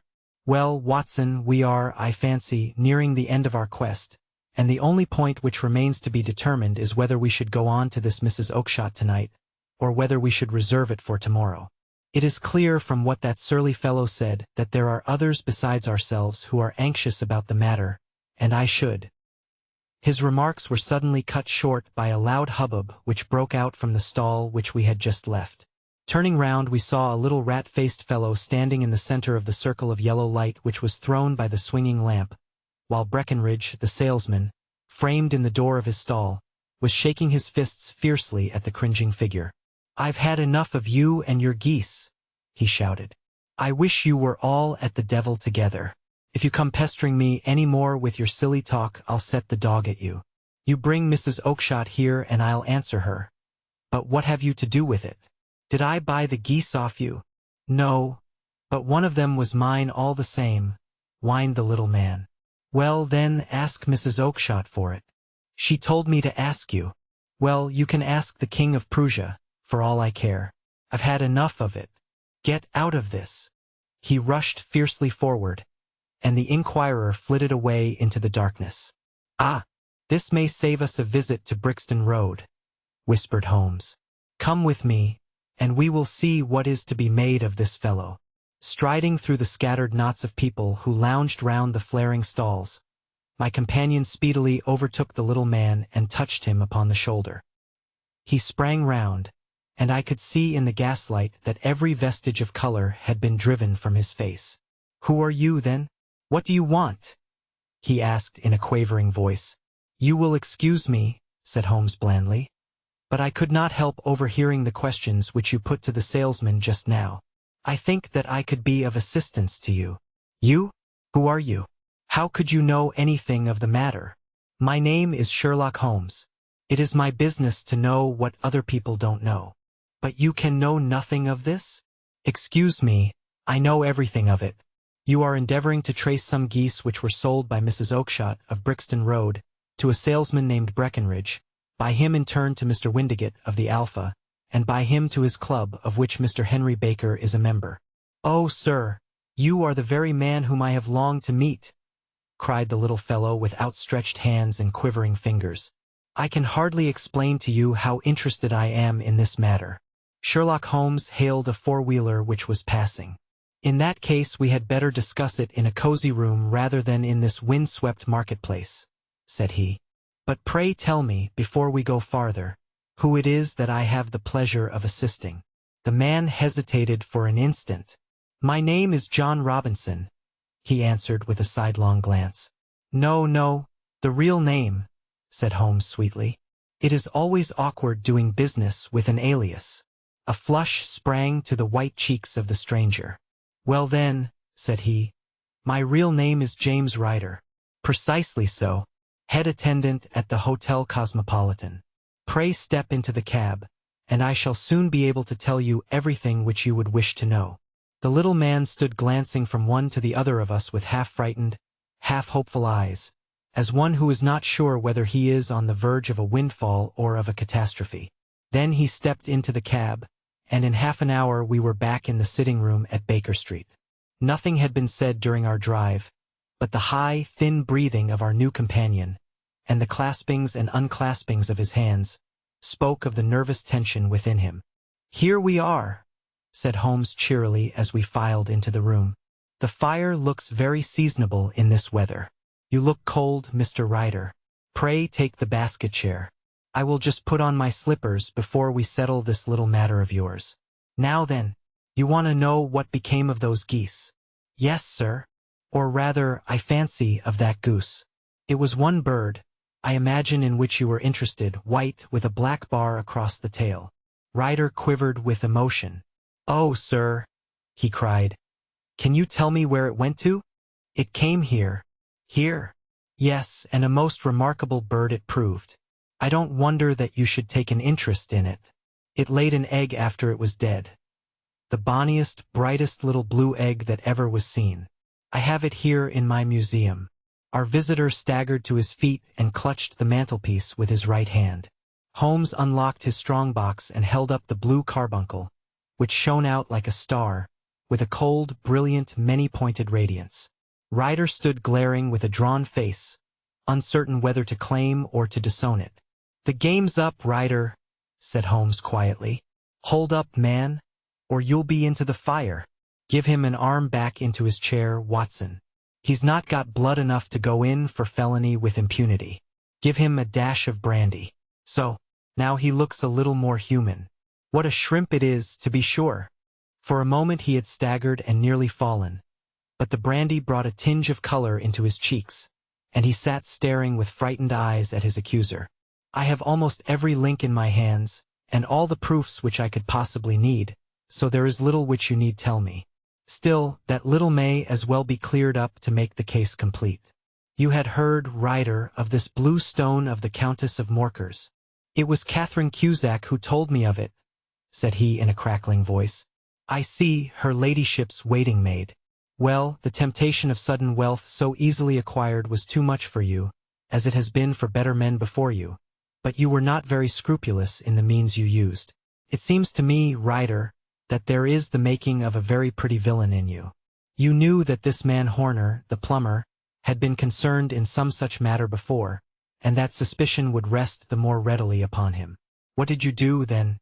You made some small job in my lady's room, you and your confederate Cusack, and you managed that he should be the man sent for. Then, when he had left, you rifled the jewel case, raised the alarm, and had this unfortunate man arrested. You then—" Ryder threw himself down suddenly upon the rug and clutched at my companion's knees. "For God's sake, have mercy," he shrieked. "Think of my father, of my mother. It would break their hearts. I never went wrong before. I never will again. I swear it. I'll swear it on a Bible. Oh, don't bring it into court.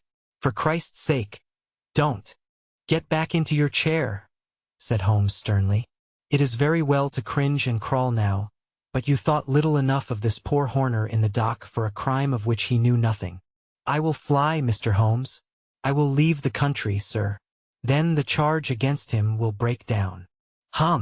We will talk about that. And now let us hear a true account of the next act. How came the stone into the goose, and how came the goose into the open market? Tell us the truth, for there lies your only hope of safety." Ryder passed his tongue over his parched lips. "I will tell you it just as it happened, sir," said he.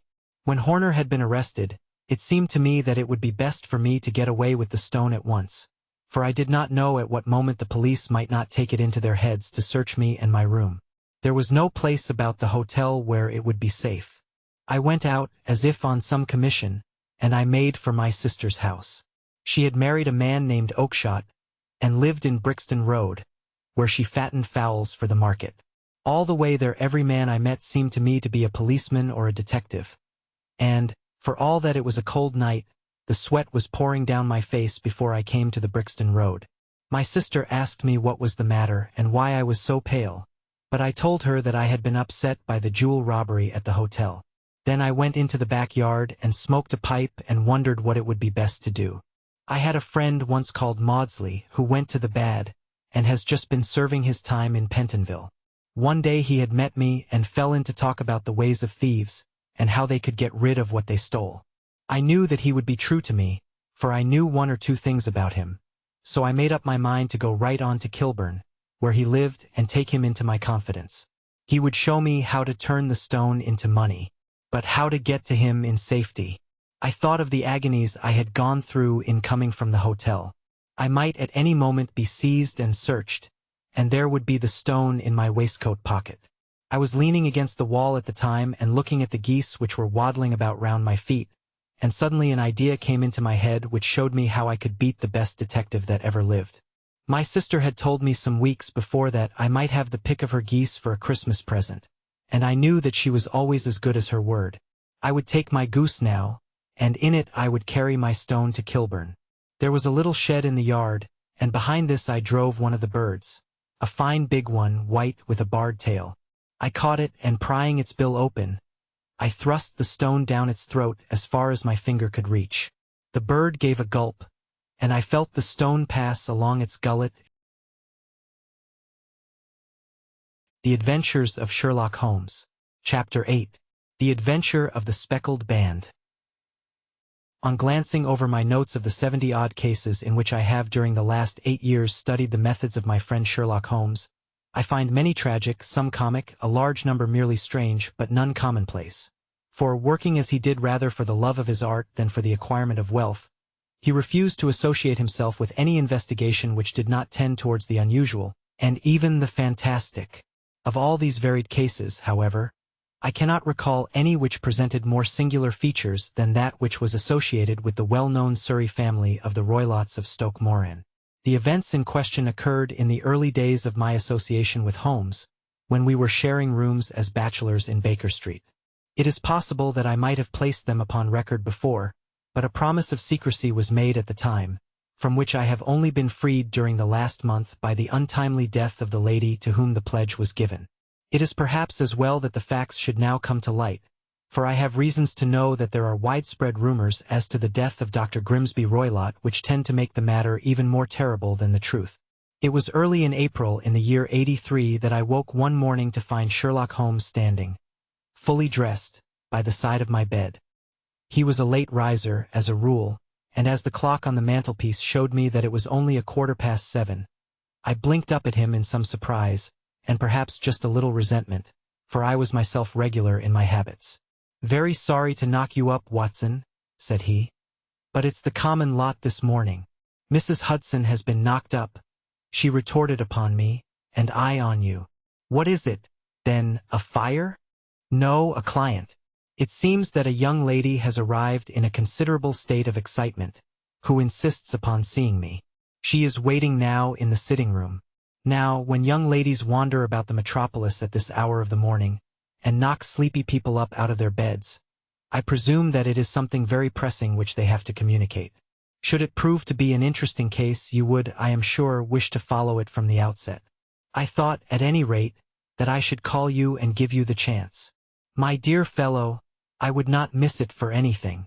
I had no keener pleasure than in following Holmes in his professional investigations, and in admiring the rapid deductions, as swift as intuitions, and yet always founded on a logical basis with which he unraveled the problems which were submitted to him. I rapidly threw on my clothes and was ready in a few minutes to accompany my friend down to the sitting-room. A lady dressed in black and heavily veiled, who had been sitting in the window, rose as we entered. "Good morning, madam," said Holmes cheerily. "My name is Sherlock Holmes. This is my intimate friend and associate, Dr. Watson, before whom you can speak as freely as before myself. Ah, I am glad to see that Mrs. Hudson has had the good sense to light the fire. Pray draw up to it, and I shall order you a cup of hot coffee, for I observe that you are shivering." "It is not cold which makes me shiver," said the woman in a low voice, changing her seat as requested. "What then? It is fear, Mr. Holmes. It is terror. She raised her veil as she spoke, and we could see that she was indeed in a pitiable state of agitation, her face all drawn and gray, with restless, frightened eyes, like those of some hunted animal. Her features and figure were those of a woman of 30, but her hair was shot with premature gray, and her expression was weary and haggard. Sherlock Holmes ran her over with one of his quick, all-comprehensive glances. "You must not fear," said he soothingly, bending forward and patting her forearm. "We shall soon set matters right, I have no doubt. You have come in by train this morning, I see. You know me, then?" "No, but I observed the second half of a return ticket in the palm of your left glove. You must have started early, and yet you had a good drive in a dog-cart, along heavy roads, before you reached the station." The lady gave a violent start and stared in bewilderment at my companion. "There is no mystery, my dear madam," said he, smiling. "The left arm of your jacket is spattered with mud in no less than 7 places. The marks are perfectly fresh. There is no vehicle save a dog-cart which throws up mud in that way, and then only when you sit on the left-hand side of the driver. Whatever your reasons may be, you are perfectly correct," said she. "I started from home before 6, reached Leatherhead at 20 past, and came in by the first train to Waterloo. Sir, I can stand this strain no longer. I shall go mad if it continues. I have no one to turn to, none, save only one, who cares for me, and he, poor fellow, can be of little aid. I have heard of you, Mr. Holmes. I have heard of you from Mrs. Farintosh, whom you helped in the hour of her sore need. It was from her that I had your address. Oh, sir, do you not think that you could help me, too, and at least throw a little light through the dense darkness which surrounds me? At present it is out of my power to reward you for your services, but in a month or 6 weeks I shall be married, with the control of my own income, and then at least you shall not find me ungrateful." Holmes turned to his desk and, unlocking it, drew out a small case-book, which he consulted. "Farintosh," said he. "Ah, yes, I recall the case. It was concerned with an opal tiara. I think it was before your time, Watson. I can only say, madam, that I shall be happy to devote the same care to your case as I did to that of your friend. As to reward, my profession is its own reward, but you are at liberty to defray whatever expenses I may be put to, at the time which suits you best.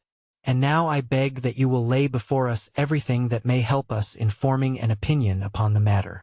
"Alas," replied our visitor, "the very horror of my situation lies in the fact that my fears are so vague, and my suspicions depend so entirely upon small points, which might seem trivial to another, that even he to whom of all others I have a right to look for help and advice looks upon all that I tell him about it as the fancies of a nervous woman.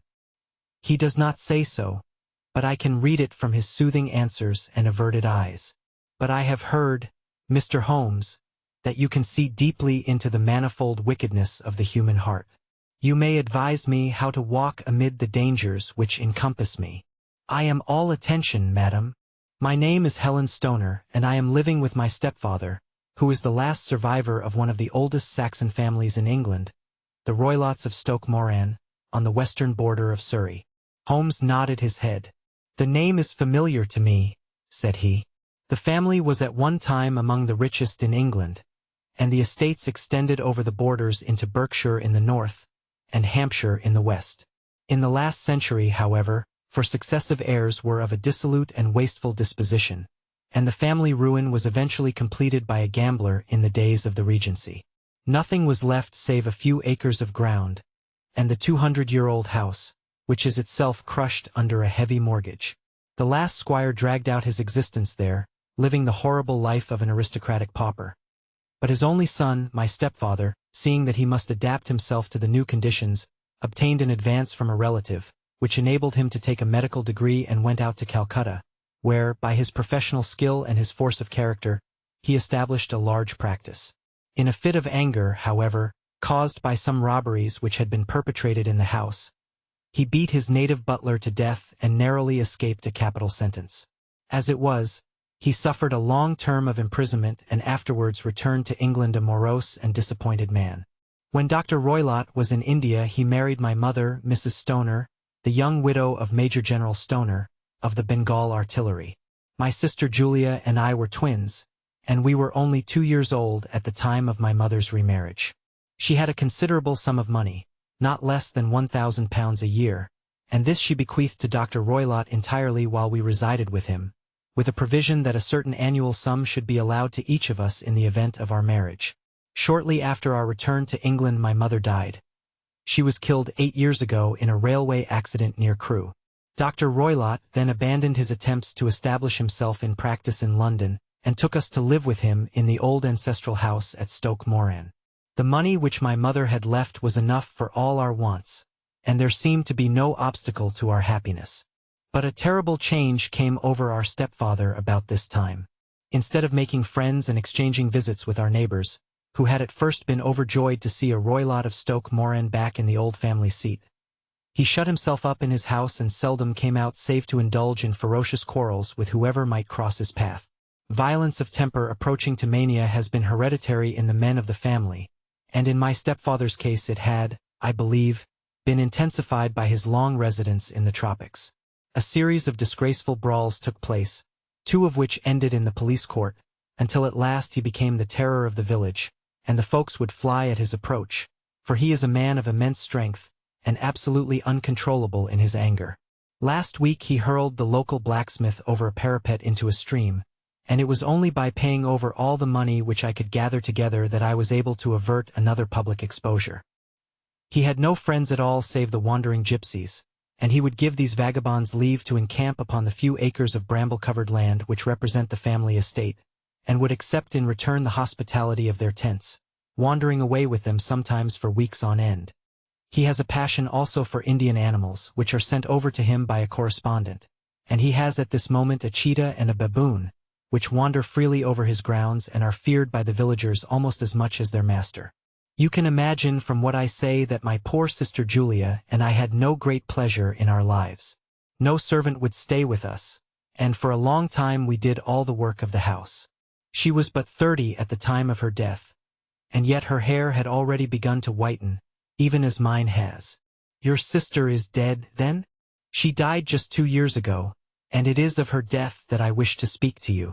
You can understand that, living the life which I have described, we were little likely to see anyone of our own age and position. We had, however, an aunt, my mother's maiden sister, Miss Honoria Westphale, who lives near Harrow, and we were occasionally allowed to pay short visits at this lady's house. Julia went there at Christmas 2 years ago, and met there a half-pay major of Marines, to whom she became engaged. My stepfather learned of the engagement when my sister returned and offered no objection to the marriage, but within a fortnight of the day which had been fixed for the wedding, the terrible event occurred which has deprived me of my only companion. Sherlock Holmes had been leaning back in his chair with his eyes closed and his head sunk in a cushion, but he half opened his lids now and glanced across at his visitor.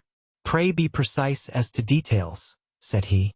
"It is easy for me to be so, for every event of that dreadful time is seared into my memory. The manor house is, as I have already said, very old, and only one wing is now inhabited. The bedrooms in this wing are on the ground floor, the sitting rooms being in the central block of the buildings. Of these bedrooms the first is Dr. Roylott's, the second my sister's, and the third my own. There is no communication between them, but they all open out into the same corridor. Do I make myself plain? Perfectly so. The windows of the 3 rooms open out upon the lawn. That fatal night Dr. Roylott had gone to his room early, though we knew that he had not retired to rest, for my sister was troubled by the smell of the strong Indian cigars which it was his custom to smoke. She left her room, therefore, and came into mine, where she sat for some time, chatting about her approaching wedding. At 11 o'clock she rose to leave me, but she paused at the door and looked back. "Tell me, Helen," said she, "have you ever heard anyone whistle in the dead of the night?" "Never," said I. "I suppose that you could not possibly whistle yourself in your sleep?" "Certainly not." "But why?" "Because during the last few nights I have always, about 3 in the morning, heard a low, clear whistle. I am a light sleeper, and it has awakened me. I cannot tell where it came from. Perhaps from the next room, perhaps from the lawn. I thought that I would just ask you whether you had heard it." "No, I have not. It must be those wretched gypsies in the plantation." "Very likely. And yet, if it were on the lawn, I wonder that you did not hear it also. Ah, but I sleep more heavily than you. Well, it is of no great consequence, at any rate. She smiled back at me, closed my door, and a few moments later I heard her key turn in the lock. Indeed, said Holmes. Was it your custom always to lock yourselves in at night? Always. And why? I think that I mentioned to you that the doctor kept a cheetah and a baboon. We had no feeling of security unless our doors were locked. Quite so. Pray proceed with your statement. I could not sleep that night. A vague feeling of impending misfortune impressed me. My sister and I, you will recollect, were twins, and you know how subtle are the links which bind two souls which are so closely allied. It was a wild night. The wind was howling outside, and the rain was beating and splashing against the windows. Suddenly, amid all the hubbub of the gale, there burst forth the wild scream of a terrified woman. I knew that it was my sister's voice. I sprang from my bed, wrapped a shawl round me, and rushed into the corridor. As I opened my door, I seemed to hear a low whistle, such as my sister described, and a few moments later a clanging sound, as if a mass of metal had fallen. As I ran down the passage, my sister's door was unlocked, and revolved slowly upon its hinges. I stared at it horror-stricken, not knowing what was about to issue from it. By the light of the corridor lamp I saw my sister appear at the opening, her face blanched with terror, her hands groping for help, her whole figure swaying to and fro like that of a drunkard. I ran to her and threw my arms round her, but at that moment her knees seemed to give way and she fell to the ground. She writhed as one who is in terrible pain, and her limbs were dreadfully convulsed. At first I thought that she had not recognized me, but as I bent over her she suddenly shrieked out in a voice which I shall never forget, "Oh my God! Helen!" It was the band, the speckled band. There was something else which she would fain have said, and she stabbed with her finger into the air in the direction of the doctor's room, but a fresh convulsion seized her and choked her words. I rushed out, calling loudly for my stepfather, and I met him hastening from his room in his dressing gown. When he reached my sister's side she was unconscious, and though he poured brandy down her throat and sent for medical aid from the village, all efforts were in vain, for she slowly sank and died without having recovered her consciousness. Such was the dreadful end of my beloved sister. "One moment," said Holmes. "Are you sure about this whistle and metallic sound? Could you swear to it?" "That was what the county coroner asked me at the inquiry. It is my strong impression that I heard it, and yet, among the crash of the gale and the creaking of an old house, I may possibly have been deceived." "Was your sister dressed?" "No, she was in her nightdress. In her right hand was found the charred stump of a match, and in her left a matchbox, showing that she had struck a light and looked about her when the alarm took place. That is important." "And what conclusions did the coroner come to?" "He investigated the case with great care, for Dr. Roylett's conduct had long been notorious in the county, but he was unable to find any satisfactory cause of death. My evidence showed that the door had been fastened upon the inner side, and the windows were blocked by old-fashioned shutters with broad iron bars, which were secured every night. The walls were carefully sounded, and were shown to be quite solid all round, and the flooring was also thoroughly examined, with the same result. The chimney is wide, but is barred up by 4 large staples. It is certain, therefore, that my sister was quite alone when she met her end. Besides, there were no marks of any violence upon her. How about poison? The doctors examined her for it, but without success. What do you think that this unfortunate lady died of, then? It is my belief that she died of pure fear and nervous shock, though what it was that frightened her I cannot imagine. Were there gypsies in the plantation at the time? Yes, there are nearly always some there. Ah, and what did you gather from this allusion to a band? A speckled band? Sometimes I have thought that it was merely the wild talk of delirium, sometimes that it may have referred to some band of people, perhaps to these very gypsies in the plantation. I do not know whether the spotted handkerchiefs which so many of them wear over their heads might have suggested the strange adjective which she used. Holmes shook his head like a man who is far from being satisfied. "These are very deep waters," said he. "Pray go on with your narrative. 2 years have passed since then, and my life has been until lately lonelier than ever. A month ago, however, a dear friend, whom I have known for many years, has done me the honor to ask my hand in marriage. His name is Armitage, Percy Armitage, the second son of Mr. Armitage of Cranewater, near Reading. My stepfather has offered no opposition to the match, and we are to be married in the course of the spring. 2 days ago some repairs were started in the west wing of the building, and my bedroom wall has been pierced, so that I have had to move into the chamber in which my sister died, and to sleep in the very bed in which she slept. Imagine, then, my thrill of terror when last night, as I lay awake, thinking over her terrible fate, I suddenly heard in the silence of the night the low whistle which had been the herald of her own death. I sprang up and lit the lamp, but nothing was to be seen in the room. I was too shaken to go to bed again, however, so I dressed, and as soon as it was daylight I slipped down, got a dog-cart at the Crown Inn, which is opposite, and drove to Leatherhead, from whence I have come on this morning with the one object of seeing you and asking your advice. You have done wisely, said my friend. But have you told me all? Yes, all. Miss Roylott, you have not. You are screening your stepfather. Why, what do you mean? For answer Holmes pushed back the frill of black lace which fringed the hand that lay upon our visitor's knee. 5 little livid spots, the marks of 4 fingers and a thumb, were printed upon the white wrist. You have been cruelly used, said Holmes. The lady colored deeply and covered over her injured wrist. He is a hard man, she said, and perhaps he hardly knows his own strength. There was a long silence, during which Holmes leaned his chin upon his hands and stared into the crackling fire. This is a very deep business, he said at last. There are 1,000 details which I should desire to know before I decide upon our course of action. Yet we have not a moment to lose.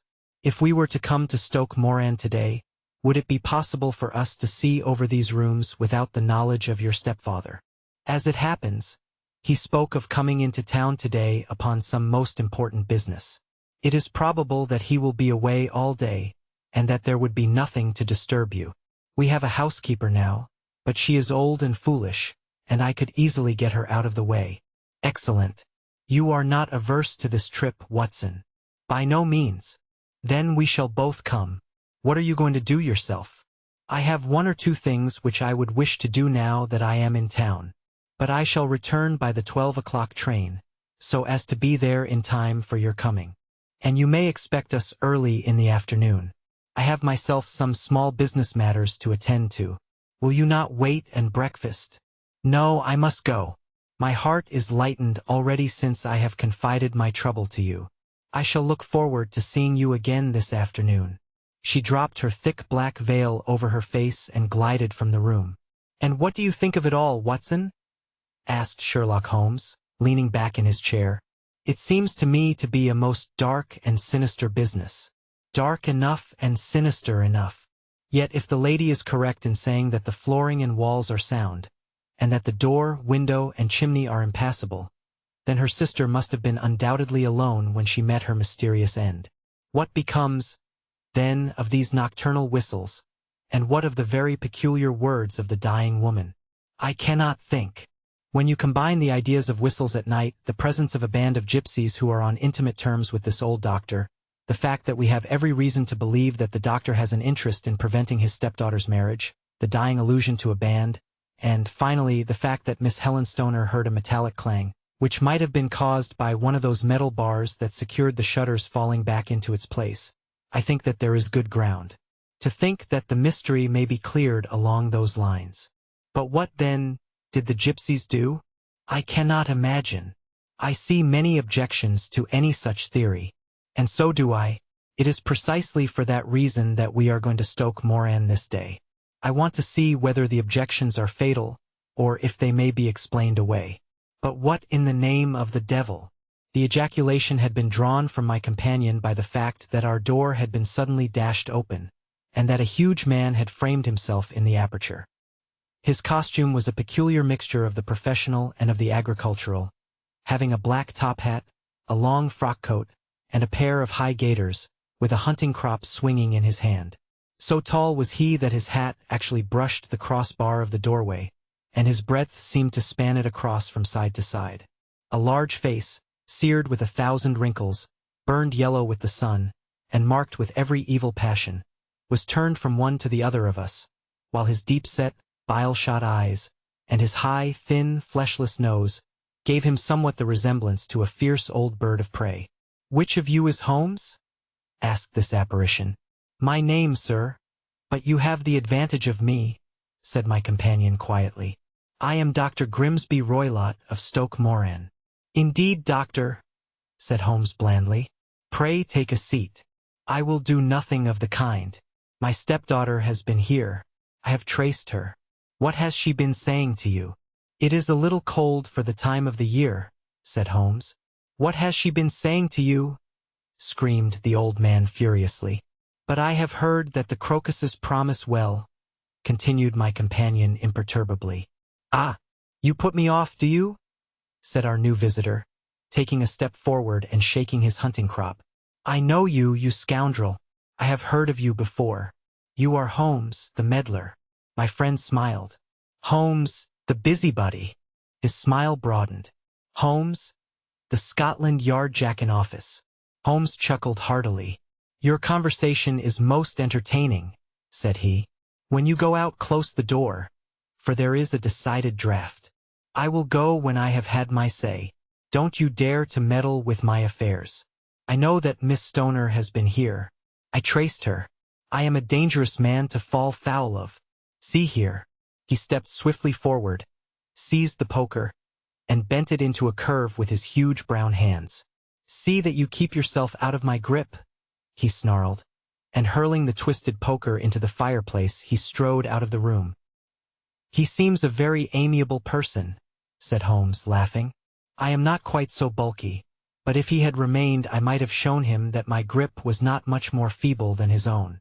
As he spoke he picked up the steel poker and, with a sudden effort, straightened it out again. Fancy his having the insolence to confound me with the official detective force. This incident gives zest to our investigation, however, and I only trust that our little friend will not suffer from her imprudence in allowing this brute to trace her. And now, Watson, we shall order breakfast, and afterwards I shall walk down to Doctors' Commons, where I hope to get some data which may help us in this matter. It was nearly 1 o'clock when Sherlock Holmes returned from his excursion. He held in his hand a sheet of blue paper, scrawled over with notes and figures. "I have seen the will of the deceased wife," said he. "To determine its exact meaning I have been obliged to work out the present prices of the investments with which it is concerned. The total income, which at the time of the wife's death was little short of £1,100, is now, through the fall in agricultural prices, not more than £750.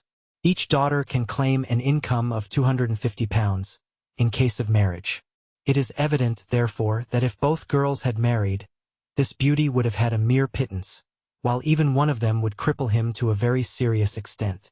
My morning's work has not been wasted, since it has proved that he has the very strongest motives for standing in the way of anything of the sort. And now, Watson, this is too serious for dawdling, especially as the old man is aware that we are interesting ourselves in his affairs. So if you are ready, we shall call a cab and drive to Waterloo.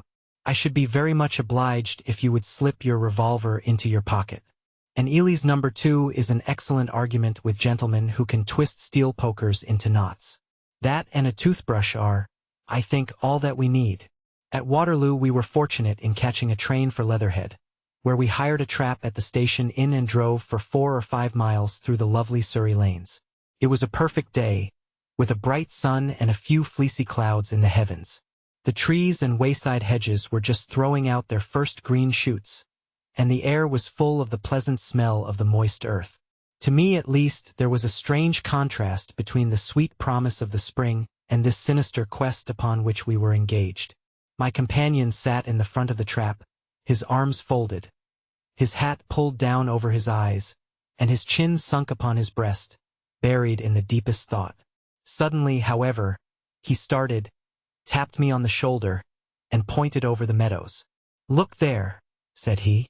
A heavily timbered park stretched up in a gentle slope, thickening into a grove at the highest point. From amid the branches there jutted out the grey gables and high roof-tree of a very old mansion. "Stoke Moran?" said he. "Yes, sir," "That be the house of Dr. Grimsby Roylott," remarked the driver. "There is some building going on there," said Holmes. "That is where we are going." "There's the village," said the driver, pointing to a cluster of roofs some distance to the left. "But if you want to get to the house, you'll find it shorter to get over this stile and so by the footpath over the fields. There it is, where the lady is walking." "And the lady, I fancy, is Miss Stoner," observed Holmes, shading his eyes. "Yes, I think we had better do as you suggest." We got off, paid our fare, and the trap rattled back on its way to Leatherhead. "I thought it as well," said Holmes as we climbed the stile, "that this fellow should think we had come here as architects or on some definite business. It may stop his gossip. Good afternoon, Miss Stoner. You see that we have been as good as our word." Our client of the morning had hurried forward to meet us with a face which spoke her joy.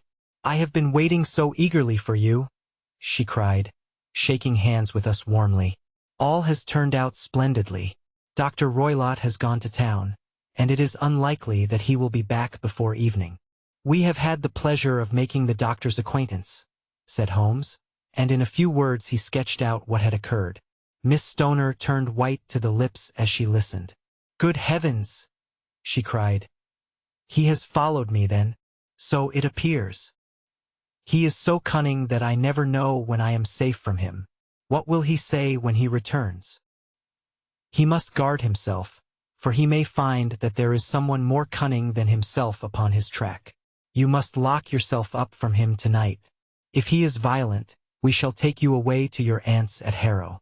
Now, we must make the best use of our time, so kindly take us at once to the rooms which we are to examine."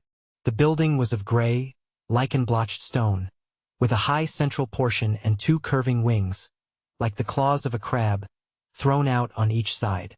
In one of these wings the windows were broken and blocked with wooden boards, while the roof was partly caved in, a picture of ruin.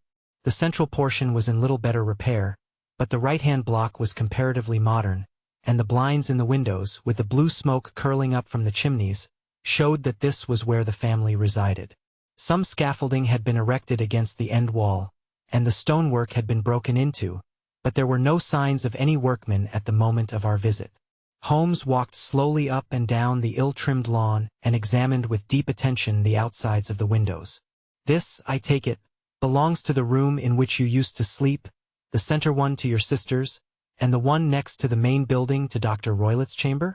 "Exactly so, but I am now sleeping in the middle one. Pending the alterations, as I understand. By the way, there does not seem to be any very pressing need for repairs at that end wall." There were none. I believe that it was an excuse to move me from my room. "Ah, that is suggestive. Now, on the other side of this narrow wing runs the corridor from which these three rooms open. There are windows in it, of course." "Yes, but very small ones. Too narrow for anyone to pass through. As you both locked your doors at night, your rooms were unapproachable from that side. Now, would you have the kindness to go into your room and bar your shutters?" Miss Stoner did so, and Holmes, after a careful examination through the open window, endeavored in every way to force the shutter open, but without success. There was no slit through which a knife could be passed to raise the bar. Then with his lens he tested the hinges, but they were of solid iron, built firmly into the massive masonry. Said he, scratching his chin in some perplexity. "My theory certainly presents some difficulties.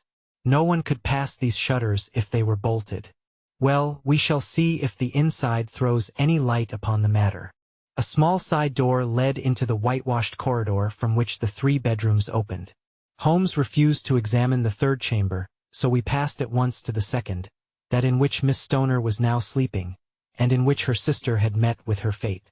It was a homely little room, with a low ceiling and a gaping fireplace, after the fashion of old country houses. A brown chest of drawers stood in one corner, a narrow white counterpaned bed in another, and a dressing table on the left-hand side of the window. These articles, with two small wickerwork chairs, made up all the furniture in the room save for a square of Wilton carpet in the center. The boards round and the paneling of the walls were of brown, worm-eaten oak, so old and discolored that it may have dated from the original building of the house. Holmes drew one of the chairs into a corner and sat silent, while his eyes traveled round and up and down, taking in every detail of the apartment. "Where does that bell communicate with?" he asked at last, pointing to a thick bell rope which hung down beside the bed, the tassel actually lying upon the pillow. "It goes to the housekeeper's room." "It looks newer than the other things?" "Yes, it was only put there a couple of years ago." "Your sister asked for it, I suppose?" "No, I never heard of her using it. We used always to get what we wanted for ourselves." "Indeed, it seemed unnecessary to put so nice a bell pull there. You will excuse me for a few minutes while I satisfy myself as to this floor."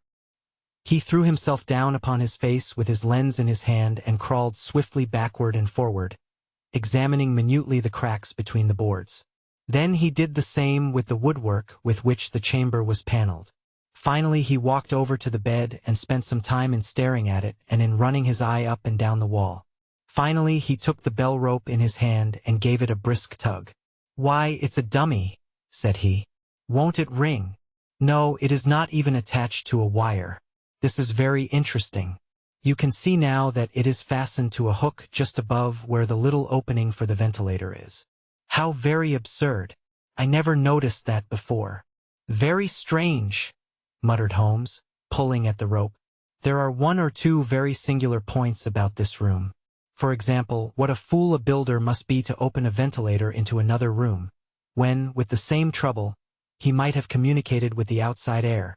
"That is also quite modern," said the lady. "Done about the same time as the bell rope?" remarked Holmes. "Yes, there were several little changes carried out about that time. They seem to have been of a most interesting character, dummy bell ropes and ventilators which do not ventilate. With your permission, Miss Stoner, we shall now carry our researches into the inner apartment." Dr. Grimsby Roylott's chamber was larger than that of his stepdaughter, but was as plainly furnished. A camp bed, a small wooden shelf full of books, mostly of a technical character, an armchair beside the bed, a plain wooden chair against the wall, a round table, and a large iron safe were the principal things which met the eye. Holmes walked slowly round and examined each and all of them with the keenest interest. "What's in here?" he asked, tapping the safe. "My stepfather's business papers." "Oh, you have seen inside, then?" "Only once, some years ago. I remember that it was full of papers." "There isn't a cat in it, for example?" No. "What a strange idea. Well, look at this." He took up a small saucer of milk which stood on the top of it. "No, we don't keep a cat. But there is a cheetah and a baboon." "Ah, yes, of course. Well, a cheetah is just a big cat, and yet a saucer of milk does not go very far in satisfying its wants, I dare say. There is one point which I should wish to determine." He squatted down in front of the wooden chair and examined the seat of it with the greatest attention. "Thank you. That is quite settled," said he, rising and putting his lens in his pocket. "Hullo! Here is something interesting." The object which had caught his eye was a small dog lash hung on one corner of the bed. The lash, however, was curled upon itself and tied so as to make a loop of whipcord. "What do you make of that, Watson?" "It's a common enough lash. But I don't know why it should be tied." "That is not quite so common, is it?" "Ah, me. It's a wicked world. And when a clever man turns his brains to crime, it is the worst of all. I think that I have seen enough now, Miss Stoner, and with your permission we shall walk out upon the lawn." I had never seen my friend's face so grim or his brow so dark as it was when we turned from the scene of this investigation. We had walked several times up and down the lawn, neither Miss Stoner nor myself liking to break in upon his thoughts before he roused himself from his reverie. "It is very essential, Miss Stoner," said he, "that you should absolutely follow my advice in every respect." "I shall most certainly do so. The matter is too serious for any hesitation. Your life may depend upon your compliance. I assure you that I am in your hands. In the first place, both my friend and I must spend the night in your room." Both Miss Stoner and I gazed at him in astonishment. "Yes, it must be so. Let me explain. I believe that that is the village inn over there." "Yes, that is the Crown." "Very good. Your windows would be visible from there." "Certainly. You must confine yourself to your room on pretense of a headache, when your stepfather comes back. Then when you hear him retire for the night, you must open the shutters of your window, undo the hasp, put your lamp there as a signal to us, and then withdraw quietly with everything which you are likely to want into the room which you used to occupy. I have no doubt that, in spite of the repairs, you could manage there for one night. Oh yes, easily. The rest you will leave in our hands. But what will you do? We shall spend the night in your room, and we shall investigate the cause of this noise which has disturbed you. I believe, Mr. Holmes, that you have already made up your mind, said Miss Stoner, laying her hand upon my companion's sleeve. Perhaps I have. Then, for pity's sake, tell me what was the cause of my sister's death. I should prefer to have clearer proofs before I speak. You can at least tell me whether my own thought is correct, and if she died from some sudden fright. No, I do not think so. I think that there was probably some more tangible cause. And now, Miss Stoner, we must leave you, for if Dr. Roylott returned and saw us, our journey would be in vain. Goodbye, and be brave, for if you will do what I have told you, you may rest assured that we shall soon drive away the dangers that threaten you. Sherlock Holmes and I had no difficulty in engaging a bedroom and sitting room at the Crown Inn. They were on the upper floor, and from our window we could command a view of the avenue gate, and of the inhabited wing of Stoke Moran Manor House. At dusk we saw Dr. Grimsby Roylott drive past, his huge form looming up beside the little figure of the lad who drove him. The boy had some slight difficulty in undoing the heavy iron gates, and we heard the hoarse roar of the doctor's voice and saw the fury with which he shook his clenched fists at him. The Adventures of Sherlock Holmes. Chapter 9. The Adventure of the Engineer's Thumb. Of all the problems which have been submitted to my friend, Mr. Sherlock Holmes, for solution during the years of our intimacy, there were only two which I was the means of introducing to his notice, that of Mr. Hatherley's thumb and that of Colonel Warburton's madness. Of these the latter may have afforded a finer field for an acute and original observer, but the other was so strange in its inception and so dramatic in its details that it may be the more worthy of being placed upon record, even if it gave my friend fewer openings for those deductive methods of reasoning by which he achieved such remarkable results. The story has, I believe, been told more than once in the newspapers, but, like all such narratives, its effect is much less striking when set forth in block in a single half-column of print than when the facts slowly evolve before your own eyes, and the mystery clears gradually away as each new discovery furnishes a step which leads on to the complete truth. At the time the circumstances made a deep impression upon me, and the lapse of 2 years has hardly served to weaken the effect. It was in the summer of '89, not long after my marriage, that the events occurred which I am now about to summarize. I had returned to civil practice and had finally abandoned Holmes in his Baker Street rooms, although I continually visited him and occasionally even persuaded him to forego his bohemian habits so far as to come and visit us. My practice had steadily increased, and as I happened to live at no very great distance from Paddington Station, I got a few patients from among the officials.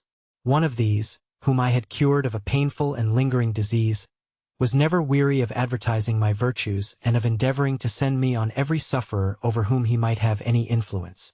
One morning, at a little before 7 o'clock, I was awakened by the maid tapping at the door to announce that 2 men had come from Paddington and were waiting in the consulting room. I dressed hurriedly, for I knew by experience that railway cases were seldom trivial, and hastened downstairs. As I descended, my old ally, the guard, came out of the room and closed the door tightly behind him. "I've got him here," he whispered, jerking his thumb over his shoulder. "He's all right." "What is it, then?" I asked, for his manner suggested that it was some strange creature which he had caged up in my room. "It's a new patient," he whispered. "I thought I'd bring him round myself. Then he couldn't slip away. There he is, all safe and sound. I must go now, doctor. I have my duties just the same as you." And off he went, this trusty tout, without even giving me time to thank him.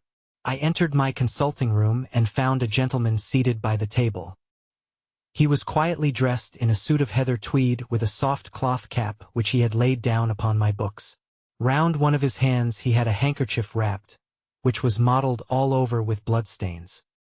He was young, not more than 25, I should say, with a strong masculine face, but he was exceedingly pale and gave me the impression of a man who was suffering from some strong agitation, which it took all his strength of mind to control.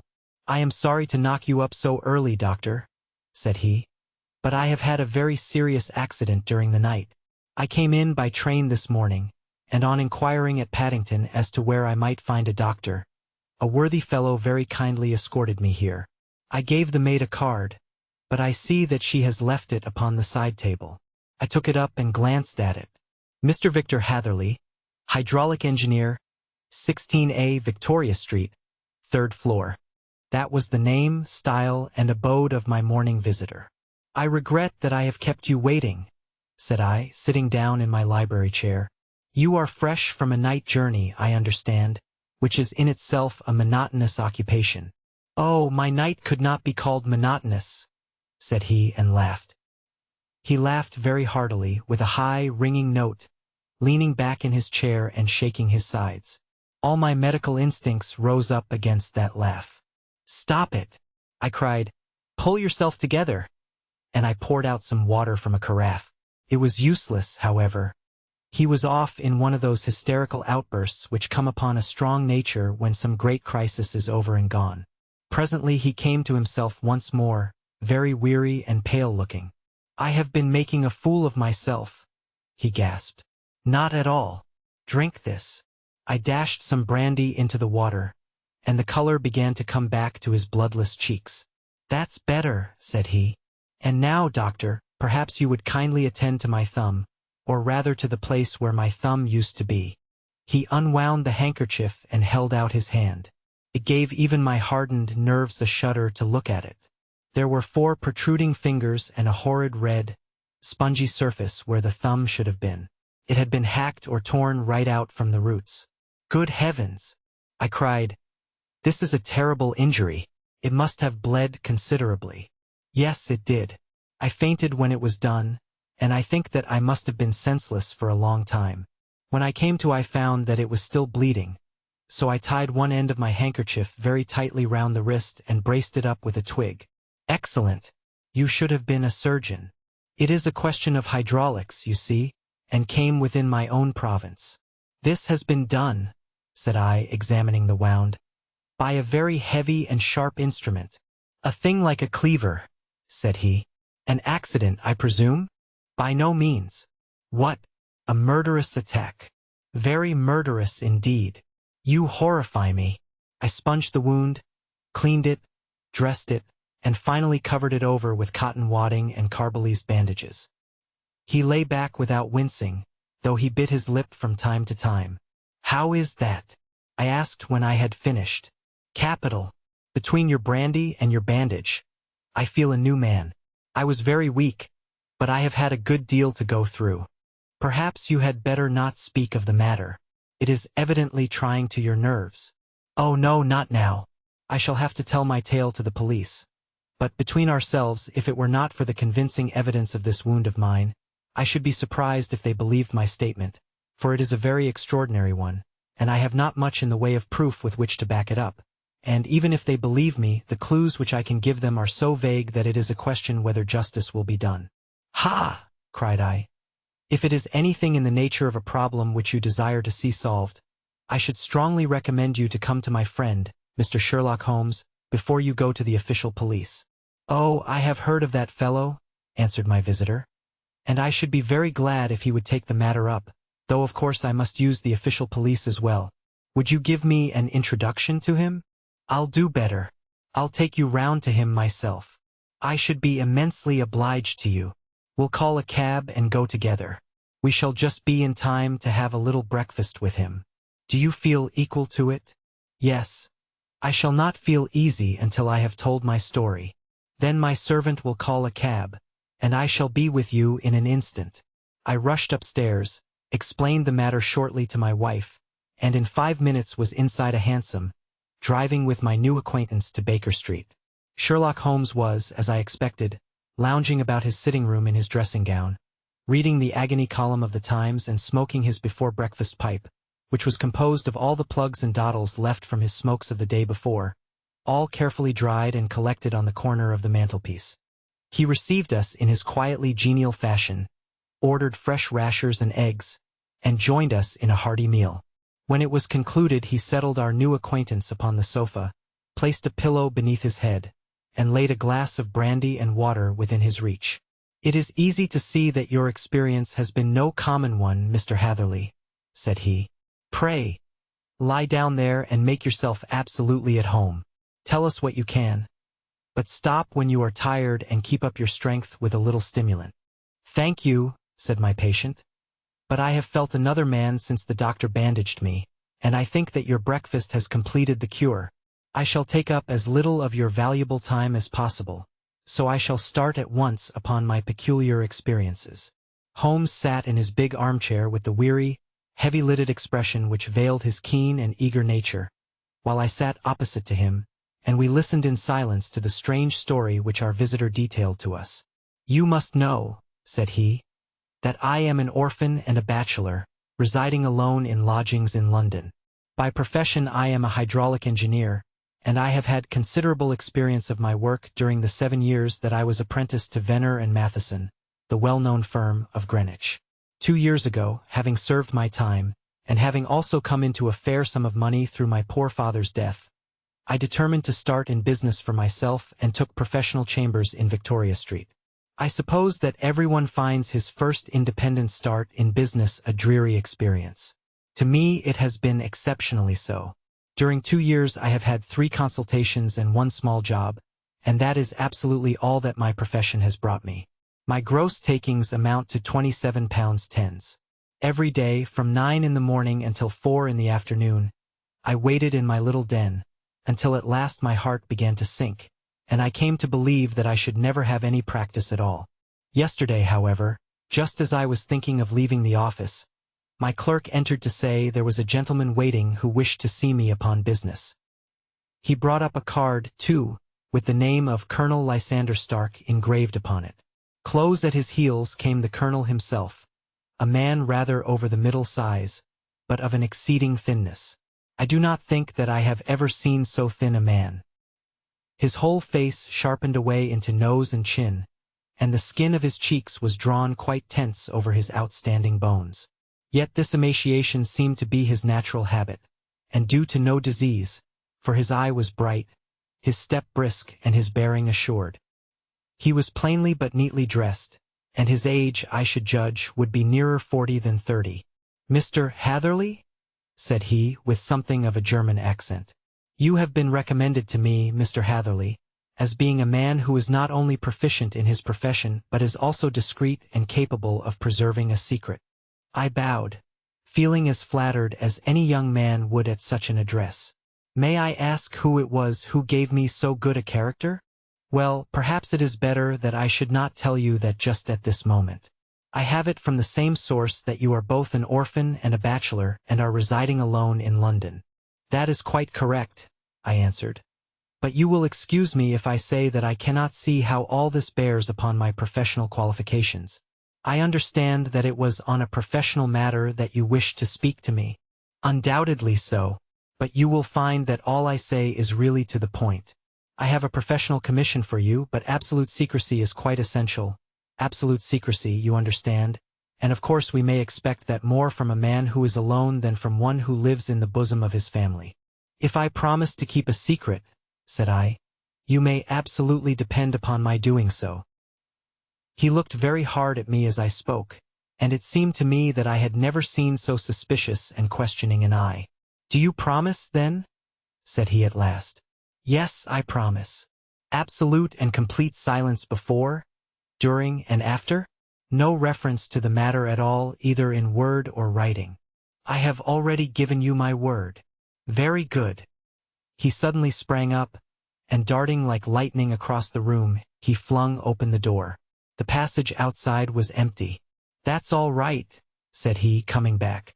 "I know that clerks are sometimes curious as to their master's affairs. Now we can talk in safety." He drew up his chair very close to mine and began to stare at me again with the same questioning and thoughtful look. A feeling of repulsion, and of something akin to fear, had begun to rise within me at the strange antics of this fleshless man. Even my dread of losing a client could not restrain me from showing my impatience. "I beg that you will state your business, sir," said I.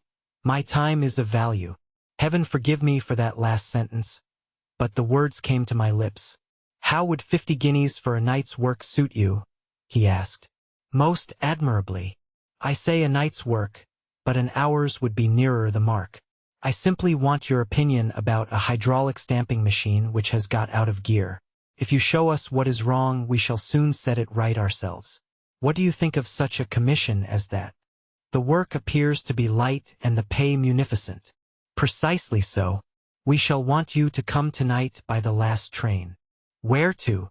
"To Ayford, in Berkshire. It is a little place near the borders of Oxfordshire, and within 7 miles of Reading. There is a train from Paddington which would bring you there at about 11:15. "Very good. I shall come down in a carriage to meet you." "There is a drive, then?" "Yes, our little place is quite out in the country. It is a good 7 miles from Ayford station. Then we can hardly get there before midnight. I suppose there would be no chance of a train back. I should be compelled to stop the night." "Yes, we could easily give you a shakedown." "That is very awkward. Could I not come at some more convenient hour?" "We have judged it best that you should come late. It is to recompense you for any inconvenience that we are paying to you, a young and unknown man, a fee which would buy an opinion from the very heads of your profession. Still, of course, if you would like to draw out of the business, there is plenty of time to do so." I thought of the 50 guineas, and of how very useful they would be to me. "Not at all," said I. "I shall be very happy to accommodate myself to your wishes. I should like, however, to understand a little more clearly what it is that you wish me to do." "Quite so. It is very natural that the pledge of secrecy which we have exacted from you should have aroused your curiosity. I have no wish to commit you to anything without your having it all laid before you. I suppose that we are absolutely safe from eavesdroppers." "Entirely." "Then the matter stands thus. You are probably aware that Fuller's earth is a valuable product, and that it is only found in 1 or 2 places in England." "I have heard so. Some little time ago I bought a small place, a very small place within 10 miles of Reading. I was fortunate enough to discover that there was a deposit of Fuller's earth in one of my fields. On examining it, however, I found that this deposit was a comparatively small one, and that it formed a link between 2 very much larger ones upon the right and left, both of them, however, in the grounds of my neighbors. These good people were absolutely ignorant that their land contained that which was quite as valuable as a gold mine. Naturally, it was to my interest to buy their land before they discovered its true value, but unfortunately I had no capital by which I could do this. I took a few of my friends into the secret, however, and they suggested that we should quietly and secretly work our own little deposit, and that in this way we should earn the money which would enable us to buy the neighboring fields. This we have now been doing for some time, and in order to help us in our operations we erected a hydraulic press. This press, as I have already explained, has got out of order, and we wish your advice upon the subject. We guard our secret very jealously, however, and if it once became known that we had hydraulic engineers coming to our little house, it would soon rouse inquiry, and then, if the facts came out, it would be goodbye to any chance of getting these fields and carrying out our plans. That is why I have made you promise me that you will not tell a human being that you are going to Ayford tonight. I hope that I make it all plain." "I quite follow you," said I. "The only point which I could not quite understand was what use you could make of a hydraulic press in excavating Fuller's earth, which, as I understand, is dug out like gravel from a pit." "Ah," said he carelessly, "we have our own process. We compress the earth into bricks, so as to remove them without revealing what they are. But that is a mere detail. I have taken you fully into my confidence now, Mr. Hatherley, and I have shown you how I trust you." He rose as he spoke. "I shall expect you, then, at Ayford at 11:15. I shall certainly be there, and not a word to a soul." He looked at me with a last long, questioning gaze, and then, pressing my hand in a cold, dank grasp, he hurried from the room. Well, when I came to think it all over in cool blood, I was very much astonished, as you may both think, at this sudden commission which had been entrusted to me.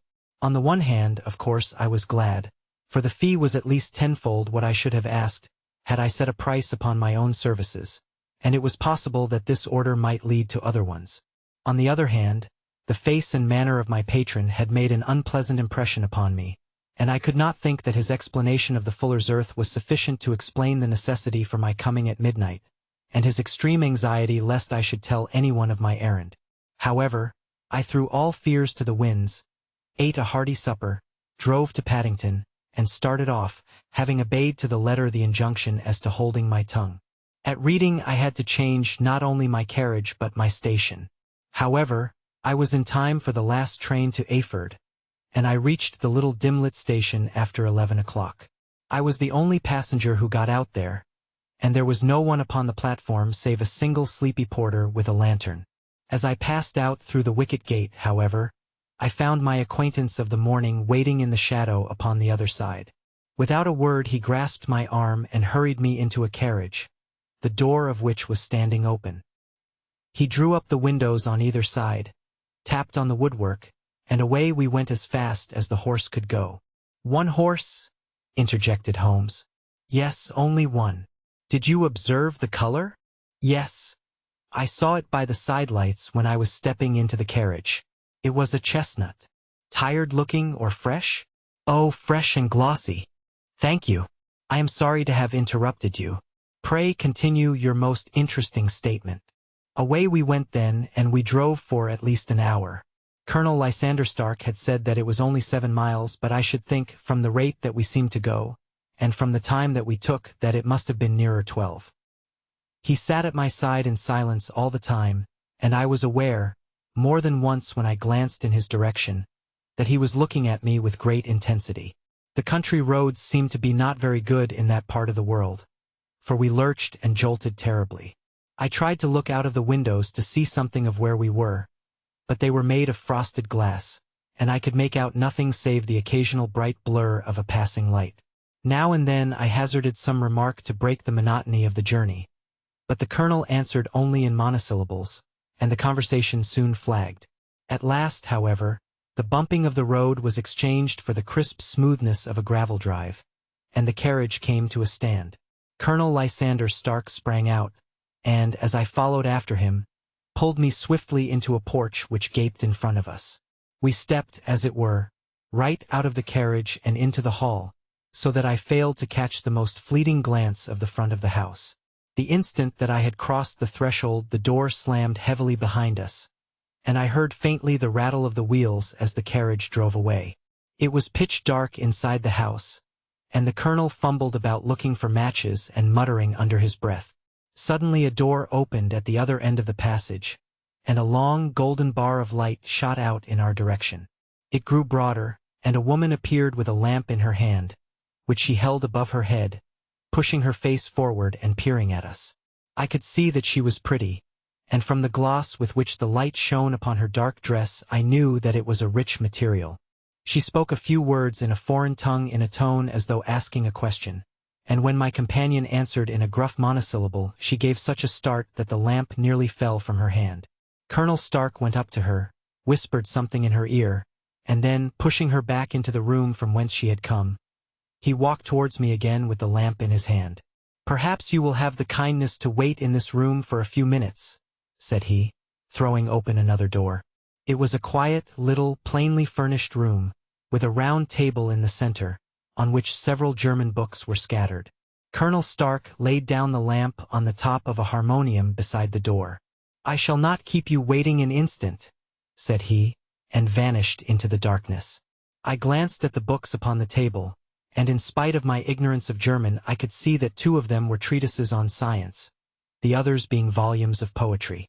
Then I walked across to the window, hoping that I might catch some glimpse of the countryside, but an oak shutter, heavily barred, was folded across it. It was a wonderfully silent house. There was an old clock ticking loudly somewhere in the passage, but otherwise everything was deadly still. A vague feeling of uneasiness began to steal over me. Who were these German people, and what were they doing living in this strange, out-of-the-way place? And where was the place? I was 10 miles or so from Ayford. That was all I knew, but whether north, south, east, or west I had no idea. For that matter, Reading, and possibly other large towns, were within that radius, so the place might not be so secluded, after all. Yet it was quite certain, from the absolute stillness, that we were in the country.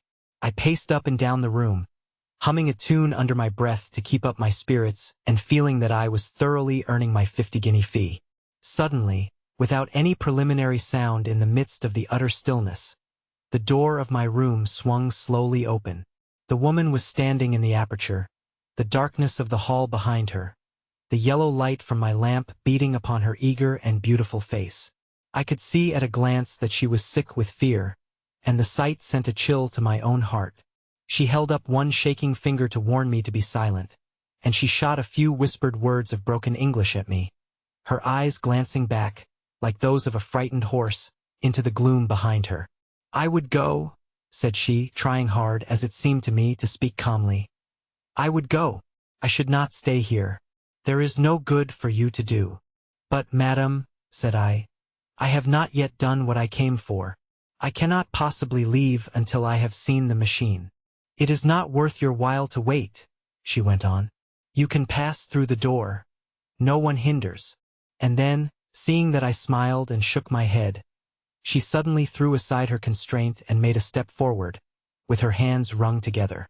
"For the love of heaven," she whispered, "get away from here before it is too late." But I am somewhat headstrong by nature, and the more ready to engage in an affair when there is some obstacle in the way.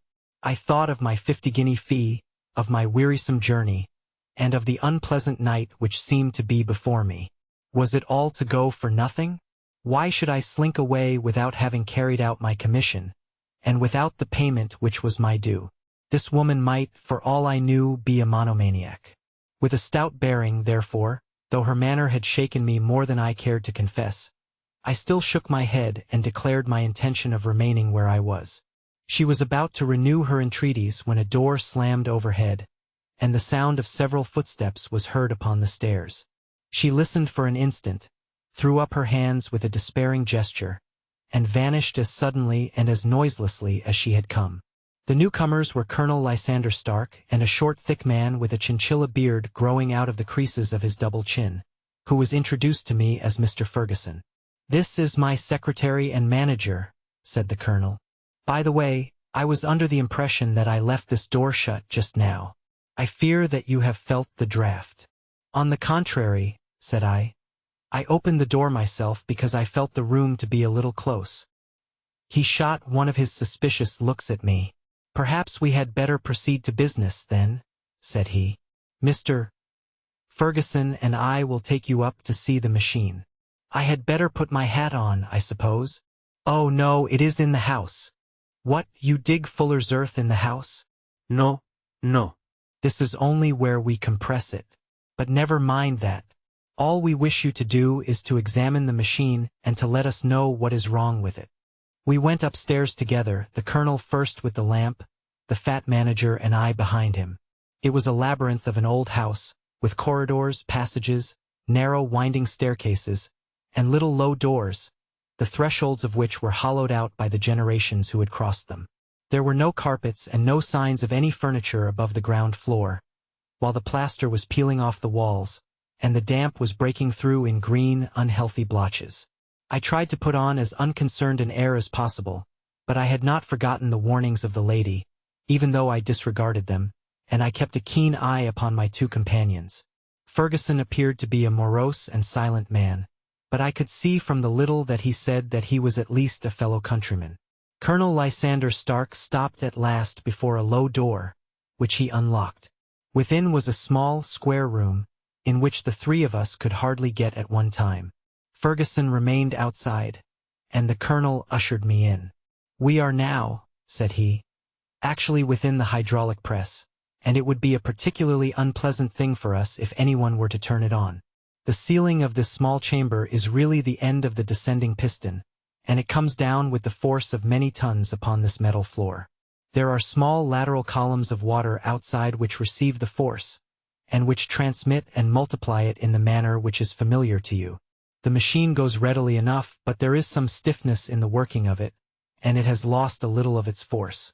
Perhaps you will have the goodness to look it over and to show us how we can set it right." I took the lamp from him, and I examined the machine very thoroughly. It was indeed a gigantic one, and capable of exercising enormous pressure. When I passed outside, however, and pressed down the levers which controlled it, I knew at once by the whishing sound that there was a slight leakage, which allowed a regurgitation of water through one of the side cylinders. An examination showed that one of the India rubber bands, which was round the head of a driving rod, had shrunk so as not quite to fill the socket along which it worked. This was clearly the cause of the loss of power, and I pointed it out to my companions, who followed my remarks very carefully and asked several practical questions as to how they should proceed to set it right. When I had made it clear to them, I returned to the main chamber of the machine and took a good look at it to satisfy my own curiosity. It was obvious at a glance that the story of the fuller's earth was the merest fabrication, for it would be absurd to suppose that so powerful an engine could be designed for so inadequate a purpose. The walls were of wood, but the floor consisted of a large iron trough, and when I came to examine it I could see a crust of metallic deposit all over it. I had stooped and was scraping at this to see exactly what it was when I heard a muttered exclamation in German and saw the cadaverous face of the colonel looking down at me. "What are you doing there?" he asked. I felt angry at having been tricked by so elaborate a story as that which he had told me. "I was admiring your fuller's earth," said I. "I think that I should be better able to advise you as to your machine if I knew what the exact purpose was for which it was used." The instant that I uttered the words I regretted the rashness of my speech. His face set hard, and a baleful light sprang up in his gray eyes. "Very well," said he. "You shall know all about the machine." He took a step backward, slammed the little door, and turned the key in the lock. I rushed towards it and pulled at the handle, but it was quite secure, and did not give in the least to my kicks and shoves. "Hello!" I yelled. "Hello! Colonel. Let me out." And then suddenly in the silence I heard a sound which sent my heart into my mouth. It was the clank of the levers and the swish of the leaking cylinder. He had set the engine at work. The lamp still stood upon the floor where I had placed it when examining the trough. By its light I saw that the black ceiling was coming down upon me, slowly, jerkily, but, as none knew better than myself, with a force which must within a minute grind me to a shapeless pulp.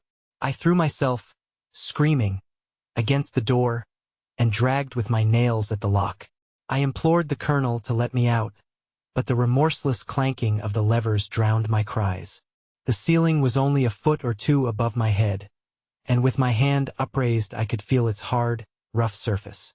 Then it flashed through my mind that the pain of my death would depend very much upon the position in which I met it. If I lay on my face, the weight would come upon my spine, and I shuddered to think of that dreadful snap. Easier the other way, perhaps. And yet, had I the nerve to lie and look up at that deadly black shadow wavering down upon me? Already I was unable to stand erect, when my eye caught something which brought a gush of hope back to my heart. I have said that though the floor and ceiling were of iron, the walls were of wood. As I gave a last hurried glance around, I saw a thin line of yellow light between two of the boards, which broadened and broadened as a small panel was pushed backward. For an instant I could hardly believe that here was indeed a door which led away from death. The next instant I threw myself through, and lay half fainting upon the other side. The panel had closed again behind me, but the crash of the lamp, and a few moments afterwards the clang of the two slabs of metal, told me how narrow had been my escape. I was recalled to myself by a frantic plucking at my wrist, and I found myself lying upon the stone floor of a narrow corridor, while a woman bent over me and tugged at me with her left hand, while she held a candle in her right. It was the same good friend whose warning I had so foolishly rejected. Come, she cried breathlessly. "They will be here in a moment. They will see that you are not there. Oh, do not waste the so precious time, but come." This time, at least, I did not scorn her advice. I staggered to my feet and ran with her along the corridor and down a winding stair. The ladder led to another broad passage, and just as we reached it we heard the sound of running feet and the shouting of two voices, one answering the other from the floor on which we were and from the one beneath. My guide stopped and looked about her like one who is at her wit's end. Then she threw open a door which led into a bedroom, through the window of which the moon was shining brightly. "It is your only chance," said she. "It is high, but it may be that you can jump it." As she spoke, a light sprang into view at the further end of the passage, and I saw the lean figure of Colonel Lysander Stark rushing forward with a lantern in one hand and a weapon like a butcher's cleaver in the other. I rushed across the bedroom, flung open the window, and looked out. How quiet and sweet and wholesome the garden looked in the moonlight, and it could not be more than 30 feet down. I clambered out upon the sill, but I hesitated to jump until I should have heard what passed between my savior and the ruffian who pursued me. If she were ill-used, then at any risks I was determined to go back to her assistance. The thought had hardly flashed through my mind before he was at the door, pushing his way past her. But she threw her arms round him and tried to hold him back. Fritz! "Fritz!" she cried in English. "Remember your promise after the last time. You said it should not be again. He will be silent. Oh, he will be silent. You are mad, Elise!" he shouted, struggling to break away from her. "You will be the ruin of us. He has seen too much. Let me pass, I say." He dashed her to one side, and, rushing to the window, cut at me with his heavy weapon. I had let myself go, and was hanging by the hands to the sill, when his blow fell. I was conscious of a dull pain. My grip loosened, and I fell into the garden below. I was shaken but not hurt by the fall, so I picked myself up and rushed off among the bushes as hard as I could run, for I understood that I was far from being out of danger yet. Suddenly, however, as I ran, a deadly dizziness and sickness came over me. I glanced down at my hand, which was throbbing painfully, and then, for the first time, saw that my thumb had been cut off and that the blood was pouring from my wound. I endeavored to tie my handkerchief round it, but there came a sudden buzzing in my ears, and next moment I fell in a dead faint among the rose bushes. How long I remained unconscious I cannot tell. It must have been a very long time, for the moon had sunk, and a bright morning was breaking when I came to myself. My clothes were all sodden with dew, and my coat sleeve was drenched with blood from my wounded thumb. The smarting of it recalled in an instant all the particulars of my night's adventure, and I sprang to my feet with the feeling that I might hardly yet be safe from my pursuers. But to my astonishment, when I came to look round me, neither house nor garden were to be seen. I had been lying in an angle of the hedge close by the high road, and just a little lower down was a long building, which proved, upon my approaching it, to be the very station at which I had arrived upon the previous night. Were it not for the ugly wound upon my hand, all that had passed during those dreadful hours might have been an evil dream. Half dazed, I went into the station and asked about the morning train. There would be one to Reading in less than an hour. The same porter was on duty, I found, as had been there when I arrived. I inquired of him whether he had ever heard of Colonel Lysander Stark. The name was strange to him. Had he observed a carriage the night before waiting for me? No, he had not. Was there a police station anywhere near? There was one about 3 miles off. It was too far for me to go, weak and ill as I was. I determined to wait until I got back to town before telling my story to the police. It was a little past 6 when I arrived, so I went first to have my wound dressed, and then the doctor was kind enough to bring me along here. I put the case into your hands and shall do exactly what you advise. We both sat in silence for some little time after listening to this extraordinary narrative. Then Sherlock Holmes pulled down from the shelf one of the ponderous commonplace books in which he placed his cuttings. "Here is an advertisement which will interest you," said he. "It appeared in all the papers about a year ago. Listen to this. Lost on the 9th inst. Mr. Jeremiah Haling, aged 26, a hydraulic engineer. Left his lodgings at 10 o'clock at night, and has not been heard of since. Was dressed in, etc., etc." Ah, that represents the last time that the colonel needed to have his machine overhauled, I fancy. "Good heavens!" cried my patient. "Then that explains what the girl said." "Undoubtedly. It is quite clear that the colonel was a cool and desperate man, who was absolutely determined that nothing should stand in the way of his little game, like those out-and-out pirates who will leave no survivor from a captured ship. Well, every moment now is precious. So if you feel equal to it, we shall go down to Scotland Yard at once as a preliminary to starting for Ayford. Some 3 hours or so afterwards we were all in the train together, bound from Reading to the little Berkshire village. There were Sherlock Holmes, the hydraulic engineer, Inspector Bradstreet of Scotland Yard, a plainclothes man, and myself. Bradstreet had spread an ordnance map of the county out upon the seat, and was busy with his compasses drawing a circle with Ayford for its center. "There you are," said he. "That circle is drawn at a radius of 10 miles from the village. The place we want must be somewhere near that line. You said 10 miles, I think, sir. It was an hour's good drive. And you think that they brought you back all that way when you were unconscious? They must have done so. I have a confused memory, too, of having been lifted and conveyed somewhere. What I cannot understand," said I, "is why they should have spared you when they found you lying fainting in the garden." The Adventures of Sherlock Holmes. Chapter 10. The Adventure of the Noble Bachelor. The Lord Street Simon marriage and its curious termination have long ceased to be a subject of interest in those exalted circles in which the unfortunate bridegroom moves. Fresh scandals have eclipsed it, and their more piquant details have drawn the gossips away from this 4-year-old drama. As I have reason to believe, however, that the full facts have never been revealed to the general public, and as my friend Sherlock Holmes had a considerable share in clearing the matter up, I feel that no memoir of him would be complete without some little sketch of this remarkable episode. It was a few weeks before my own marriage, during the days when I was still sharing rooms with Holmes in Baker Street, that he came home from an afternoon stroll to find a letter on the table waiting for him.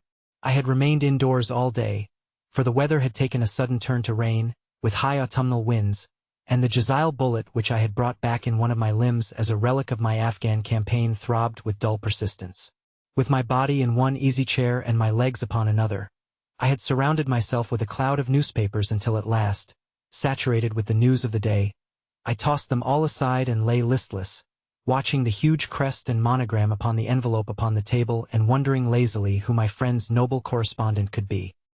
"Here is a very fashionable epistle," I remarked as he entered. "Your morning letters, if I remember right, were from a fishmonger and a tide-waiter." "Yes, my correspondence has certainly the charm of variety," he answered, smiling. "And the humbler are usually the more interesting. This looks like one of those unwelcome social summonses which call upon a man either to be bored or to lie." He broke the seal and glanced over the contents. "Oh, come, it may prove to be something of interest after all." "Not social, then?" "No, distinctly professional." "And from a noble client?" "One of the highest in England." "My dear fellow, I congratulate you. I assure you, Watson, without affectation, that the status of my client is a matter of less moment to me than the interest of his case. It is just possible, however, that that also may not be wanting in this new investigation. You have been reading the papers diligently of late, have you not?"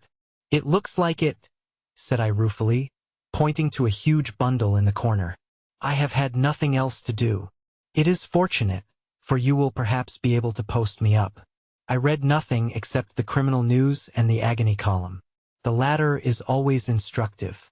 But if you have followed recent events so closely, you must have read about Lord Street Simon and his wedding.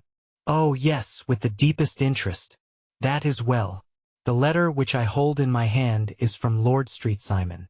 I will read it to you, and in return you must turn over these papers and let me have whatever bears upon the matter. This is what he says. "My dear Mr. Sherlock Holmes, Lord Backwater tells me that I may place implicit reliance upon your judgment and discretion. I have determined, therefore, to call upon you and to consult you in reference to the very painful event which has occurred in connection with my wedding. Mr. Lestrade of Scotland Yard is acting already in the matter, but he assures me that he sees no objection to your cooperation, and that he even thinks that it might be of some assistance. I will call at 4 o'clock in the afternoon, and, should you have any other engagement at that time, I hope that you will postpone it, as this matter is of paramount importance. Yours faithfully, Robert St. Simon. It is dated from Grosvenor Mansions, written with a quill pen, and the noble lord has had the misfortune to get a smear of ink upon the outer side of his right little finger," remarked Holmes as he folded up the epistle. "He says 4 o'clock. It is 3 now. He will be here in an hour. Then I have just time, with your assistance, to get clear upon the subject. Turn over those papers and arrange the extracts in their order of time, while I take a glance as to who our client is. He picked a red-covered volume from a line of books of reference beside the mantelpiece. Here he is, said he, sitting down and flattening it out upon his knee. Lord Robert Walsingham de Vere Street Simon, second son of the Duke of Balmoral. Arms. Azure, 3 caltrops in chief over a fess sable. Born in 1846. He's 41 years of age, which is mature for marriage. Was undersecretary for the colonies in a late administration. The Duke, his father, was at one time secretary for foreign affairs. They inherit Plantagenet blood by direct descent, and Tudor on the distaff side. Well, there is nothing very instructive in all this. I think that I must turn to you, Watson, for something more solid. I have very little difficulty in finding what I want, said I, for the facts are quite recent and the matter struck me as remarkable. I feared to refer them to you, however, as I knew that you had an inquiry on hand and that you disliked the intrusion of other matters. Oh, you mean the little problem of the Grosvenor Square furniture van. That is quite cleared up now, though indeed it was obvious from the first. Pray give me the results of your newspaper selections. Here is the first notice which I can find. It is in the personal column of the Morning Post and dates, as you see, some weeks back. A marriage has been arranged, it says, and will, if rumor is correct, very shortly take place between Lord Robert St. Simon, second son of the Duke of Balmoral, and Miss Hattie Doran, the only daughter of Aloysius Doran, Yesque of San Francisco, California, USA. That is all. Terse and to the point, remarked Holmes, stretching his long, thin legs towards the fire. There was a paragraph amplifying this in one of the society papers of the same week. Here it is. There will soon be a call for protection in the marriage market, for the present free trade principle appears to tell heavily against our home product. One by one, the management of the noble houses of Great Britain is passing into the hands of our fair cousins from across the Atlantic. An important addition has been made during the last week to the list of the prizes which have been borne away by these charming invaders. Lord Street Simon, who has shown himself for over 20 years proof against the little god's arrows, has now definitely announced his approaching marriage with Miss Hattie Doran, the fascinating daughter of a California millionaire. Miss Doran, whose graceful figure and striking face attracted much attention at the Westbury House festivities, is an only child, and it is currently reported that her dowry will run to considerably over the 6 figures, with expectancies for the future. As it is an open secret that the Duke of Balmoral has been compelled to sell his pictures within the last few years, and as Lord St. Simon has no property of his own save the small estate of Birchmoor, it is obvious that the Californian heiress is not the only gainer by an alliance which will enable her to make the easy and common transition from a Republican lady to a British peeress. Anything else? Asked Holmes, yawning. Oh yes, plenty. Then there is another note in the Morning Post to say that the marriage would be an absolutely quiet one, that it would be at St. George's, Hanover Square, that only half a dozen intimate friends would be invited, and that the party would return to the furnished house at Lancaster Gate which has been taken by Mr. Aloysius Doran. 2 days later, that is, on Wednesday last, there is a curt announcement that the wedding had taken place, and that the honeymoon would be passed at Lord Backwater's place, near Petersfield. Those are all the notices which appeared before the disappearance of the bride. Before the what? Asked Holmes with a start. The vanishing of the lady. When did she vanish, then? At the wedding breakfast. Indeed, this is more interesting than it promised to be. Quite dramatic, in fact. Yes. It struck me as being a little out of the common. They often vanish before the ceremony and occasionally during the honeymoon, but I cannot call to mind anything quite so prompt as this. Pray let me have the details. I warn you that they are very incomplete. Perhaps we may make them less so. Such as they are set forth in a single article of a morning paper of yesterday, which I will read to you. It is headed, Singular Occurrence at a Fashionable Wedding. The family of Lord Robert St. Simon has been thrown into the greatest consternation by the strange and painful episodes which have taken place in connection with his wedding.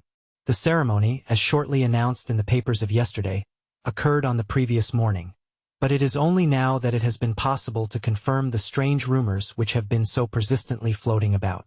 In spite of the attempts of the friends to hush the matter up, so much public attention has now been drawn to it that no good purpose can be served by affecting to disregard what is a common subject for conversation.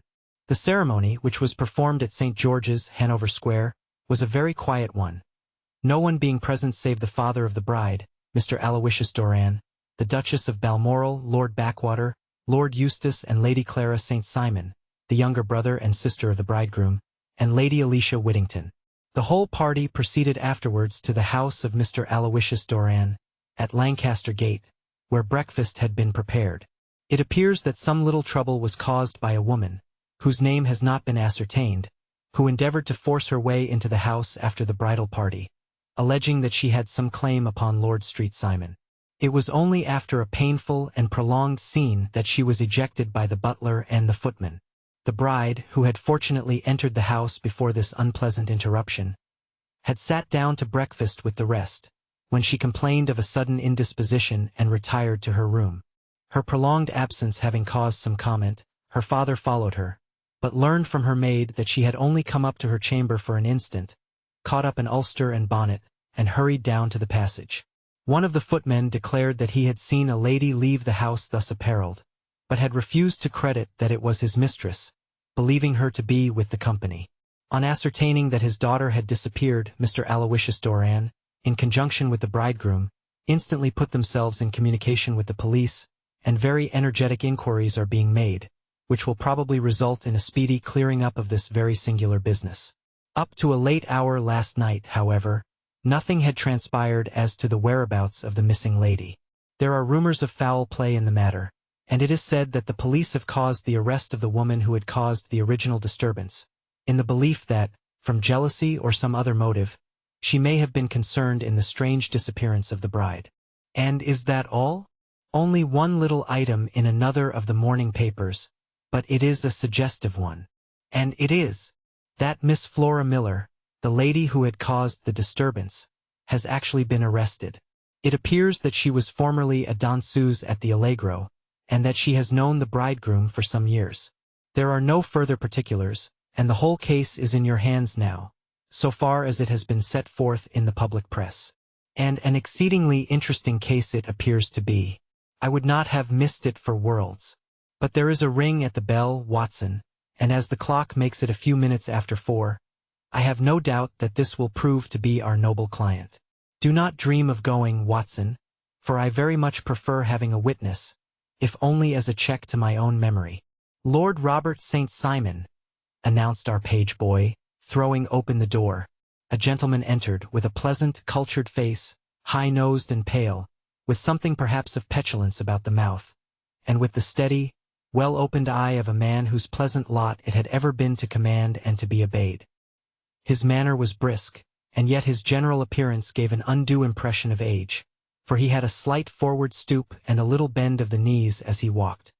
His hair, too, as he swept off his very curly-brimmed hat, was grizzled round the edges and thin upon the top. As to his dress, it was careful to the verge of foppishness, with high collar, black frock-coat, white waistcoat, yellow gloves, patent leather shoes and light-colored gaiters. He advanced slowly into the room, turning his head from left to right, and swinging in his right hand the cord which held his golden eyeglasses. "Good day, Lord St. Simon," said Holmes, rising and bowing. "Pray take the basket chair. This is my friend and colleague, Dr. Watson. Draw up a little to the fire, and we will talk this matter over. A most painful matter to me, as you can most readily imagine, Mr. Holmes. I have been cut to the quick. I understand that you have already managed several delicate cases of this sort, sir, though I presume that they were hardly from the same class of society." "No, I am descending. I beg pardon. My last client of the sort was a king." "Oh, really? I had no idea. And which king?" "The king of Scandinavia." "What? Had he lost his wife?" "You can understand," said Holmes suavely, "that I extend to the affairs of my other clients the same secrecy which I promised to you in yours." "Of course. Very right. Very right. I'm sure I beg pardon. As to my own case, I am ready to give you any information which may assist you in forming an opinion." "Thank you. I have already learned all that is in the public prints, nothing more. I presume that I may take it as correct. This article, for example, as to the disappearance of the bride. Lord Street Simon glanced over it. Yes, it is correct as far as it goes. But it needs a great deal of supplementing before anyone could offer an opinion. I think that I may arrive at my facts most directly by questioning you. Pray do so.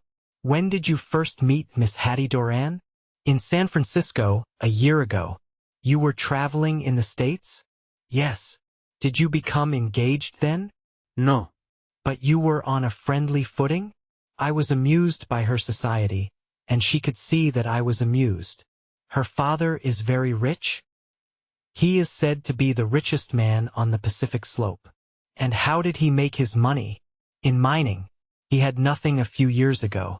Then he struck gold, invested it, and came up by leaps and bounds. Now, what is your own impression as to the young ladies, your wife's character? The nobleman swung his glasses a little faster and stared down into the fire. You see, Mr. Holmes, said he, my wife was 20 before her father became a rich man. During that time she ran free in a mining camp and wandered through woods or mountains, so that her education has come from nature rather than from the schoolmaster. She is what we call in England a tomboy, with a strong nature, wild and free, unfettered by any sort of traditions. She is impetuous, volcanic, I was about to say. She is swift in making up her mind and fearless in carrying out her resolutions. On the other hand, I would not have given her the name which I have the honor to bear. He gave a little stately cough. Had I not thought her to be at bottom a noble woman.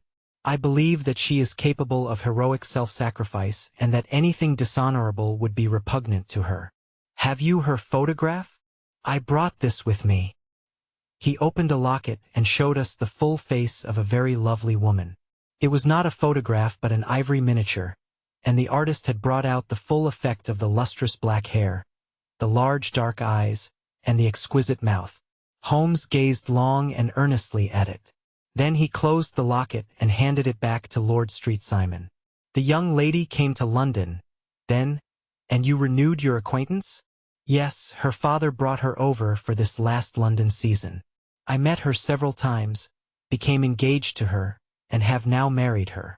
She brought, I understand, a considerable dowry? A fair dowry, not more than is usual in my family. And this, of course, remains to you, since the marriage is a fait accompli? I really have made no inquiries on the subject. Very naturally not. Did you see Miss Doran on the day before the wedding? Yes. Was she in good spirits? Never better. She kept talking of what we should do in our future lives. Indeed, that is very interesting. And on the morning of the wedding, she was as bright as possible, at least until after the ceremony. And did you observe any change in her then? Well, to tell the truth, I saw then the first signs that I had ever seen that her temper was just a little sharp. The incident, however, was too trivial to relate and can have no possible bearing upon the case. Pray let us have it. For all that. Oh, it is childish. She dropped her bouquet as we went towards the vestry. She was passing the front pew at the time, and it fell over into the pew. There was a moment's delay, but the gentleman in the pew handed it up to her again, and it did not appear to be the worse for the fall. Yet when I spoke to her of the matter, she answered me abruptly. And in the carriage, on our way home, she seemed absurdly agitated over this trifling cause. Indeed, you say that there was a gentleman in the pew. Some of the general public were present. Then, oh yes, it is impossible to exclude them when the church is open. This gentleman was not one of your wife's friends? No, no. I call him a gentleman by courtesy, but he was quite a common-looking person. I hardly noticed his appearance. But really I think that we are wandering rather far from the point. Lady St. Simon, then, returned from the wedding in a less cheerful frame of mind than she had gone to it. What did she do on re-entering her father's house?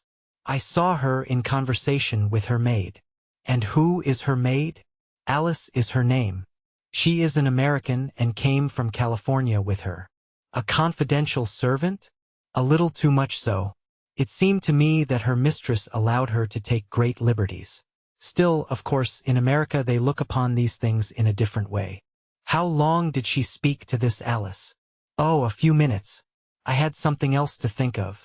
You did not overhear what they said?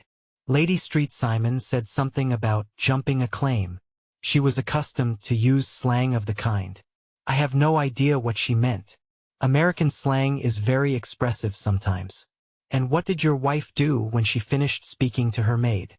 She walked into the breakfast room. On your arm? No, alone. She was very independent in little matters like that. Then, after we had sat down for 10 minutes or so, she rose hurriedly, muttered some words of apology, and left the room. She never came back. But this maid, Alice, as I understand, deposes that she went to her room, covered her bride's dress with a long ulster, put on a bonnet, and went out.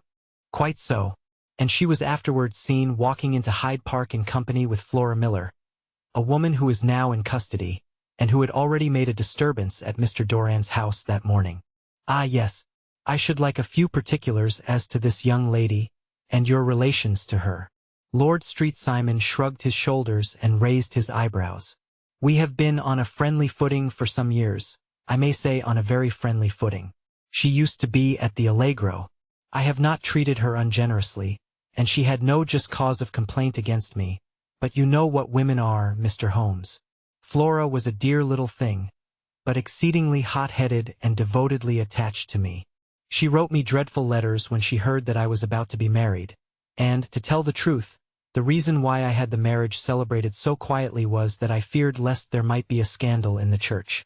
She came to Mr. Doran's door just after we returned, and she endeavored to push her way in, uttering very abusive expressions towards my wife, and even threatening her, but I had foreseen the possibility of something of the sort, and I had 2 police fellows there in private clothes, who soon pushed her out again. She was quiet when she saw that there was no good in making a row. Did your wife hear all this? No, thank goodness, she did not. And she was seen walking with this very woman afterwards? Yes, that is what Mr. Lestrade of Scotland Yard looks upon as so serious. It is thought that Flora decoyed my wife out and laid some terrible trap for her. Well, it is a possible supposition. You think so too? I did not say a probable one. But you do not yourself look upon this as likely. I do not think Flora would hurt a fly.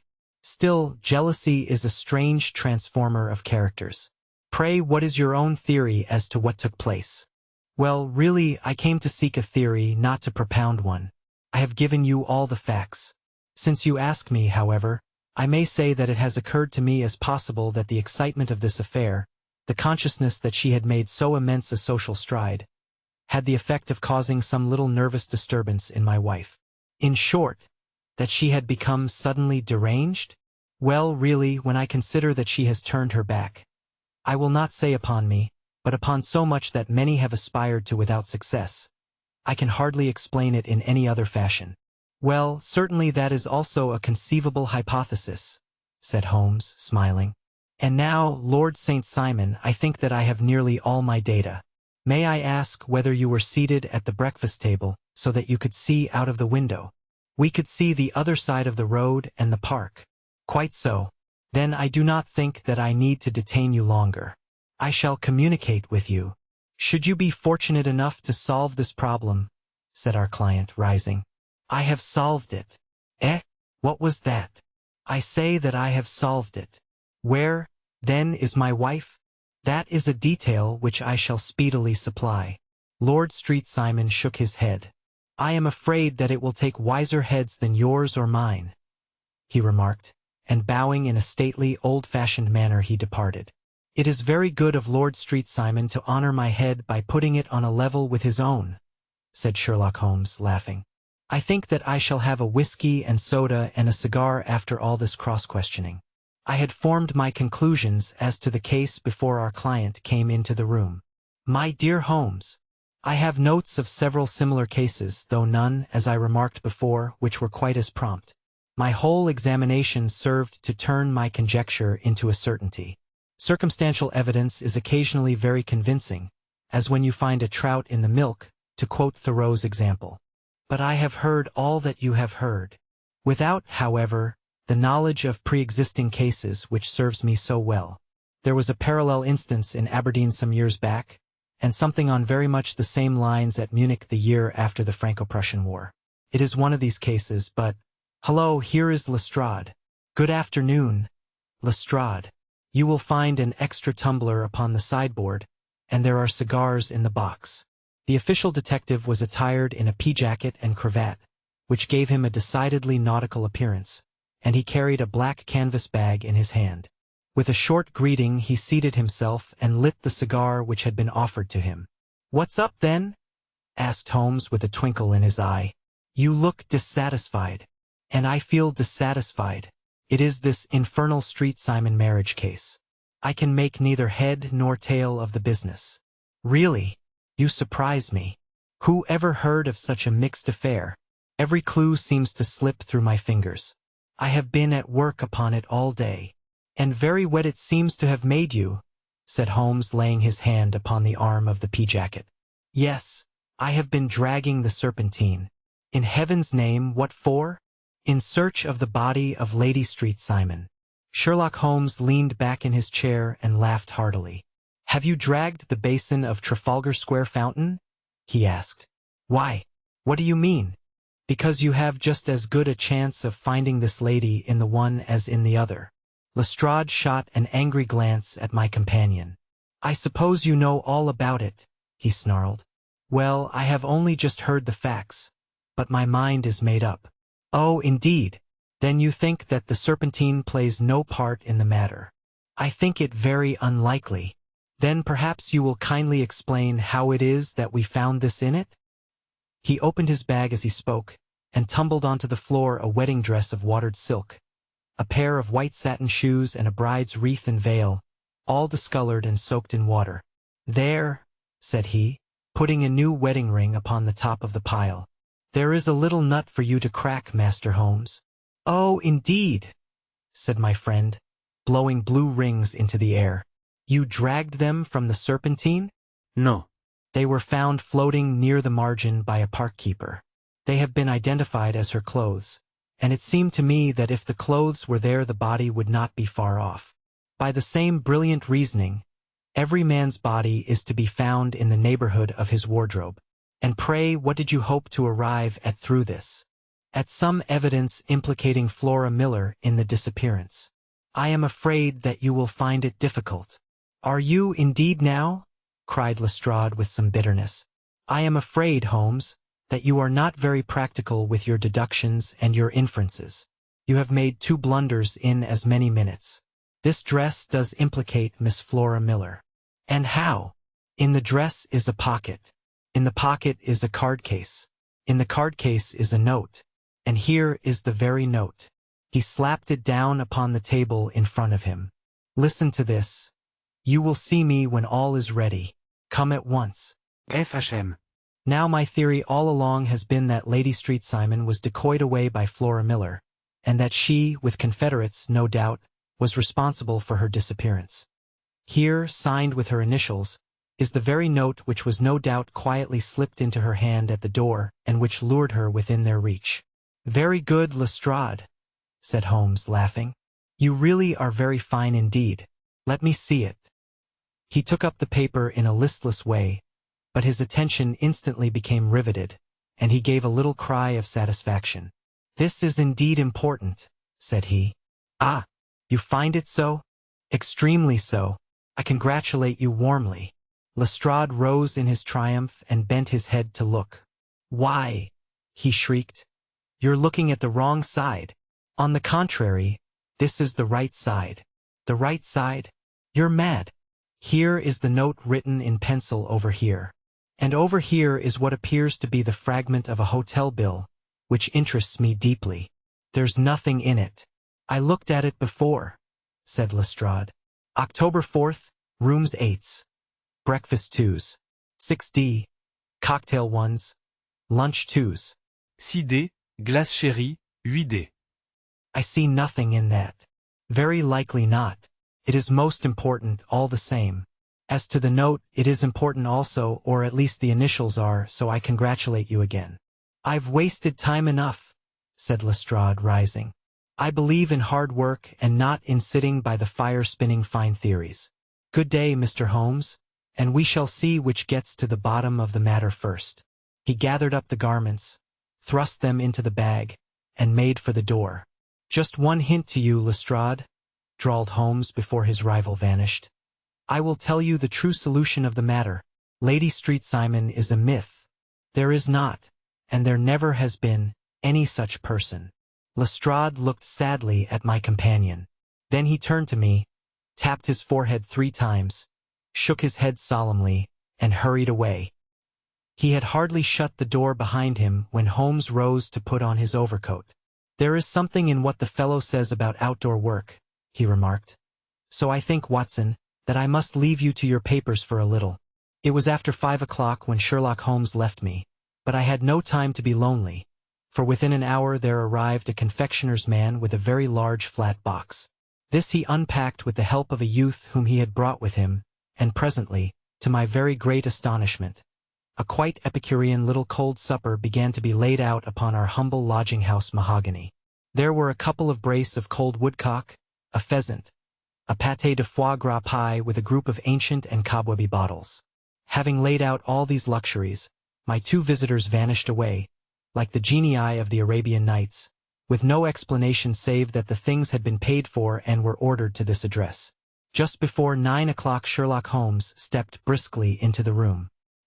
His features were gravely set, but there was a light in his eye which made me think that he had not been disappointed in his conclusions. "They have laid the supper, then?" he said, rubbing his hands. "You seem to expect company. They have laid for 5. "Yes, I fancy we may have some company dropping in," said he. "I am surprised that Lord Street-Simon has not already arrived. Ah, I fancy that I hear his step now upon the stairs." It was indeed our visitor of the afternoon who came bustling in, dangling his glasses more vigorously than ever, and with a very perturbed expression upon his aristocratic features. "My messenger reached you, then?" asked Holmes. "Yes, and I confess that the contents startled me beyond measure." "Have you good authority for what you say?" "The best possible." Lord Street-Simon sank into a chair and passed his hand over his forehead. "What will the Duke say?" he murmured. "When he hears that one of the family has been subjected to such humiliation, it is the purest accident. I cannot allow that there is any humiliation." "Ah, you look on these things from another standpoint. I fail to see that anyone is to blame. I can hardly see how the lady could have acted otherwise, though her abrupt method of doing it was undoubtedly to be regretted. Having no mother, she had no one to advise her at such a crisis." "It was a slight, sir, a public slight," said Lord St. Simon, tapping his fingers upon the table. "You must make allowance for this poor girl, placed in so unprecedented a position." "I will make no allowance. I am very angry indeed, and I have been shamefully used." "I think that I heard a ring," said Holmes. "Yes, there are steps on the landing. If I cannot persuade you to take a lenient view of the matter, Lord St. Simon, I have brought an advocate here who may be more successful." He opened the door and ushered in a lady and gentleman. "Lord Street-Simon," said he, "allow me to introduce you to Mr. and Mrs. Francis Hay Moulton. The lady, I think, you have already met." At the sight of these newcomers our client had sprung from his seat and stood very erect, with his eyes cast down and his hand thrust into the breast of his frock-coat, a picture of offended dignity. The lady had taken a quick step forward and had held out her hand to him, but he still refused to raise his eyes. It was as well for his resolution, perhaps, for her pleading face was one which it was hard to resist. "You're angry, Robert," said she. "Well, I guess you have every cause to be." "Pray make no apology to me," said Lord Street-Simon bitterly. "Oh, yes, I know that I have treated you real bad and that I should have spoken to you before I went. But I was kind of rattled, and from the time when I saw Frank here again I just didn't know what I was doing or saying. I only wonder I didn't fall down and do a faint right there before the altar. Perhaps, Mrs. Moulton, you would like my friend and me to leave the room while you explain this matter?" "If I may give an opinion," remarked the strange gentleman, "we've had just a little too much secrecy over this business already. For my part, I should like all Europe and America to hear the rights of it." He was a small, wiry, sunburnt man, clean-shaven, with a sharp face and alert manner. "Then I'll tell our story right away," said the lady. "Frank here and I met in '84 in McQuire's camp, near the Rockies, where Pa was working a claim. We were engaged to each other, Frank and I. But then one day Father struck a rich pocket and made a pile, while poor Frank here had a claim that petered out and came to nothing. The richer Pa grew, the poorer was Frank. So at last Pa wouldn't hear of our engagement lasting any longer, and he took me away to Frisco. Frank wouldn't throw up his hand, though. So he followed me there, and he saw me without Pa knowing anything about it. It would only have made him mad to know, so we just fixed it all up for ourselves. Frank said that he would go and make his pile, too, and never come back to claim me until he had as much as Pa. So then I promised to wait for him to the end of time and pledged myself not to marry anyone else while he lived. "Why shouldn't we be married right away then?" said he. "And then I will feel sure of you, and I won't claim to be your husband until I come back?" Well, we talked it over, and he had fixed it all up so nicely with a clergyman already in waiting that we just did it right there. And then Frank went off to seek his fortune, and I went back to Pa. The next I heard of Frank was that he was in Montana, and then he went prospecting in Arizona, and then I heard of him from New Mexico. After that came a long newspaper story about how a miners' camp had been attacked by Apache Indians, and there was my Frank's name among the killed. I fainted dead away, and I was very sick for months after. Pa thought I had a decline and took me to half the doctors in Frisco. Not a word of news came for a year and more, so that I never doubted that Frank was really dead. Then Lord Street Simon came to Frisco and we came to London, and a marriage was arranged, and Pa was very pleased. But I felt all the time that no man on this earth would ever take the place in my heart that had been given to my poor Frank. Still, if I had married Lord St. Simon, of course I'd have done my duty by him. We can't command our love, but we can our actions. I went to the altar with him with the intention to make him just as good a wife as it was in me to be. But you may imagine what I felt when, just as I came to the altar rails, I glanced back and saw Frank standing and looking at me out of the first pew. I thought it was his ghost at first, but when I looked again there he was still, with a kind of question in his eyes, as if to ask me whether I were glad or sorry to see him. I wonder I didn't drop. I know that everything was turning round, and the words of the clergyman were just like the buzz of a bee in my ear. I didn't know what to do. Should I stop the service and make a scene in the church? I glanced at him again, and he seemed to know what I was thinking, for he raised his finger to his lips to tell me to be still. Then I saw him scribble on a piece of paper, and I knew that he was writing me a note. As I passed his pew on the way out, I dropped my bouquet over to him, and he slipped the note into my hand when he returned me the flowers. It was only a line asking me to join him when he made the sign to me to do so. Of course, I never doubted for a moment that my first duty was now to him, and I determined to do just whatever he might direct. When I got back, I told my maid, who had known him in California, and had always been his friend. I ordered her to say nothing, but to get a few things packed and my ulster ready. I know I ought to have spoken to Lord St. Simon, but it was dreadful hard before his mother and all those great people. I just made up my mind to run away and explain afterwards. I hadn't been at the table 10 minutes before I saw Frank out of the window at the other side of the road. He beckoned to me and then began walking into the park. I slipped out, put on my things, and followed him. Some woman came talking something or other about Lord Street Simon to me. Seemed to me from the little I heard as if he had a little secret of his own before marriage also, but I managed to get away from her and soon overtook Frank. We got into a cab together, and away we drove to some lodgings he had taken in Gordon Square, and that was my true wedding after all those years of waiting. Frank had been a prisoner among the Apaches, had escaped, came on to Frisco, found that I had given him up for dead and had gone to England, followed me there, and had come upon me at last on the very morning of my second wedding. "I saw it in a paper," explained the American. "It gave the name and the church but not where the lady lived." Then we had a talk as to what we should do, and Frank was all for openness, but I was so ashamed of it all that I felt as if I should like to vanish away and never see any of them again, just sending a line to Pa, perhaps, to show him that I was alive. It was awful to me to think of all those lords and ladies sitting round that breakfast table and waiting for me to come back. So Frank took my wedding clothes and things and made a bundle of them, so that I should not be traced, and dropped them away somewhere where no one could find them. It is likely that we should have gone on to Paris tomorrow, only that this good gentleman, Mr. Holmes, came round to us this evening, though how he found us is more than I can think, and he showed us very clearly and kindly that I was wrong and that Frank was right, and that we should be putting ourselves in the wrong if we were so secret. Then he offered to give us a chance of talking to Lord Street-Simon alone, and so we came right away round to his rooms at once. Now, Robert, you have heard it all, and I am very sorry if I have given you pain, and I hope that you do not think very meanly of me. Lord Street-Simon had by no means relaxed his rigid attitude, but had listened with a frowning brow and a compressed lip to this long narrative.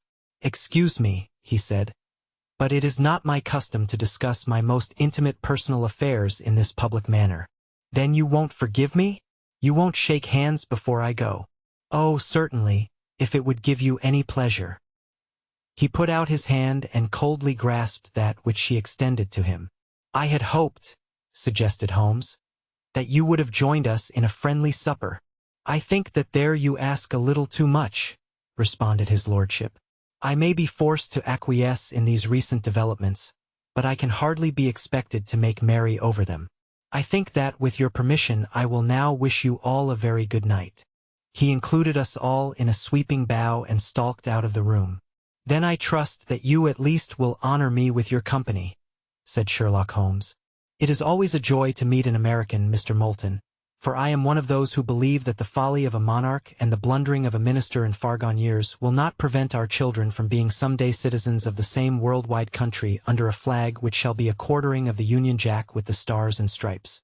"The case has been an interesting one," remarked Holmes when our visitors had left us, "because it serves to show very clearly how simple the explanation may be of an affair which at first sight seems to be almost inexplicable.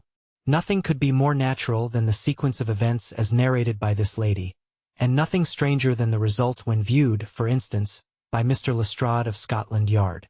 "You were not yourself at fault at all, then?" "From the first, two facts were very obvious to me, the one that the lady had been quite willing to undergo the wedding ceremony, the other that she had repented of it within a few minutes of returning home. Obviously something had occurred during the morning, then, to cause her to change her mind. What could that something be? She could not have spoken to anyone when she was out, for she had been in the company of the bridegroom. Had she seen someone, then? If she had, it must be someone from America, because she had spent so short a time in this country that she could hardly have allowed anyone to acquire so deep an influence over her that the mere sight of him would induce her to change her plans so completely. You see, we have already arrived, by a process of exclusion, at the idea that she might have seen an American. Then who could this American be, and why should he possess so much influence over her? It might be a lover, it might be a husband. Her young womanhood had, I knew, been spent in rough scenes and under strange conditions. So far I had got before I ever heard Lord St. Simon's narrative. When he told us of a man in a pew, of the change in the bride's manner, of so transparent a device for obtaining a note as the dropping of a bouquet, of her resort to her confidential maid, and of her very significant allusion to claim-jumping, which in miners' parlance means taking possession of that which another person has a prior claim to, the whole situation became absolutely clear. She had gone off with a man, and the man was either a lover or was a previous husband, the chances being in favor of the latter. And how in the world did you find them? It might have been difficult, but friend Lestrade held information in his hands the value of which he did not himself know. The initials were, of course, of the highest importance, but more valuable still was it to know that within a week he had settled his bill at one of the most select London hotels. How did you deduce the select? By the select prices. 8 shillings for a bed and 8 pence for a glass of sherry pointed to one of the most expensive hotels. There are not many in London which charge at that rate. In the second one, which I visited in Northumberland Avenue, I learned by an inspection of the book that Francis H. Moulton, an American gentleman, had left only the day before, and on looking over the entries against him, I came upon the very items which I had seen in the duplicate bill. His letters were to be forwarded to 226 Gordon Square. So thither I traveled, and being fortunate enough to find the loving couple at home, I ventured to give them some paternal advice and to point out to them that it would be better in every way that they should make their position a little clearer both to the general public and to Lord St. Simon in particular. I invited them to meet him here, and, as you see, I made him keep the appointment. But with no very good result, I remarked. His conduct was certainly not very gracious. Ah, Watson, said Holmes, smiling. Perhaps you would not be very gracious either, if, after all the trouble of wooing and wedding, you found yourself deprived in an instant of wife and of fortune. The Adventures of Sherlock Holmes. Chapter 11. The Adventure of the Barrel Coronet. Holmes, said I as I stood one morning in our bow window looking down the street. Here is a madman coming along. It seems rather sad that his relatives should allow him to come out alone. My friend rose lazily from his armchair and stood with his hands in the pockets of his dressing gown, looking over my shoulder. It was a bright, crisp February morning, and the snow of the day before still lay deep upon the ground, shimmering brightly in the wintry sun. Down the center of Baker Street it had been plowed into a brown crumbly band by the traffic, but at either side and on the heaped-up edges of the footpaths it still lay as white as when it fell. The gray pavement had been cleaned and scraped, but was still dangerously slippery, so that there were fewer passengers than usual. Indeed, from the direction of the Metropolitan Station no one was coming save the single gentleman whose eccentric conduct had drawn my attention. He was a man of about 50, tall, portly, and imposing, with a massive, strongly marked face and a commanding figure. He was dressed in a somber yet rich style, in black frock coat, shining hat, neat brown gaiters, and well-cut pearl-gray trousers. Yet his actions were in absurd contrast to the dignity of his dress and features, for he was running hard, with occasional little springs, such as a weary man gives who is little accustomed to set any tax upon his legs. As he ran he jerked his hands up and down, waggled his head, and writhed his face into the most extraordinary contortions. "What on earth can be the matter with him?" I asked. "He is looking up at the numbers of the houses." "I believe that he is coming here," said Holmes, rubbing his hands. "Here?" "Yes. I rather think he is coming to consult me professionally. I think that I recognize the symptoms." "Ah, did I not tell you?" As he spoke, the man, puffing and blowing, rushed at our door and pulled at our bell until the whole house resounded with the clanging. A few moments later he was in our room, still puffing, still gesticulating, but with so fixed a look of grief and despair in his eyes that our smiles were turned in an instant to horror and pity. For a while he could not get his words out, but swayed his body and plucked at his hair like one who has been driven to the extreme limits of his reason. Then, suddenly springing to his feet, he beat his head against the wall with such force that we both rushed upon him and tore him away to the center of the room. Sherlock Holmes pushed him down into the easy-chair and, sitting beside him, patted his hand and chatted with him in the easy, soothing tones which he knew so well how to employ. "You have come to me to tell your story, have you not?" said he. "You are fatigued with your haste. Pray wait until you have recovered yourself, and then I shall be most happy to look into any little problem which you may submit to me." The man sat for a minute or more with a heaving chest, fighting against his emotion. Then he passed his handkerchief over his brow, set his lips tight, and turned his face towards us. "No doubt you think me mad?" said he. "I see that you have had some great trouble," responded Holmes. "God knows I have. A trouble which is enough to unseat my reason. So sudden and so terrible is it. Public disgrace I might have faced, although I am a man whose character has never yet borne a stain. Private affliction also is the lot of every man. But the two coming together, and in so frightful a form, have been enough to shake my very soul. Besides, it is not I alone. The very noblest in the land may suffer unless some way be found out of this horrible affair." "Pray compose yourself, sir," said Holmes, "and let me have a clear account of who you are and what it is that has befallen you." "My name," answered our visitor, "is probably familiar to your ears. I am Alexander Holder, of the banking firm of Holder and Stevenson, of Threadneedle Street." The name was indeed well known to us as belonging to the senior partner in the second largest private banking concern in the city of London. What could have happened, then, to bring one of the foremost citizens of London to this most pitiable pass? We waited, all curiosity, until with another effort he braced himself to tell his story. "I feel that time is of value," said he, That is why I hastened here when the police inspector suggested that I should secure your cooperation. I came to Baker Street by the Underground and hurried from there on foot, for the cabs go slowly through the snow. That is why I was so out of breath, for I am a man who takes very little exercise. I feel better now, and I will put the facts before you as shortly and yet as clearly as I can.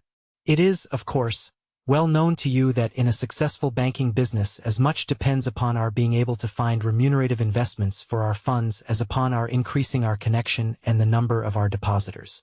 One of our most lucrative means of laying out money is in the shape of loans, where the security is unimpeachable.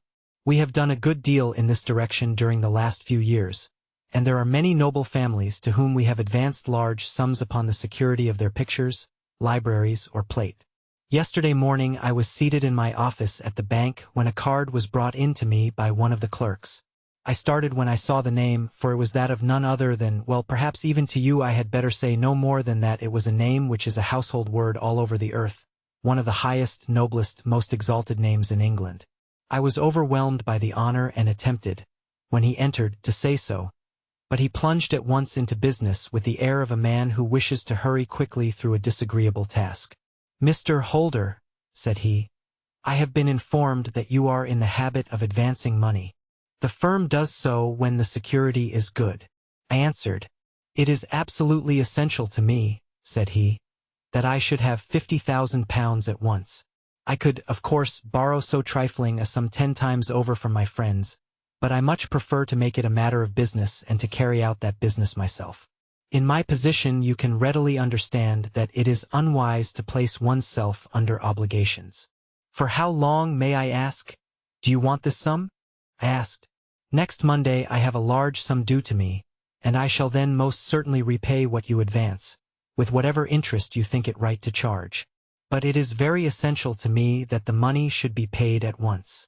"I should be happy to advance it without further parley from my own private purse," said I, "were it not that the strain would be rather more than it could bear. If, on the other hand, I am to do it in the name of the firm, then in justice to my partner I must insist that, even in your case, every businesslike precaution should be taken." "I should much prefer to have it so," said he, raising up a square, black morocco case which he had laid beside his chair. "You have doubtless heard of the beryl coronet? One of the most precious public possessions of the empire," said I. "Precisely." He opened the case, and there, embedded in soft, flesh-colored velvet, lay the magnificent piece of jewelry which he had named. "There are 39 enormous beryls," said he, "and the price of the gold chasing is incalculable. The lowest estimate would put the worth of the coronet at double the sum which I have asked. I am prepared to leave it with you as my security." I took the precious case into my hands and looked in some perplexity from it to my illustrious client. "You doubt its value?" he asked. "Not at all. I only doubt the propriety of my leaving it. You may set your mind at rest about that. I should not dream of doing so were it not absolutely certain that I should be able in 4 days to reclaim it. It is a pure matter of form. Is the security sufficient?" "Ample. You understand, Mr. Holder, that I am giving you a strong proof of the confidence which I have in you, founded upon all that I have heard of you. I rely upon you not only to be discreet and to refrain from all gossip upon the matter but, above all, to preserve this coronet with every possible precaution, because I need not say that a great public scandal would be caused if any harm were to befall it. Any injury to it would be almost as serious as its complete loss, for there are no beryls in the world to match these, and it would be impossible to replace them. I leave it with you, however, with every confidence, and I shall call for it in person on Monday morning." Seeing that my client was anxious to leave, I said no more but, calling for my cashier, I ordered him to pay over £51,000 notes. When I was alone once more, however, with the precious case lying upon the table in front of me, I could not but think with some misgivings of the immense responsibility which it entailed upon me. There could be no doubt that, as it was a national possession, a horrible scandal would ensue if any misfortune should occur to it. I already regretted having ever consented to take charge of it. However, it was too late to alter the matter now, so I locked it up in my private safe and turned once more to my work. When evening came, I felt that it would be an imprudence to leave so precious a thing in the office behind me. Bankers' safes had been forced before now, and why should not mine be? If so, how terrible would be the position in which I should find myself. I determined, therefore, that for the next few days I would always carry the case backward and forward with me, so that it might never be really out of my reach. With this intention, I called a cab and drove out to my house at Streatham, carrying the jewel with me. I did not breathe freely until I had taken it upstairs and locked it in the bureau of my dressing room. And now a word as to my household, Mr. Holmes, for I wish you to thoroughly understand the situation. My groom and my page sleep out of the house, and may be set aside altogether. I have 3 maidservants who have been with me a number of years, and whose absolute reliability is quite above suspicion. Another, Lucy Parr, the second waiting maid, has only been in my service a few months. She came with an excellent character, however, and has always given me satisfaction. She is a very pretty girl and has attracted admirers who have occasionally hung about the place. That is the only drawback which we have found to her, but we believe her to be a thoroughly good girl in every way. So much for the servants. My family itself is so small that it will not take me long to describe it. I am a widower and have an only son, Arthur. He has been a disappointment to me, Mr. Holmes, a grievous disappointment. I have no doubt that I am myself to blame. People tell me that I have spoiled him. Very likely I have. When my dear wife died, I felt that he was all I had to love. I could not bear to see the smile fade even for a moment from his face. I have never denied him a wish. Perhaps it would have been better for both of us had I been sterner, but I meant it for the best. It was naturally my intention that he should succeed me in my business, but he was not of a business turn. He was wild, wayward, and, to speak the truth, I could not trust him in the handling of large sums of money.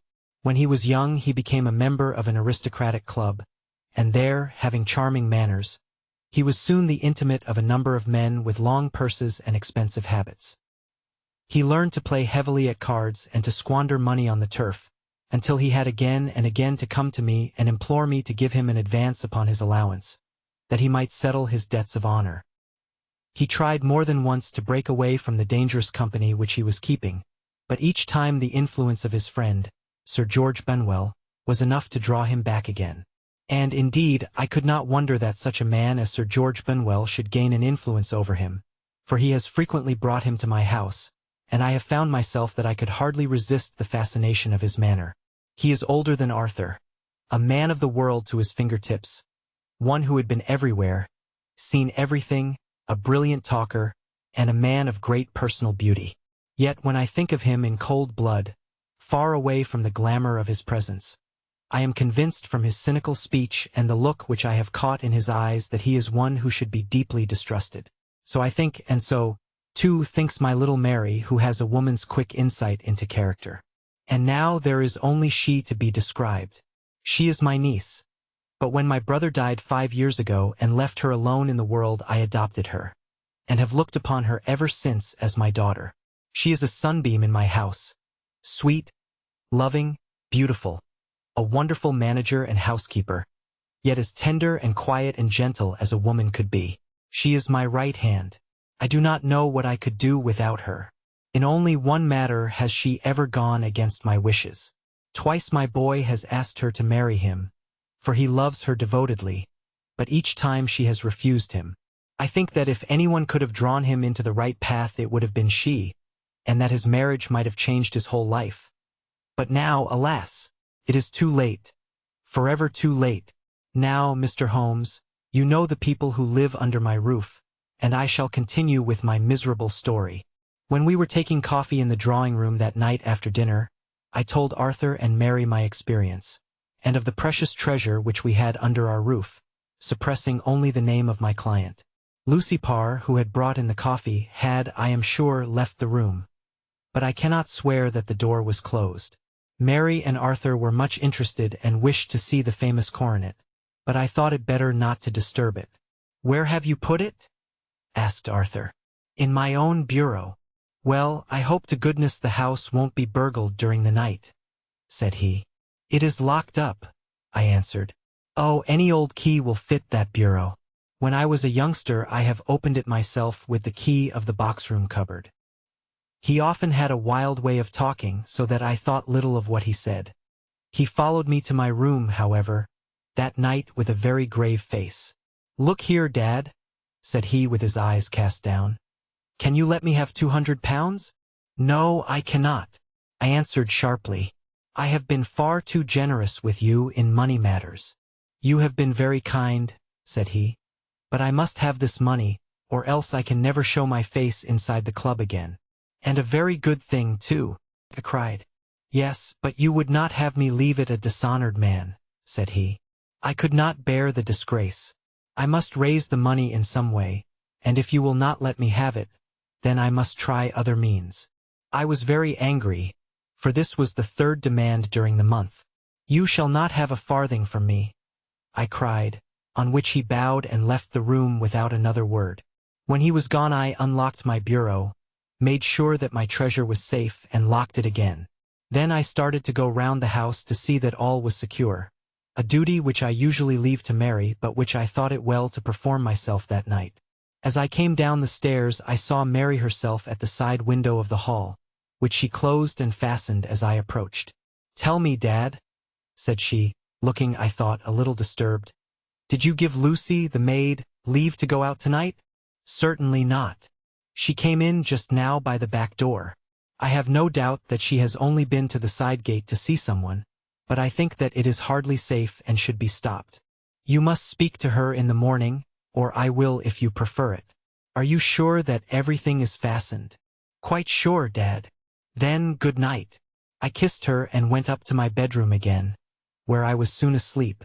I am endeavoring to tell you everything, Mr. Holmes, which may have any bearing upon the case, but I beg that you will question me upon any point which I do not make clear. On the contrary, your statement is singularly lucid. I come to a part of my story now in which I should wish to be particularly so. I am not a very heavy sleeper, and the anxiety in my mind tended, no doubt, to make me even less so than usual. About 2 in the morning, then, I was awakened by some sound in the house. It had ceased ere I was wide awake, but it had left an impression behind it as though a window had gently closed somewhere. I lay listening with all my ears. Suddenly, to my horror, there was a distinct sound of footsteps moving softly in the next room. I slipped out of bed, all palpitating with fear, and peeped round the corner of my dressing-room door. "Arthur!" I screamed. "You villain! You thief! How dare you touch that coronet?" The gas was half up as I had left it, and my unhappy boy, dressed only in his shirt and trousers, was standing beside the light, holding the coronet in his hands. He appeared to be wrenching at it, or bending it with all his strength. At my cry he dropped it from his grasp and turned as pale as death. I snatched it up and examined it. One of the gold corners, with 3 of the barrels in it, was missing. "You blackguard!" I shouted, beside myself with rage. "You have destroyed it. You have dishonored me forever. Where are the jewels which you have stolen?" "Stolen!" he cried. "Yes, thief!" I roared, shaking him by the shoulder. "There are none missing." "There cannot be any missing," said he. "There are 3 missing, and you know where they are. Must I call you a liar as well as a thief? Did I not see you trying to tear off another piece?" "You have called me names enough," said he. "I will not stand it any longer. I shall not say another word about this business, since you have chosen to insult me. I will leave your house in the morning and make my own way in the world." "You shall leave it in the hands of the police," I cried, half mad with grief and rage. "I shall have this matter probed to the bottom." "You shall learn nothing from me," said he with a passion such as I should not have thought was in his nature. "If you choose to call the police, let the police find what they can." By this time the whole house was astir, for I had raised my voice in my anger. Mary was the first to rush into my room, and, at the sight of the coronet and of Arthur's face, she read the whole story and, with a scream, fell down senseless on the ground. I sent the housemaid for the police and put the investigation into their hands at once. When the inspector and a constable entered the house, Arthur, who had stood sullenly with his arms folded, asked me whether it was my intention to charge him with theft. I answered that it had ceased to be a private matter, but had become a public one, since the ruined coronet was national property. I was determined that the law should have its way in everything. At least, said he, you will not have me arrested at once. It would be to your advantage as well as mine if I might leave the house for 5 minutes. That you may get away, or perhaps that you may conceal what you have stolen, said I. And then, realizing the dreadful position in which I was placed, I implored him to remember that not only my honor but that of one who was far greater than I was at stake, and that he threatened to raise a scandal which would convulse the nation. He might avert it all if he would but tell me what he had done with the 3 missing stones. You may as well face the matter, said I. You have been caught in the act, and no confession could make your guilt more heinous. If you but make such reparation as is in your power, by telling us where the barrels are, all shall be forgiven and forgotten. Keep your forgiveness for those who ask for it, he answered, turning away from me with a sneer. I saw that he was too hardened for any words of mine to influence him. There was but one way for it. I called in the inspector and gave him into custody. A search was made at once not only of his person but of his room and of every portion of the house where he could possibly have concealed the gems. But no trace of them could be found, nor would the wretched boy open his mouth for all our persuasions and our threats. This morning he was removed to a cell, and I, after going through all the police formalities, have hurried round to you to implore you to use your skill in unraveling the matter. The police have openly confessed that they can at present make nothing of it. You may go to any expense which you think necessary. I have already offered a reward of £1,000. My God, what shall I do? I have lost my honor, my gems, and my son in one night. Oh, what shall I do? He put a hand on either side of his head and rocked himself to and fro, droning to himself like a child whose grief has got beyond words. Sherlock Holmes sat silent for some few minutes, with his brows knitted and his eyes fixed upon the fire. "Do you receive much company?" he asked. "None save my partner with his family and an occasional friend of Arthur's. Sir George Benwell has been several times lately. No one else, I think. Do you go out much in society?" "Arthur does. Mary and I stay at home. We neither of us care for it. That is unusual in a young girl. She is of a quiet nature. Besides, she is not so very young. She is 24. This matter, from what you say, seems to have been a shock to her also. Terrible. She is even more affected than I. You have neither of you any doubt as to your son's guilt?" "How can we have when I saw him with my own eyes with the coronet in his hands? I hardly consider that a conclusive proof. Was the remainder of the coronet at all injured?" "Yes, it was twisted. Do you not think, then, that he might have been trying to straighten it? God bless you. You are doing what you can for him and for me, but it is too heavy a task. What was he doing there at all? If his purpose were innocent, why did he not say so? Precisely. And if it were guilty, why did he not invent a lie? His silence appears to me to cut both ways. There are several singular points about the case. What did the police think of the noise which awoke you from your sleep?" "They considered that it might be caused by Arthur's closing his bedroom door." "A likely story. As if a man bent on felony would slam his door so as to wake a household. What did they say, then, of the disappearance of these gems?" "They are still sounding the planking and probing the furniture in the hope of finding them." "Have they thought of looking outside the house?" "Yes, they have shown extraordinary energy. The whole garden has already been minutely examined." "Now, my dear sir," said Holmes, "is it not obvious to you now that this matter really strikes very much deeper than either you or the police were at first inclined to think? It appeared to you to be a simple case. To me it seems exceedingly complex. Consider what is involved by your theory. You suppose that your son came down from his bed, went, at great risk, to your dressing room, opened your bureau, took out your coronet, broke off by main force a small portion of it, went off to some other place, concealed 3 gems out of the 39, with such skill that nobody can find them, and then returned with the other 36 into the room in which he exposed himself to the greatest danger of being discovered. I ask you now, is such a theory tenable?" "But what other is there?" cried the banker with a gesture of despair. "If his motives were innocent, Why does he not explain them? It is our task to find that out, replied Holmes. So now, if you please, Mr. Holder, we will set off for Streatham together, and devote an hour to glancing a little more closely into details. My friend insisted upon my accompanying them in their expedition, which I was eager enough to do, for my curiosity and sympathy were deeply stirred by the story to which we had listened. I confess that the guilt of the banker's son appeared to me to be as obvious as it did to his unhappy father, but still I had such faith in Holmes' judgment that I felt that there must be some grounds for hope as long as he was dissatisfied with the accepted explanation. He hardly spoke a word the whole way out to the southern suburb, but sat with his chin upon his breast and his hat drawn over his eyes, sunk in the deepest thought. Our client appeared to have taken fresh heart at the little glimpse of hope which had been presented to him, and he even broke into a desultory chat with me over his business affairs. A short railway journey and a shorter walk brought us to Fairbank, the modest residence of the great financier.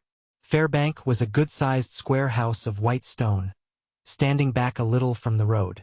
A double carriage sweep with a snow-clad lawn stretched down in front to two large iron gates which closed the entrance.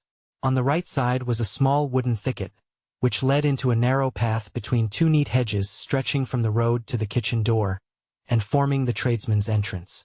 On the left ran a lane which led to the stables, and was not itself within the grounds at all, being a public, though little used, thoroughfare.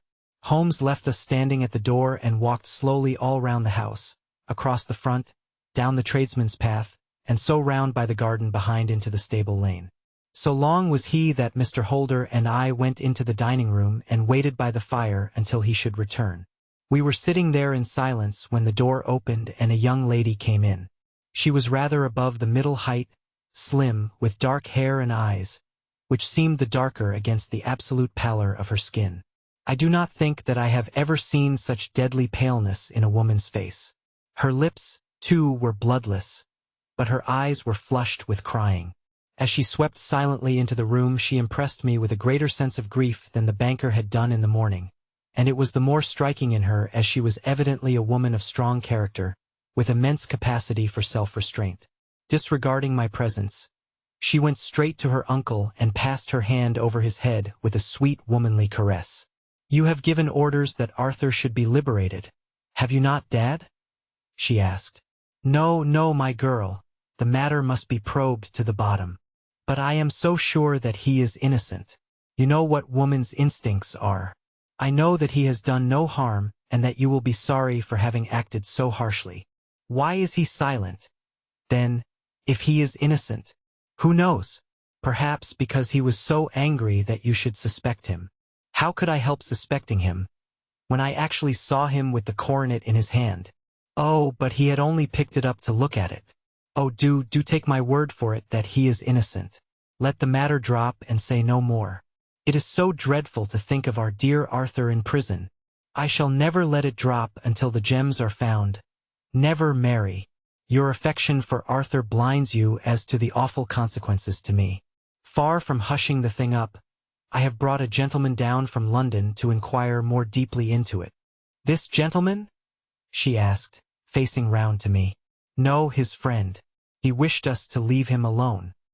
He is round in the stable lane now." "The stable lane?" She raised her dark eyebrows. "What can he hope to find there?" "Ah, this, I suppose, is he. I trust, sir, that you will succeed in proving, what I feel sure is the truth, that my cousin Arthur is innocent of this crime. I fully share your opinion, and I trust with you that we may prove it," returned Holmes, going back to the mat to knock the snow from his shoes. "I believe I have the honor of addressing Miss Mary Holder. Might I ask you a question or two?" "Pray do, sir, if it may help to clear this horrible affair up." "You heard nothing yourself last night?" "Nothing, until my uncle here began to speak loudly. I heard that and I came down." "You shut up the windows and doors the night before. Did you fasten all the windows?" "Yes." "Were they all fastened this morning?" "Yes." "You have a maid who has a sweetheart? I think that you remarked to your uncle last night that she had been out to see him." The Adventures of Sherlock Holmes. Chapter 12. The Adventure of the Copper Beeches. To the man who loves art for its own sake, remarked Sherlock Holmes, tossing aside the advertisement sheet of the Daily Telegraph. It is frequently in its least important and lowliest manifestations that the keenest pleasure is to be derived. It is pleasant to me to observe, Watson, that you have so far grasped this truth that in these little records of our cases which you have been good enough to draw up, and, I am bound to say, occasionally to embellish, you have given prominence not so much to the many causes célèbres and sensational trials in which I have figured but rather to those incidents which may have been trivial in themselves, but which have given room for those faculties of deduction and of logical synthesis which I have made my special province. And yet, said I, smiling, I cannot quite hold myself absolved from the charge of sensationalism which has been urged against my records. You have erred, perhaps, he observed, taking up a glowing cinder with the tongs and lighting with it the long cherrywood pipe which was wont to replace his clay when he was in a disputatious rather than a meditative mood. You have erred perhaps in attempting to put color and life into each of your statements instead of confining yourself to the task of placing upon record that severe reasoning from cause to effect which is really the only notable feature about the thing. It seems to me that I have done you full justice in the matter, I remarked with some coldness, for I was repelled by the egotism which I had more than once observed to be a strong factor in my friend's singular character. No, it is not selfishness or conceit, said he, answering, as was his wont, my thoughts rather than my words. If I claim full justice for my art, it is because it is an impersonal thing, a thing beyond myself. Crime is common. Logic is rare. Therefore it is upon the logic rather than upon the crime that you should dwell. You have degraded what should have been a course of lectures into a series of tales. It was a cold morning of the early spring, and we sat after breakfast on either side of a cheery fire in the old room at Baker Street. A thick fog rolled down between the lines of dun-colored houses, and the opposing windows loomed like dark, shapeless blurs through the heavy yellow wreaths. Our gas was lit and shone on the white cloth and glimmer of china and metal, for the table had not been cleared yet. Sherlock Holmes had been silent all the morning, dipping continuously into the advertisement columns of a succession of papers until at last, having apparently given up his search, he had emerged in no very sweet temper to lecture me upon my literary shortcomings. At the same time, he remarked after a pause, during which he had sat puffing at his long pipe and gazing down into the fire, you can hardly be open to a charge of sensationalism, for out of these cases which you have been so kind as to interest yourself in, a fair proportion do not treat of crime in its legal sense at all. The small matter in which I endeavored to help the King of Bohemia, the singular experience of Miss Mary Sutherland, the problem connected with the man with the twisted lip, and the incident of the noble bachelor, were all matters which are outside the pale of the law. But in avoiding the sensational, I fear that you may have bordered on the trivial. The end may have been so, I answered, but the methods I hold to have been novel and of interest.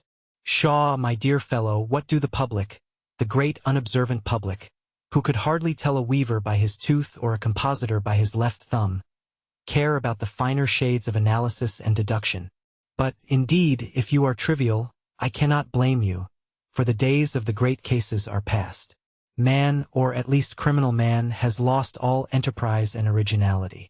As to my own little practice, it seems to be degenerating into an agency for recovering lost lead pencils and giving advice to young ladies from boarding schools. I think that I have touched bottom at last, however. This note I had this morning marks my 0 point, I fancy. Read it. He tossed a crumpled letter across to me. It was dated from Montague Place upon the preceding evening, and ran thus.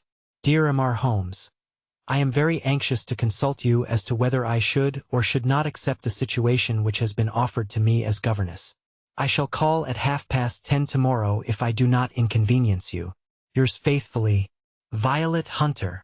Do you know the young lady? I asked. Not I. It is 10:30 now. Yes, and I have no doubt that is her ring. It may turn out to be of more interest than you think. You remember that the affair of the blue carbuncle, which appeared to be a mere whim at first, developed into a serious investigation. It may be so in this case also. Well, let us hope so. But our doubts will very soon be solved, for here, unless I am much mistaken, is the person in question. As he spoke, the door opened and a young lady entered the room. She was plainly but neatly dressed, with a bright, quick face, freckled like a plover's egg, and with the brisk manner of a woman who has had her own way to make in the world. "You will excuse my troubling you, I am sure," said she, as my companion rose to greet her. "But I have had a very strange experience, and as I have no parents or relations of any sort from whom I could ask advice, I thought that perhaps you would be kind enough to tell me what I should do. Pray take a seat, Miss Hunter. I shall be happy to do anything that I can to serve you." I could see that Holmes was favorably impressed by the manner and speech of his new client. He looked her over in his searching fashion, and then composed himself, with his lids drooping and his fingertips together, to listen to her story. "I have been a governess for 5 years," said she, "in the family of Colonel Spence Monroe, but 2 months ago the Colonel received an appointment at Halifax, in Nova Scotia, and took his children over to America with him, so that I found myself without a situation. I advertised, and I answered advertisements, but without success. At last the little money which I had saved began to run short, and I was at my wits' end as to what I should do. There is a well-known agency for governesses in the West End called Westways, and there I used to call about once a week in order to see whether anything had turned up which might suit me. Westway was the name of the founder of the business, but it is really managed by Miss Stoper. She sits in her own little office, and the ladies who are seeking employment wait in an anteroom, and are then shown in one by one, when she consults her ledgers and sees whether she has anything which would suit them. Well, when I called last week I was shown into the little office as usual, but I found that Miss Stoper was not alone. A prodigiously stout man with a very smiling face and a great heavy chin which rolled down in fold upon fold over his throat sat at her elbow with a pair of glasses on his nose, looking very earnestly at the ladies who entered. As I came in he gave quite a jump in his chair and turned quickly to Miss Stoper. "That will do," said he. "I could not ask for anything better. Capital. Capital." He seemed quite enthusiastic and rubbed his hands together in the most genial fashion. He was such a comfortable-looking man that it was quite a pleasure to look at him. "You are looking for a situation, miss?" he asked. "Yes, sir." "As governess?" "Yes, sir." "And what salary do you ask?" "I had £4 a month in my last place with Colonel Spence Monroe." "Oh, toot, toot." "Sweating, rank sweating," he cried, throwing his fat hands out into the air like a man who is in a boiling passion.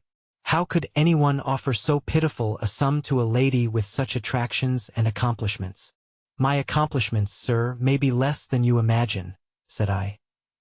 "A little French, a little German, music and drawing." "Tut, tut," he cried. "This is all quite beside the question. The point is, have you or have you not the bearing and deportment of a lady? There it is in a nutshell. If you have not, you are not fitted for the rearing of a child who may some day play a considerable part in the history of the country. But if you have, why, then, how could any gentleman ask you to condescend to accept anything under the 3 figures? Your salary with me, madam, would commence at £100 a year.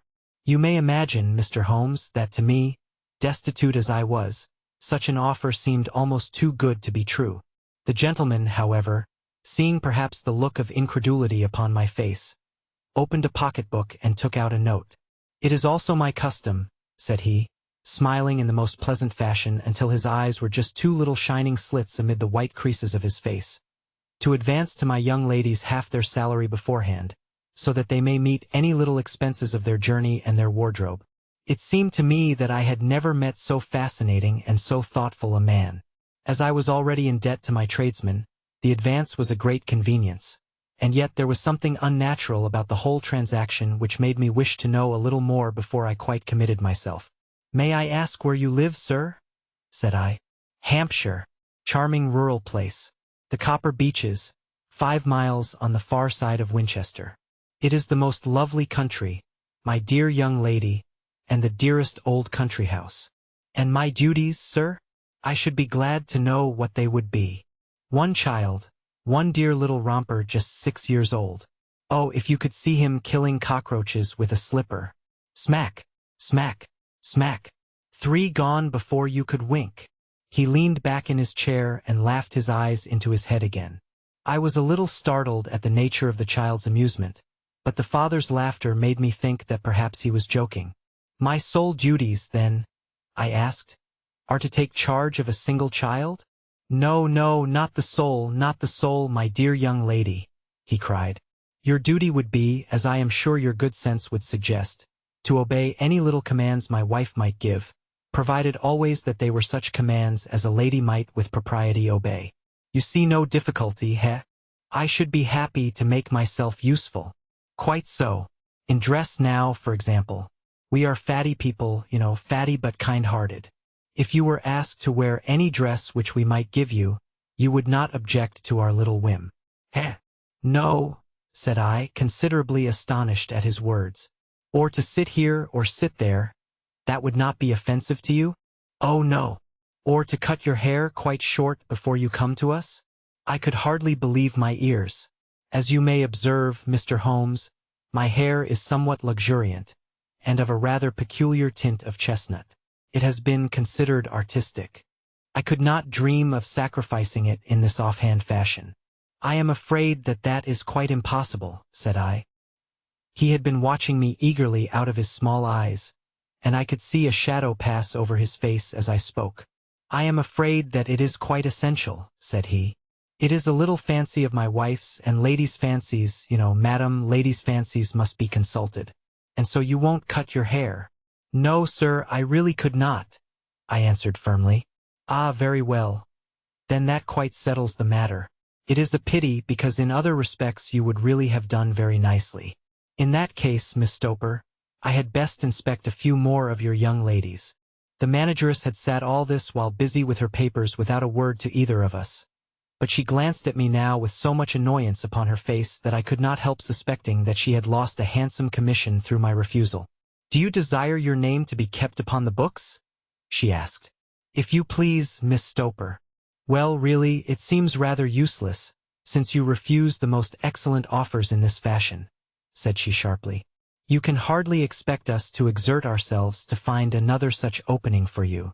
Good day to you, Miss Hunter. She struck a gong upon the table, and I was shown out by the page. Well, Mr. Holmes, when I got back to my lodgings and found little enough in the cupboard, and 2 or 3 bills upon the table, I began to ask myself whether I had not done a very foolish thing.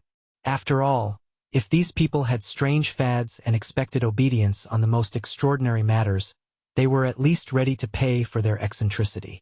Very few governesses in England are getting £100 a year. Besides, what use was my hair to me?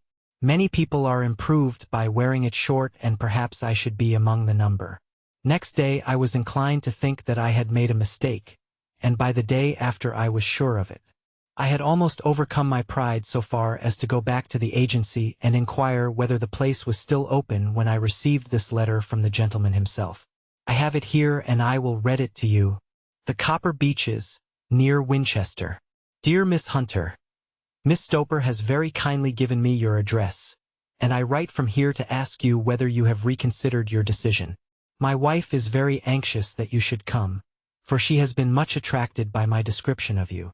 We are willing to give £30 a quarter, or £120 a year, so as to recompense you for any little inconvenience which our fads may cause you. They are not very exacting, after all. My wife is fond of a particular shade of electric blue and would like you to wear such a dress indoors in the morning. You need not, however, go to the expense of purchasing one, as we have one belonging to my dear daughter Alice, now in Philadelphia, which would, I should think, fit you very well. Then, as to sitting here or there, or amusing yourself in any manner indicated, that need cause you no inconvenience. As regards your hair, it is no doubt a pity, especially as I could not help remarking its beauty during our short interview, but I am afraid that I must remain firm upon this point, and I only hope that the increased salary may recompense you for the loss. Your duties, as far as the child is concerned, are very light. Now do try to come, and I shall meet you with the dog-cart at Winchester. Let me know your train. Yours faithfully, Jeffro Rucastle. That is the letter which I have just received, Mr. Holmes, and my mind is made up that I will accept it. I thought, however, that before taking the final step I should like to submit the whole matter to your consideration. Well, Miss Hunter, if your mind is made up, that settles the question, said Holmes, smiling. But you would not advise me to refuse? I confess that it is not the situation which I should like to see a sister of mine apply for. What is the meaning of it all, Mr. Holmes? Ah, I have no data. Cannot tell. Perhaps you have yourself formed some opinion. Well, there seems to me to be only one possible solution. Mr. Rucastle seemed to be a very kind, good-natured man. Is it not possible that his wife is a lunatic, that he desires to keep the matter quiet for fear she should be taken to an asylum, and that he humors her fancies in every way in order to prevent an outbreak? That is a possible solution. In fact, as matters stand, it is the most probable one. But in any case, it does not seem to be a nice household for a young lady. But the money, Mr. Holmes, the money. Well, yes, of course the pay is good, too good. That is what makes me uneasy. Why should they give you £120 a year, when they could have their pick for £40? There must be some strong reason behind. I thought that, if I told you the circumstances, you would understand afterwards if I wanted your help. I should feel so much stronger if I felt that you were at the back of me. Oh, you may carry that feeling away with you. I assure you that your little problem promises to be the most interesting which has come my way for some months. There is something distinctly novel about some of the features. If you should find yourself in doubt or in danger. Danger. What danger do you foresee? Holmes shook his head gravely. It would cease to be a danger if we could define it, said he. But at any time, day or night, a telegram would bring me down to your help. That is enough. She rose briskly from her chair with the anxiety all swept from her face. I shall go down to Hampshire quite easy in my mind now. I shall write to Mr. Rucastle at once, sacrifice my poor hair tonight, and start for Winchester tomorrow. With a few grateful words to Holmes, she bade us both good night and bustled off upon her way. At least, said I as we heard her quick, firm steps descending the stairs, she seems to be a young lady who is very well able to take care of herself. And she would need to be, said Holmes gravely. I am much mistaken if we do not hear from her before many days are past. It was not very long before my friend's prediction was fulfilled. A fortnight went by, during which I frequently found my thoughts turning in her direction and wondering what strange side alley of human experience this lonely woman had strayed into. The unusual salary, the curious conditions, the light duties all pointed to something abnormal, though whether a fad or a plot, or whether the man were a philanthropist or a villain, it was quite beyond my powers to determine. As to Holmes, I observed that he sat frequently for half an hour on end, with knitted brows and an abstracted air, but he swept the matter away with a wave of his hand when I mentioned it. Data, data, data, he cried impatiently. I can't make bricks without clay. And yet he would always wind up by muttering that no sister of his should ever have accepted such a situation. The telegram which we eventually received came late one night, just as I was thinking of turning in and Holmes was settling down to one of those all-night chemical researches which he frequently indulged in, when I would leave him stooping over a retort and a test tube at night and find him in the same position when I came down to breakfast in the morning. He opened the yellow envelope, and then, glancing at the message, threw it across to me. Just look up the trains in Bradshaw, said he, and turned back to his chemical studies. The summons was a brief and urgent one. Please be at the Black Swan Hotel at Winchester at midday tomorrow, it said. Do come. I am at my wit's end. Hunter, will you come with me? Asked Holmes, glancing up. I should wish to. Just look it up, then. There is a train at 9:30, said I, glancing over my Bradshaw. It is due at Winchester at 11:30. That will do very nicely. Then perhaps I had better postpone my analysis of the acetones, as we may need to be at our best in the morning. By 11 o'clock the next day we were well upon our way to the old English capital. Holmes had been buried in the morning papers all the way down, but after we had passed the Hampshire border, he threw them down and began to admire the scenery. It was an ideal spring day, a light blue sky, flecked with little fleecy white clouds drifting across from west to east. The sun was shining very brightly, and yet there was an exhilarating nip in the air, which set an edge to a man's energy. All over the countryside, away to the rolling hills around Aldershot, the little red and gray roofs of the farmsteadings peeped out from amid the light green of the new foliage. Are they not fresh and beautiful? I cried with all the enthusiasm of a man fresh from the fogs of Baker Street. But Holmes shook his head gravely. Do you know, Watson, said he, That it is one of the curses of a mind with a turn like mine that I must look at everything with reference to my own special subject. You look at these scattered houses, and you are impressed by their beauty. I look at them, and the only thought which comes to me is a feeling of their isolation and of the impunity with which crime may be committed there. Good heavens! I cried. Who would associate crime with these dear old homesteads? They always fill me with a certain horror. It is my belief, Watson, founded upon my experience, that the lowest and vilest alleys in London do not present a more dreadful record of sin than does the smiling and beautiful countryside. You horrify me. But the reason is very obvious. The pressure of public opinion can do in the town what the law cannot accomplish. There is no lane so vile that the scream of a tortured child, or the thud of a drunkard's blow, does not beget sympathy and indignation among the neighbors, and then the whole machinery of justice is ever so close that a word of complaint can set it going, and there is but a step between the crime and the dock. But look at these lonely houses, each in its own fields, filled for the most part with poor ignorant folk who know little of the law. Think of the deeds of hellish cruelty, the hidden wickedness which may go on, year in, year out, in such places, and none the wiser. Had this lady who appeals to us for help gone to live in Winchester, I should never have had a fear for her. It is the 5 miles of country which makes the danger. Still, it is clear that she is not personally threatened. No. If she can come to Winchester to meet us, she can get away. Quite so. She has her freedom. What can be the matter, then? Can you suggest no explanation? I have devised 7 separate explanations, each of which would cover the facts as far as we know them. But which of these is correct can only be determined by the fresh information which we shall no doubt find waiting for us. Well, there is the tower of the cathedral, and we shall soon learn all that Miss Hunter has to tell. The Black Swan is an inn of repute in the High Street, at no distance from the station, and there we found the young lady waiting for us. She had engaged a sitting room, and our lunch awaited us upon the table. "I am so delighted that you have come," she said earnestly. "It is so very kind of you both. But indeed I do not know what I should do. Your advice will be altogether invaluable to me. Pray tell us what has happened to you." "I will do so, and I must be quick, for I have promised Mr. Rucastle to be back before 3. I got his leave to come into town this morning, though he little knew for what purpose. Let us have everything in its due order." Holmes thrust his long thin legs out towards the fire and composed himself to listen.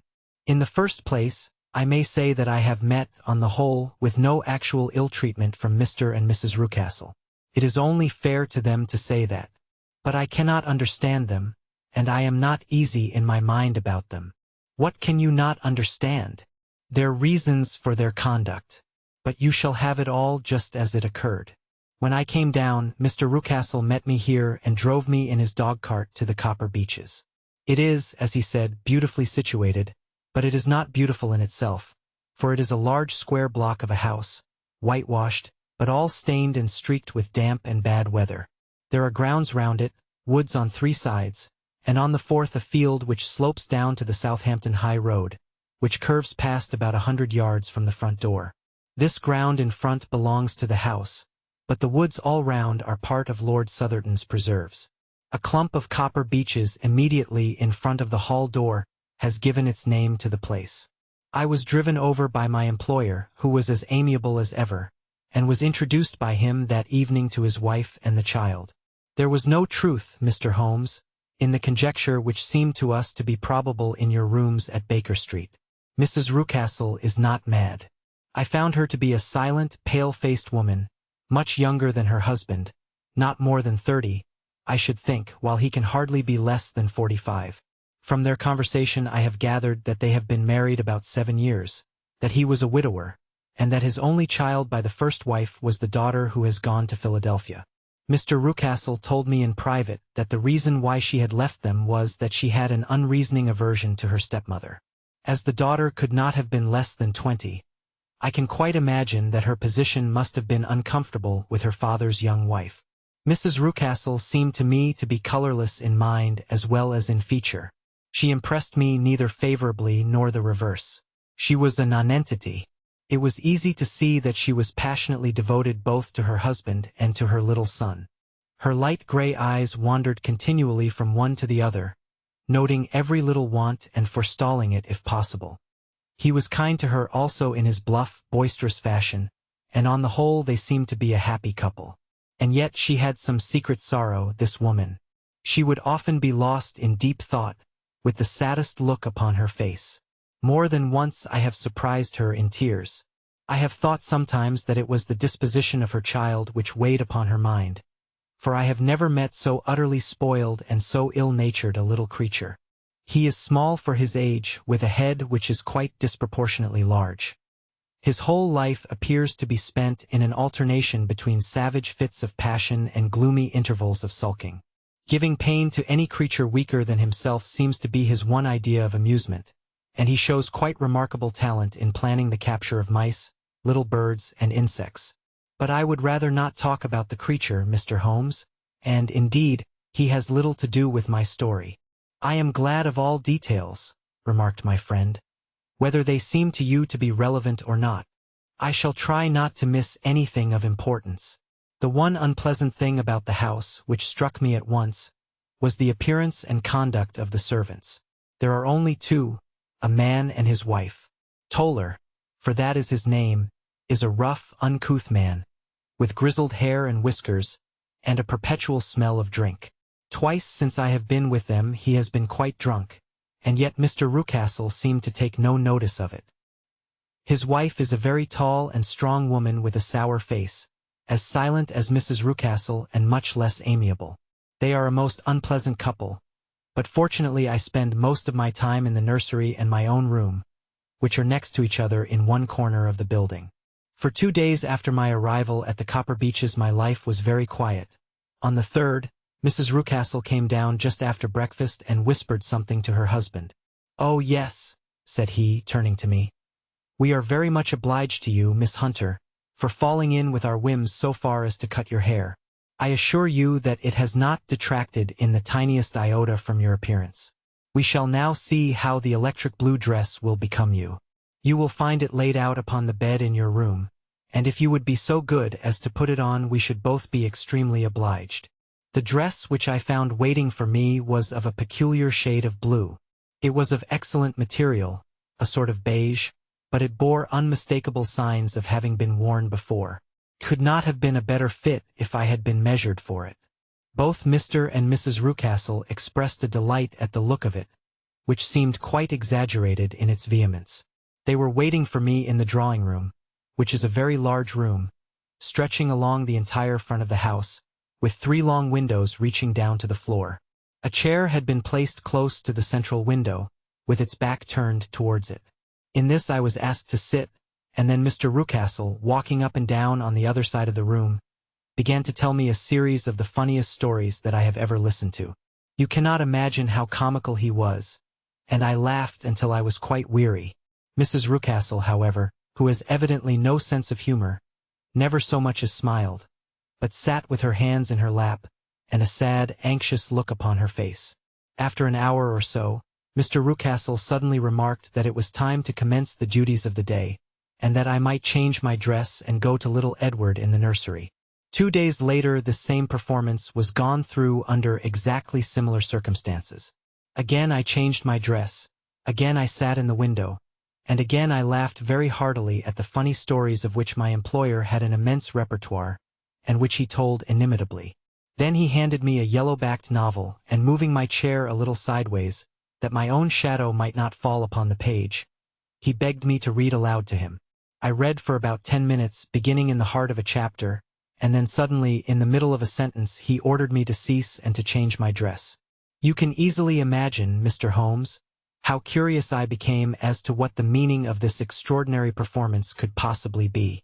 They were always very careful, I observed, to turn my face away from the window, so that I became consumed with the desire to see what was going on behind my back. At first it seemed to be impossible, but I soon devised a means. My hand mirror had been broken, so a happy thought seized me, and I concealed a piece of the glass in my handkerchief.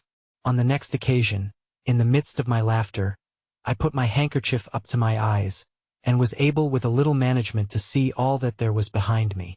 I confess that I was disappointed. There was nothing. At least that was my first impression.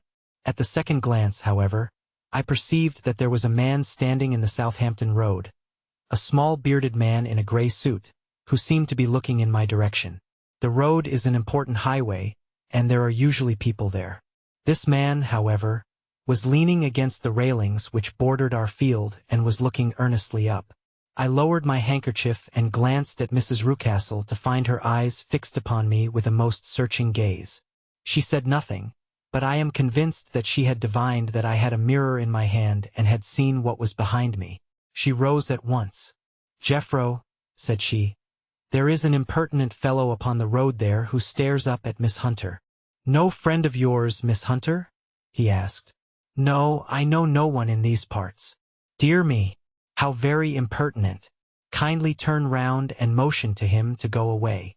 Surely it would be better to take no notice." "No, no, we should have him loitering here always. Kindly turn round and wave him away like that." I did as I was told, and at the same instant Mrs. Rucastle drew down the blind. That was a week ago, and from that time I have not sat again in the window, nor have I worn the blue dress, nor seen the man in the road. "Pray continue," said Holmes. "Your narrative promises to be a most interesting one. You will find it rather disconnected, I fear, and there may prove to be little relation between the different incidents of which I speak. On the very first day that I was at the Copper Beeches, Mr. Rucastle took me to a small outhouse which stands near the kitchen door. As we approached it, I heard the sharp rattling of a chain, and the sound as of a large animal moving about. "Look in here," said Mr. Rucastle, showing me a slit between two planks. "Is he not a beauty?"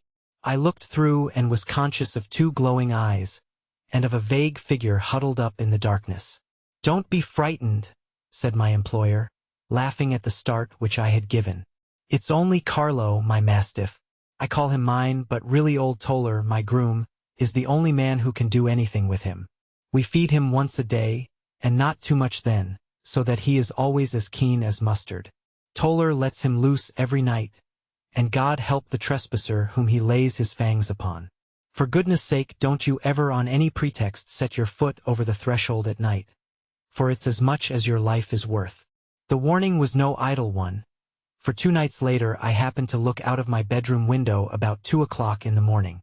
It was a beautiful moonlight night, and the lawn in front of the house was silvered over and almost as bright as day. I was standing, wrapped in the peaceful beauty of the scene, when I was aware that something was moving under the shadow of the Copper Beeches. As it emerged into the moonshine, I saw what it was. It was a giant dog, as large as a calf, tawny tinted, with hanging jowl, black muzzle, and huge projecting bones. It walked slowly across the lawn and vanished into the shadow upon the other side. That dreadful sentinel sent a chill to my heart which I do not think that any burglar could have done. And now I have a very strange experience to tell you. I had, as you know, cut off my hair in London, and I had placed it in a great coil at the bottom of my trunk. One evening, after the child was in bed, I began to amuse myself by examining the furniture of my room and by rearranging my own little things. There was an old chest of drawers in the room, the 2 upper ones empty and open, the lower one locked.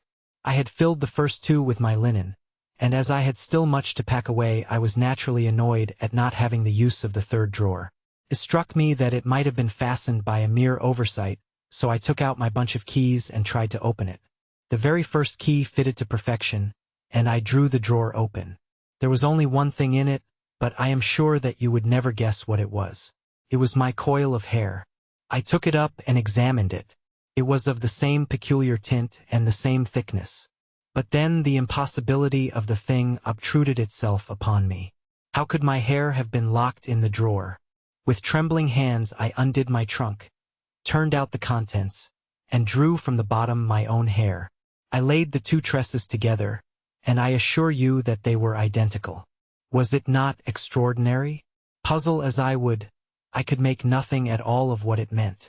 I returned the strange hair to the drawer, and I said nothing of the matter to the Rucastles, as I felt that I had put myself in the wrong by opening a drawer which they had locked. I am naturally observant, as you may have remarked, Mr. Holmes, and I soon had a pretty good plan of the whole house in my head. There was one wing, however, which appeared not to be inhabited at all. A door which faced that which led into the quarters of the Tollers opened into this suite, but it was invariably locked. One day, however, as I ascended the stair, I met Mr. Rucastle coming out through this door, his keys in his hand, and a look on his face which made him a very different person to the round, jovial man to whom I was accustomed. His cheeks were red, his brow was all crinkled with anger, and the veins stood out at his temples with passion. He locked the door and hurried past me without a word or a look. This aroused my curiosity, so when I went out for a walk in the grounds with my charge, I strolled round to the side from which I could see the windows of this part of the house. There were 4 of them in a row, 3 of which were simply dirty, while the 4th was shuttered up.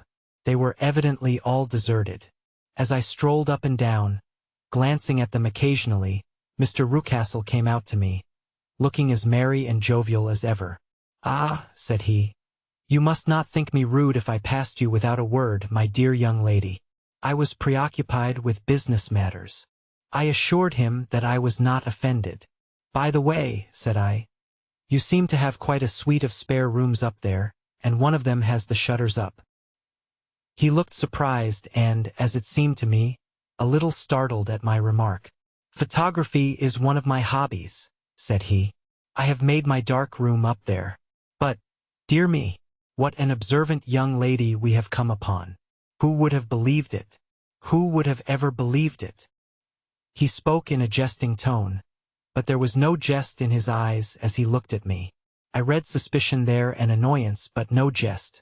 Well, Mr. Holmes, from the moment that I understood that there was something about that suite of rooms which I was not to know, I was all on fire to go over them. It was not mere curiosity, though I have my share of that. It was more a feeling of duty, a feeling that some good might come from my penetrating to this place. They talk of woman's instinct. Perhaps it was woman's instinct which gave me that feeling. At any rate, it was there, and I was keenly on the lookout for any chance to pass the forbidden door. It was only yesterday that the chance came. I may tell you that, besides Mr. Rucastle, both Toller and his wife find something to do in these deserted rooms, and I once saw him carrying a large black linen bag with him through the door. Recently he has been drinking hard, and yesterday evening he was very drunk, and when I came upstairs there was the key in the door. I have no doubt at all that he had left it there.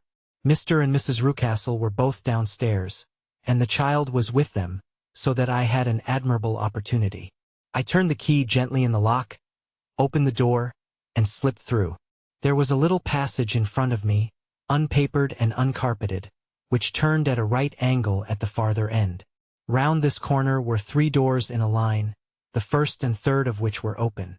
They each led into an empty room, dusty and cheerless, with 2 windows in the one and one in the other, so thick with dirt that the evening light glimmered dimly through them. The center door was closed, and across the outside of it had been fastened one of the broad bars of an iron bed, padlocked at one end to a ring in the wall, and fastened at the other with stout cord. The door itself was locked as well, and the key was not there. This barricaded door corresponded clearly with the shuttered window outside, and yet I could see by the glimmer from beneath it that the room was not in darkness. Evidently there was a skylight which let in light from above. As I stood in the passage gazing at the sinister door and wondering what secret it might veil, I suddenly heard the sound of steps within the room and saw a shadow pass backward and forward against the little slit of dim light which shone out from under the door. A mad, unreasoning terror rose up in me at the sight, Mr. Holmes. My overstrung nerves failed me suddenly, and I turned and ran. Ran as though some dreadful hand were behind me clutching at the skirt of my dress. I rushed down the passage, through the door, and straight into the arms of Mr. Rucastle, who was waiting outside. "So," said he, smiling, "it was you then. I thought that it must be when I saw the door open. Oh, I am so frightened," panted. "My dear young lady, my dear young lady." You cannot think how caressing and soothing his manner was. "And what has frightened you, my dear young lady?" But his voice was just a little too coaxing. He overdid it. I was keenly on my guard against him. "I was foolish enough to go into the empty wing," I answered. But it is so lonely and eerie in this dim light that I was frightened and ran out again. Oh, it is so dreadfully still in there. Only that? Said he, looking at me keenly. Why, what did you think? I asked. Why do you think that I lock this door? I am sure that I do not know. It is to keep people out who have no business there. Do you see? He was still smiling in the most amiable manner. I am sure if I had known. Well then, you know now. And if you ever put your foot over that threshold again. Here in an instant the smile hardened into a grin of rage, and he glared down at me with the face of a demon. I'll throw you to the mastiff. I was so terrified that I do not know what I did. I suppose that I must have rushed past him into my room. I remember nothing until I found myself lying on my bed trembling all over. Then I thought of you, Mr. Holmes. I could not live there longer without some advice. I was frightened of the house, of the man, of the woman, of the servants, even of the child. They were all horrible to me. If I could only bring you down, all would be well. Of course, I might have fled from the house. But my curiosity was almost as strong as my fears. My mind was soon made up. I would send you a wire. I put on my hat and cloak, went down to the office, which is about half a mile from the house, and then returned, feeling very much easier. A horrible doubt came into my mind as I approached the door lest the dog might be loose, but I remembered that Toller had drunk himself into a state of insensibility that evening, and I knew that he was the only one in the household who had any influence with the savage creature, or who would venture to set him free. I slipped in safety and lay awake half the night in my joy at the thought of seeing you. I had no difficulty in getting leave to come into Winchester this morning, but I must be back before 3 o'clock, for Mr. and Mrs. Rucastle are going on a visit, and will be away all the evening, so that I must look after the child. Now I have told you all my adventures, Mr. Holmes, and I should be very glad if you could tell me what it all means, and, above all, what I should do. Holmes and I had listened spellbound to this extraordinary story. My friend rose now and paced up and down the room, his hands in his pockets, and an expression of the most profound gravity upon his face. Is Toller still drunk? He asked. Yes. I heard his wife tell Mrs. Rucastle that she could do nothing with him. That is well. And the Rucastles go out tonight. Yes. Is there a cellar with a good strong lock? Yes, the wine cellar. You seem to me to have acted all through this matter like a very brave and sensible girl, Miss Hunter. Do you think that you could perform one more feat? I should not ask it of you if I did not think you a quite exceptional woman. I will try. What is it? We shall be at the Copper Beeches by 7 o'clock, my friend and I. The Rucastles will be gone by that time, and Toller will, we hope, be incapable. There only remains Mrs. Toller, who might give the alarm. If you could send her into the cellar on some errand, and then turn the key upon her, you would facilitate matters immensely. I will do it. Excellent. We shall then look thoroughly into the affair. Of course, there is only one feasible explanation. You have been brought there to personate someone, and the real person is imprisoned in this chamber. That is obvious. As to who this prisoner is, I have no doubt that it is the daughter, Miss Alice Rucastle, if I remember right, who was said to have gone to America. You were chosen, doubtless, as resembling her in height, figure, and the color of your hair. Hers had been cut off, very possibly in some illness through which she has passed, and so, of course, yours had to be sacrificed also. By a curious chance you came upon her tresses. The man in the road was undoubtedly some friend of hers, possibly her fiancé, and no doubt, as you wore the girl's dress and were so like her, he was convinced from your laughter, whenever he saw you, and afterwards from your gesture, that Miss Rucastle was perfectly happy, and that she no longer desired his attentions. The dog is let loose at night to prevent him from endeavoring to communicate with her. So much is fairly clear. The most serious point in the case is the disposition of the child. What on earth has that to do with it? I ejaculated. My dear Watson, you as a medical man are continually gaining light as to the tendencies of a child by the study of the parents. Don't you see that the converse is equally valid? I have frequently gained my first real insight into the character of parents by studying their children. This child's disposition is abnormally cruel, merely for cruelty's sake, and whether he derives this from his smiling father, as I should suspect, or from his mother, It bodes evil for the poor girl who is in their power. I am sure that you are right, Mr. Holmes, cried our client. 1,000 things come back to me which make me certain that you have hit it. Oh, let us lose not an instant in bringing help to this poor creature. We must be circumspect, for we are dealing with a very cunning man. We can do nothing until 7 o'clock. At that hour we shall be with you, and it will not be long before we solve the mystery. We were as good as our word, for it was just 7 when we reached the Copper Beeches, having put up our trap at a wayside public house. The group of trees, with their dark leaves shining like burnished metal in the light of the setting sun, were sufficient to mark the house even had Miss Hunter not been standing smiling on the doorstep. "Have you managed it?" asked Holmes. A loud thudding noise came from somewhere downstairs. "That is Mrs. Toller in the cellar," said she. "Her husband lies snoring on the kitchen rug. Here are his keys, which are the duplicates of Mr. Rucastle's." "You have done well indeed," cried Holmes with enthusiasm. "Now lead the way, and we shall soon see the end of this black business." We passed up the stair, unlocked the door, followed on down a passage, and found ourselves in front of the barricade which Miss Hunter had described. Holmes cut the cord and removed the transverse bar. Then he tried the various keys in the lock, but without success. No sound came from within, and at the silence Holmes' face clouded over. "I trust that we are not too late," said he. "I think, Miss Hunter, that we had better go in without you. Now, Watson, put your shoulder to it, and we shall see whether we cannot make our way in." It was an old rickety door and gave at once before our united strength. Together we rushed into the room. It was empty. There was no furniture save a little pallet bed, a small table, and a basketful of linen. The skylight above was open, and the prisoner gone. "There has been some villainy here," said Holmes. "This beauty has guessed Miss Hunter's intentions and has carried his victim off. But how? Through the skylight. We shall soon see how he managed it." He swung himself up onto the roof. "Ah, yes," he cried. "Here's the end of a long light ladder against the eaves. That is how he did it." "But it is impossible," said Miss Hunter. "The ladder was not there when the Rucastles went away. He has come back and done it. I tell you that he is a clever and dangerous man.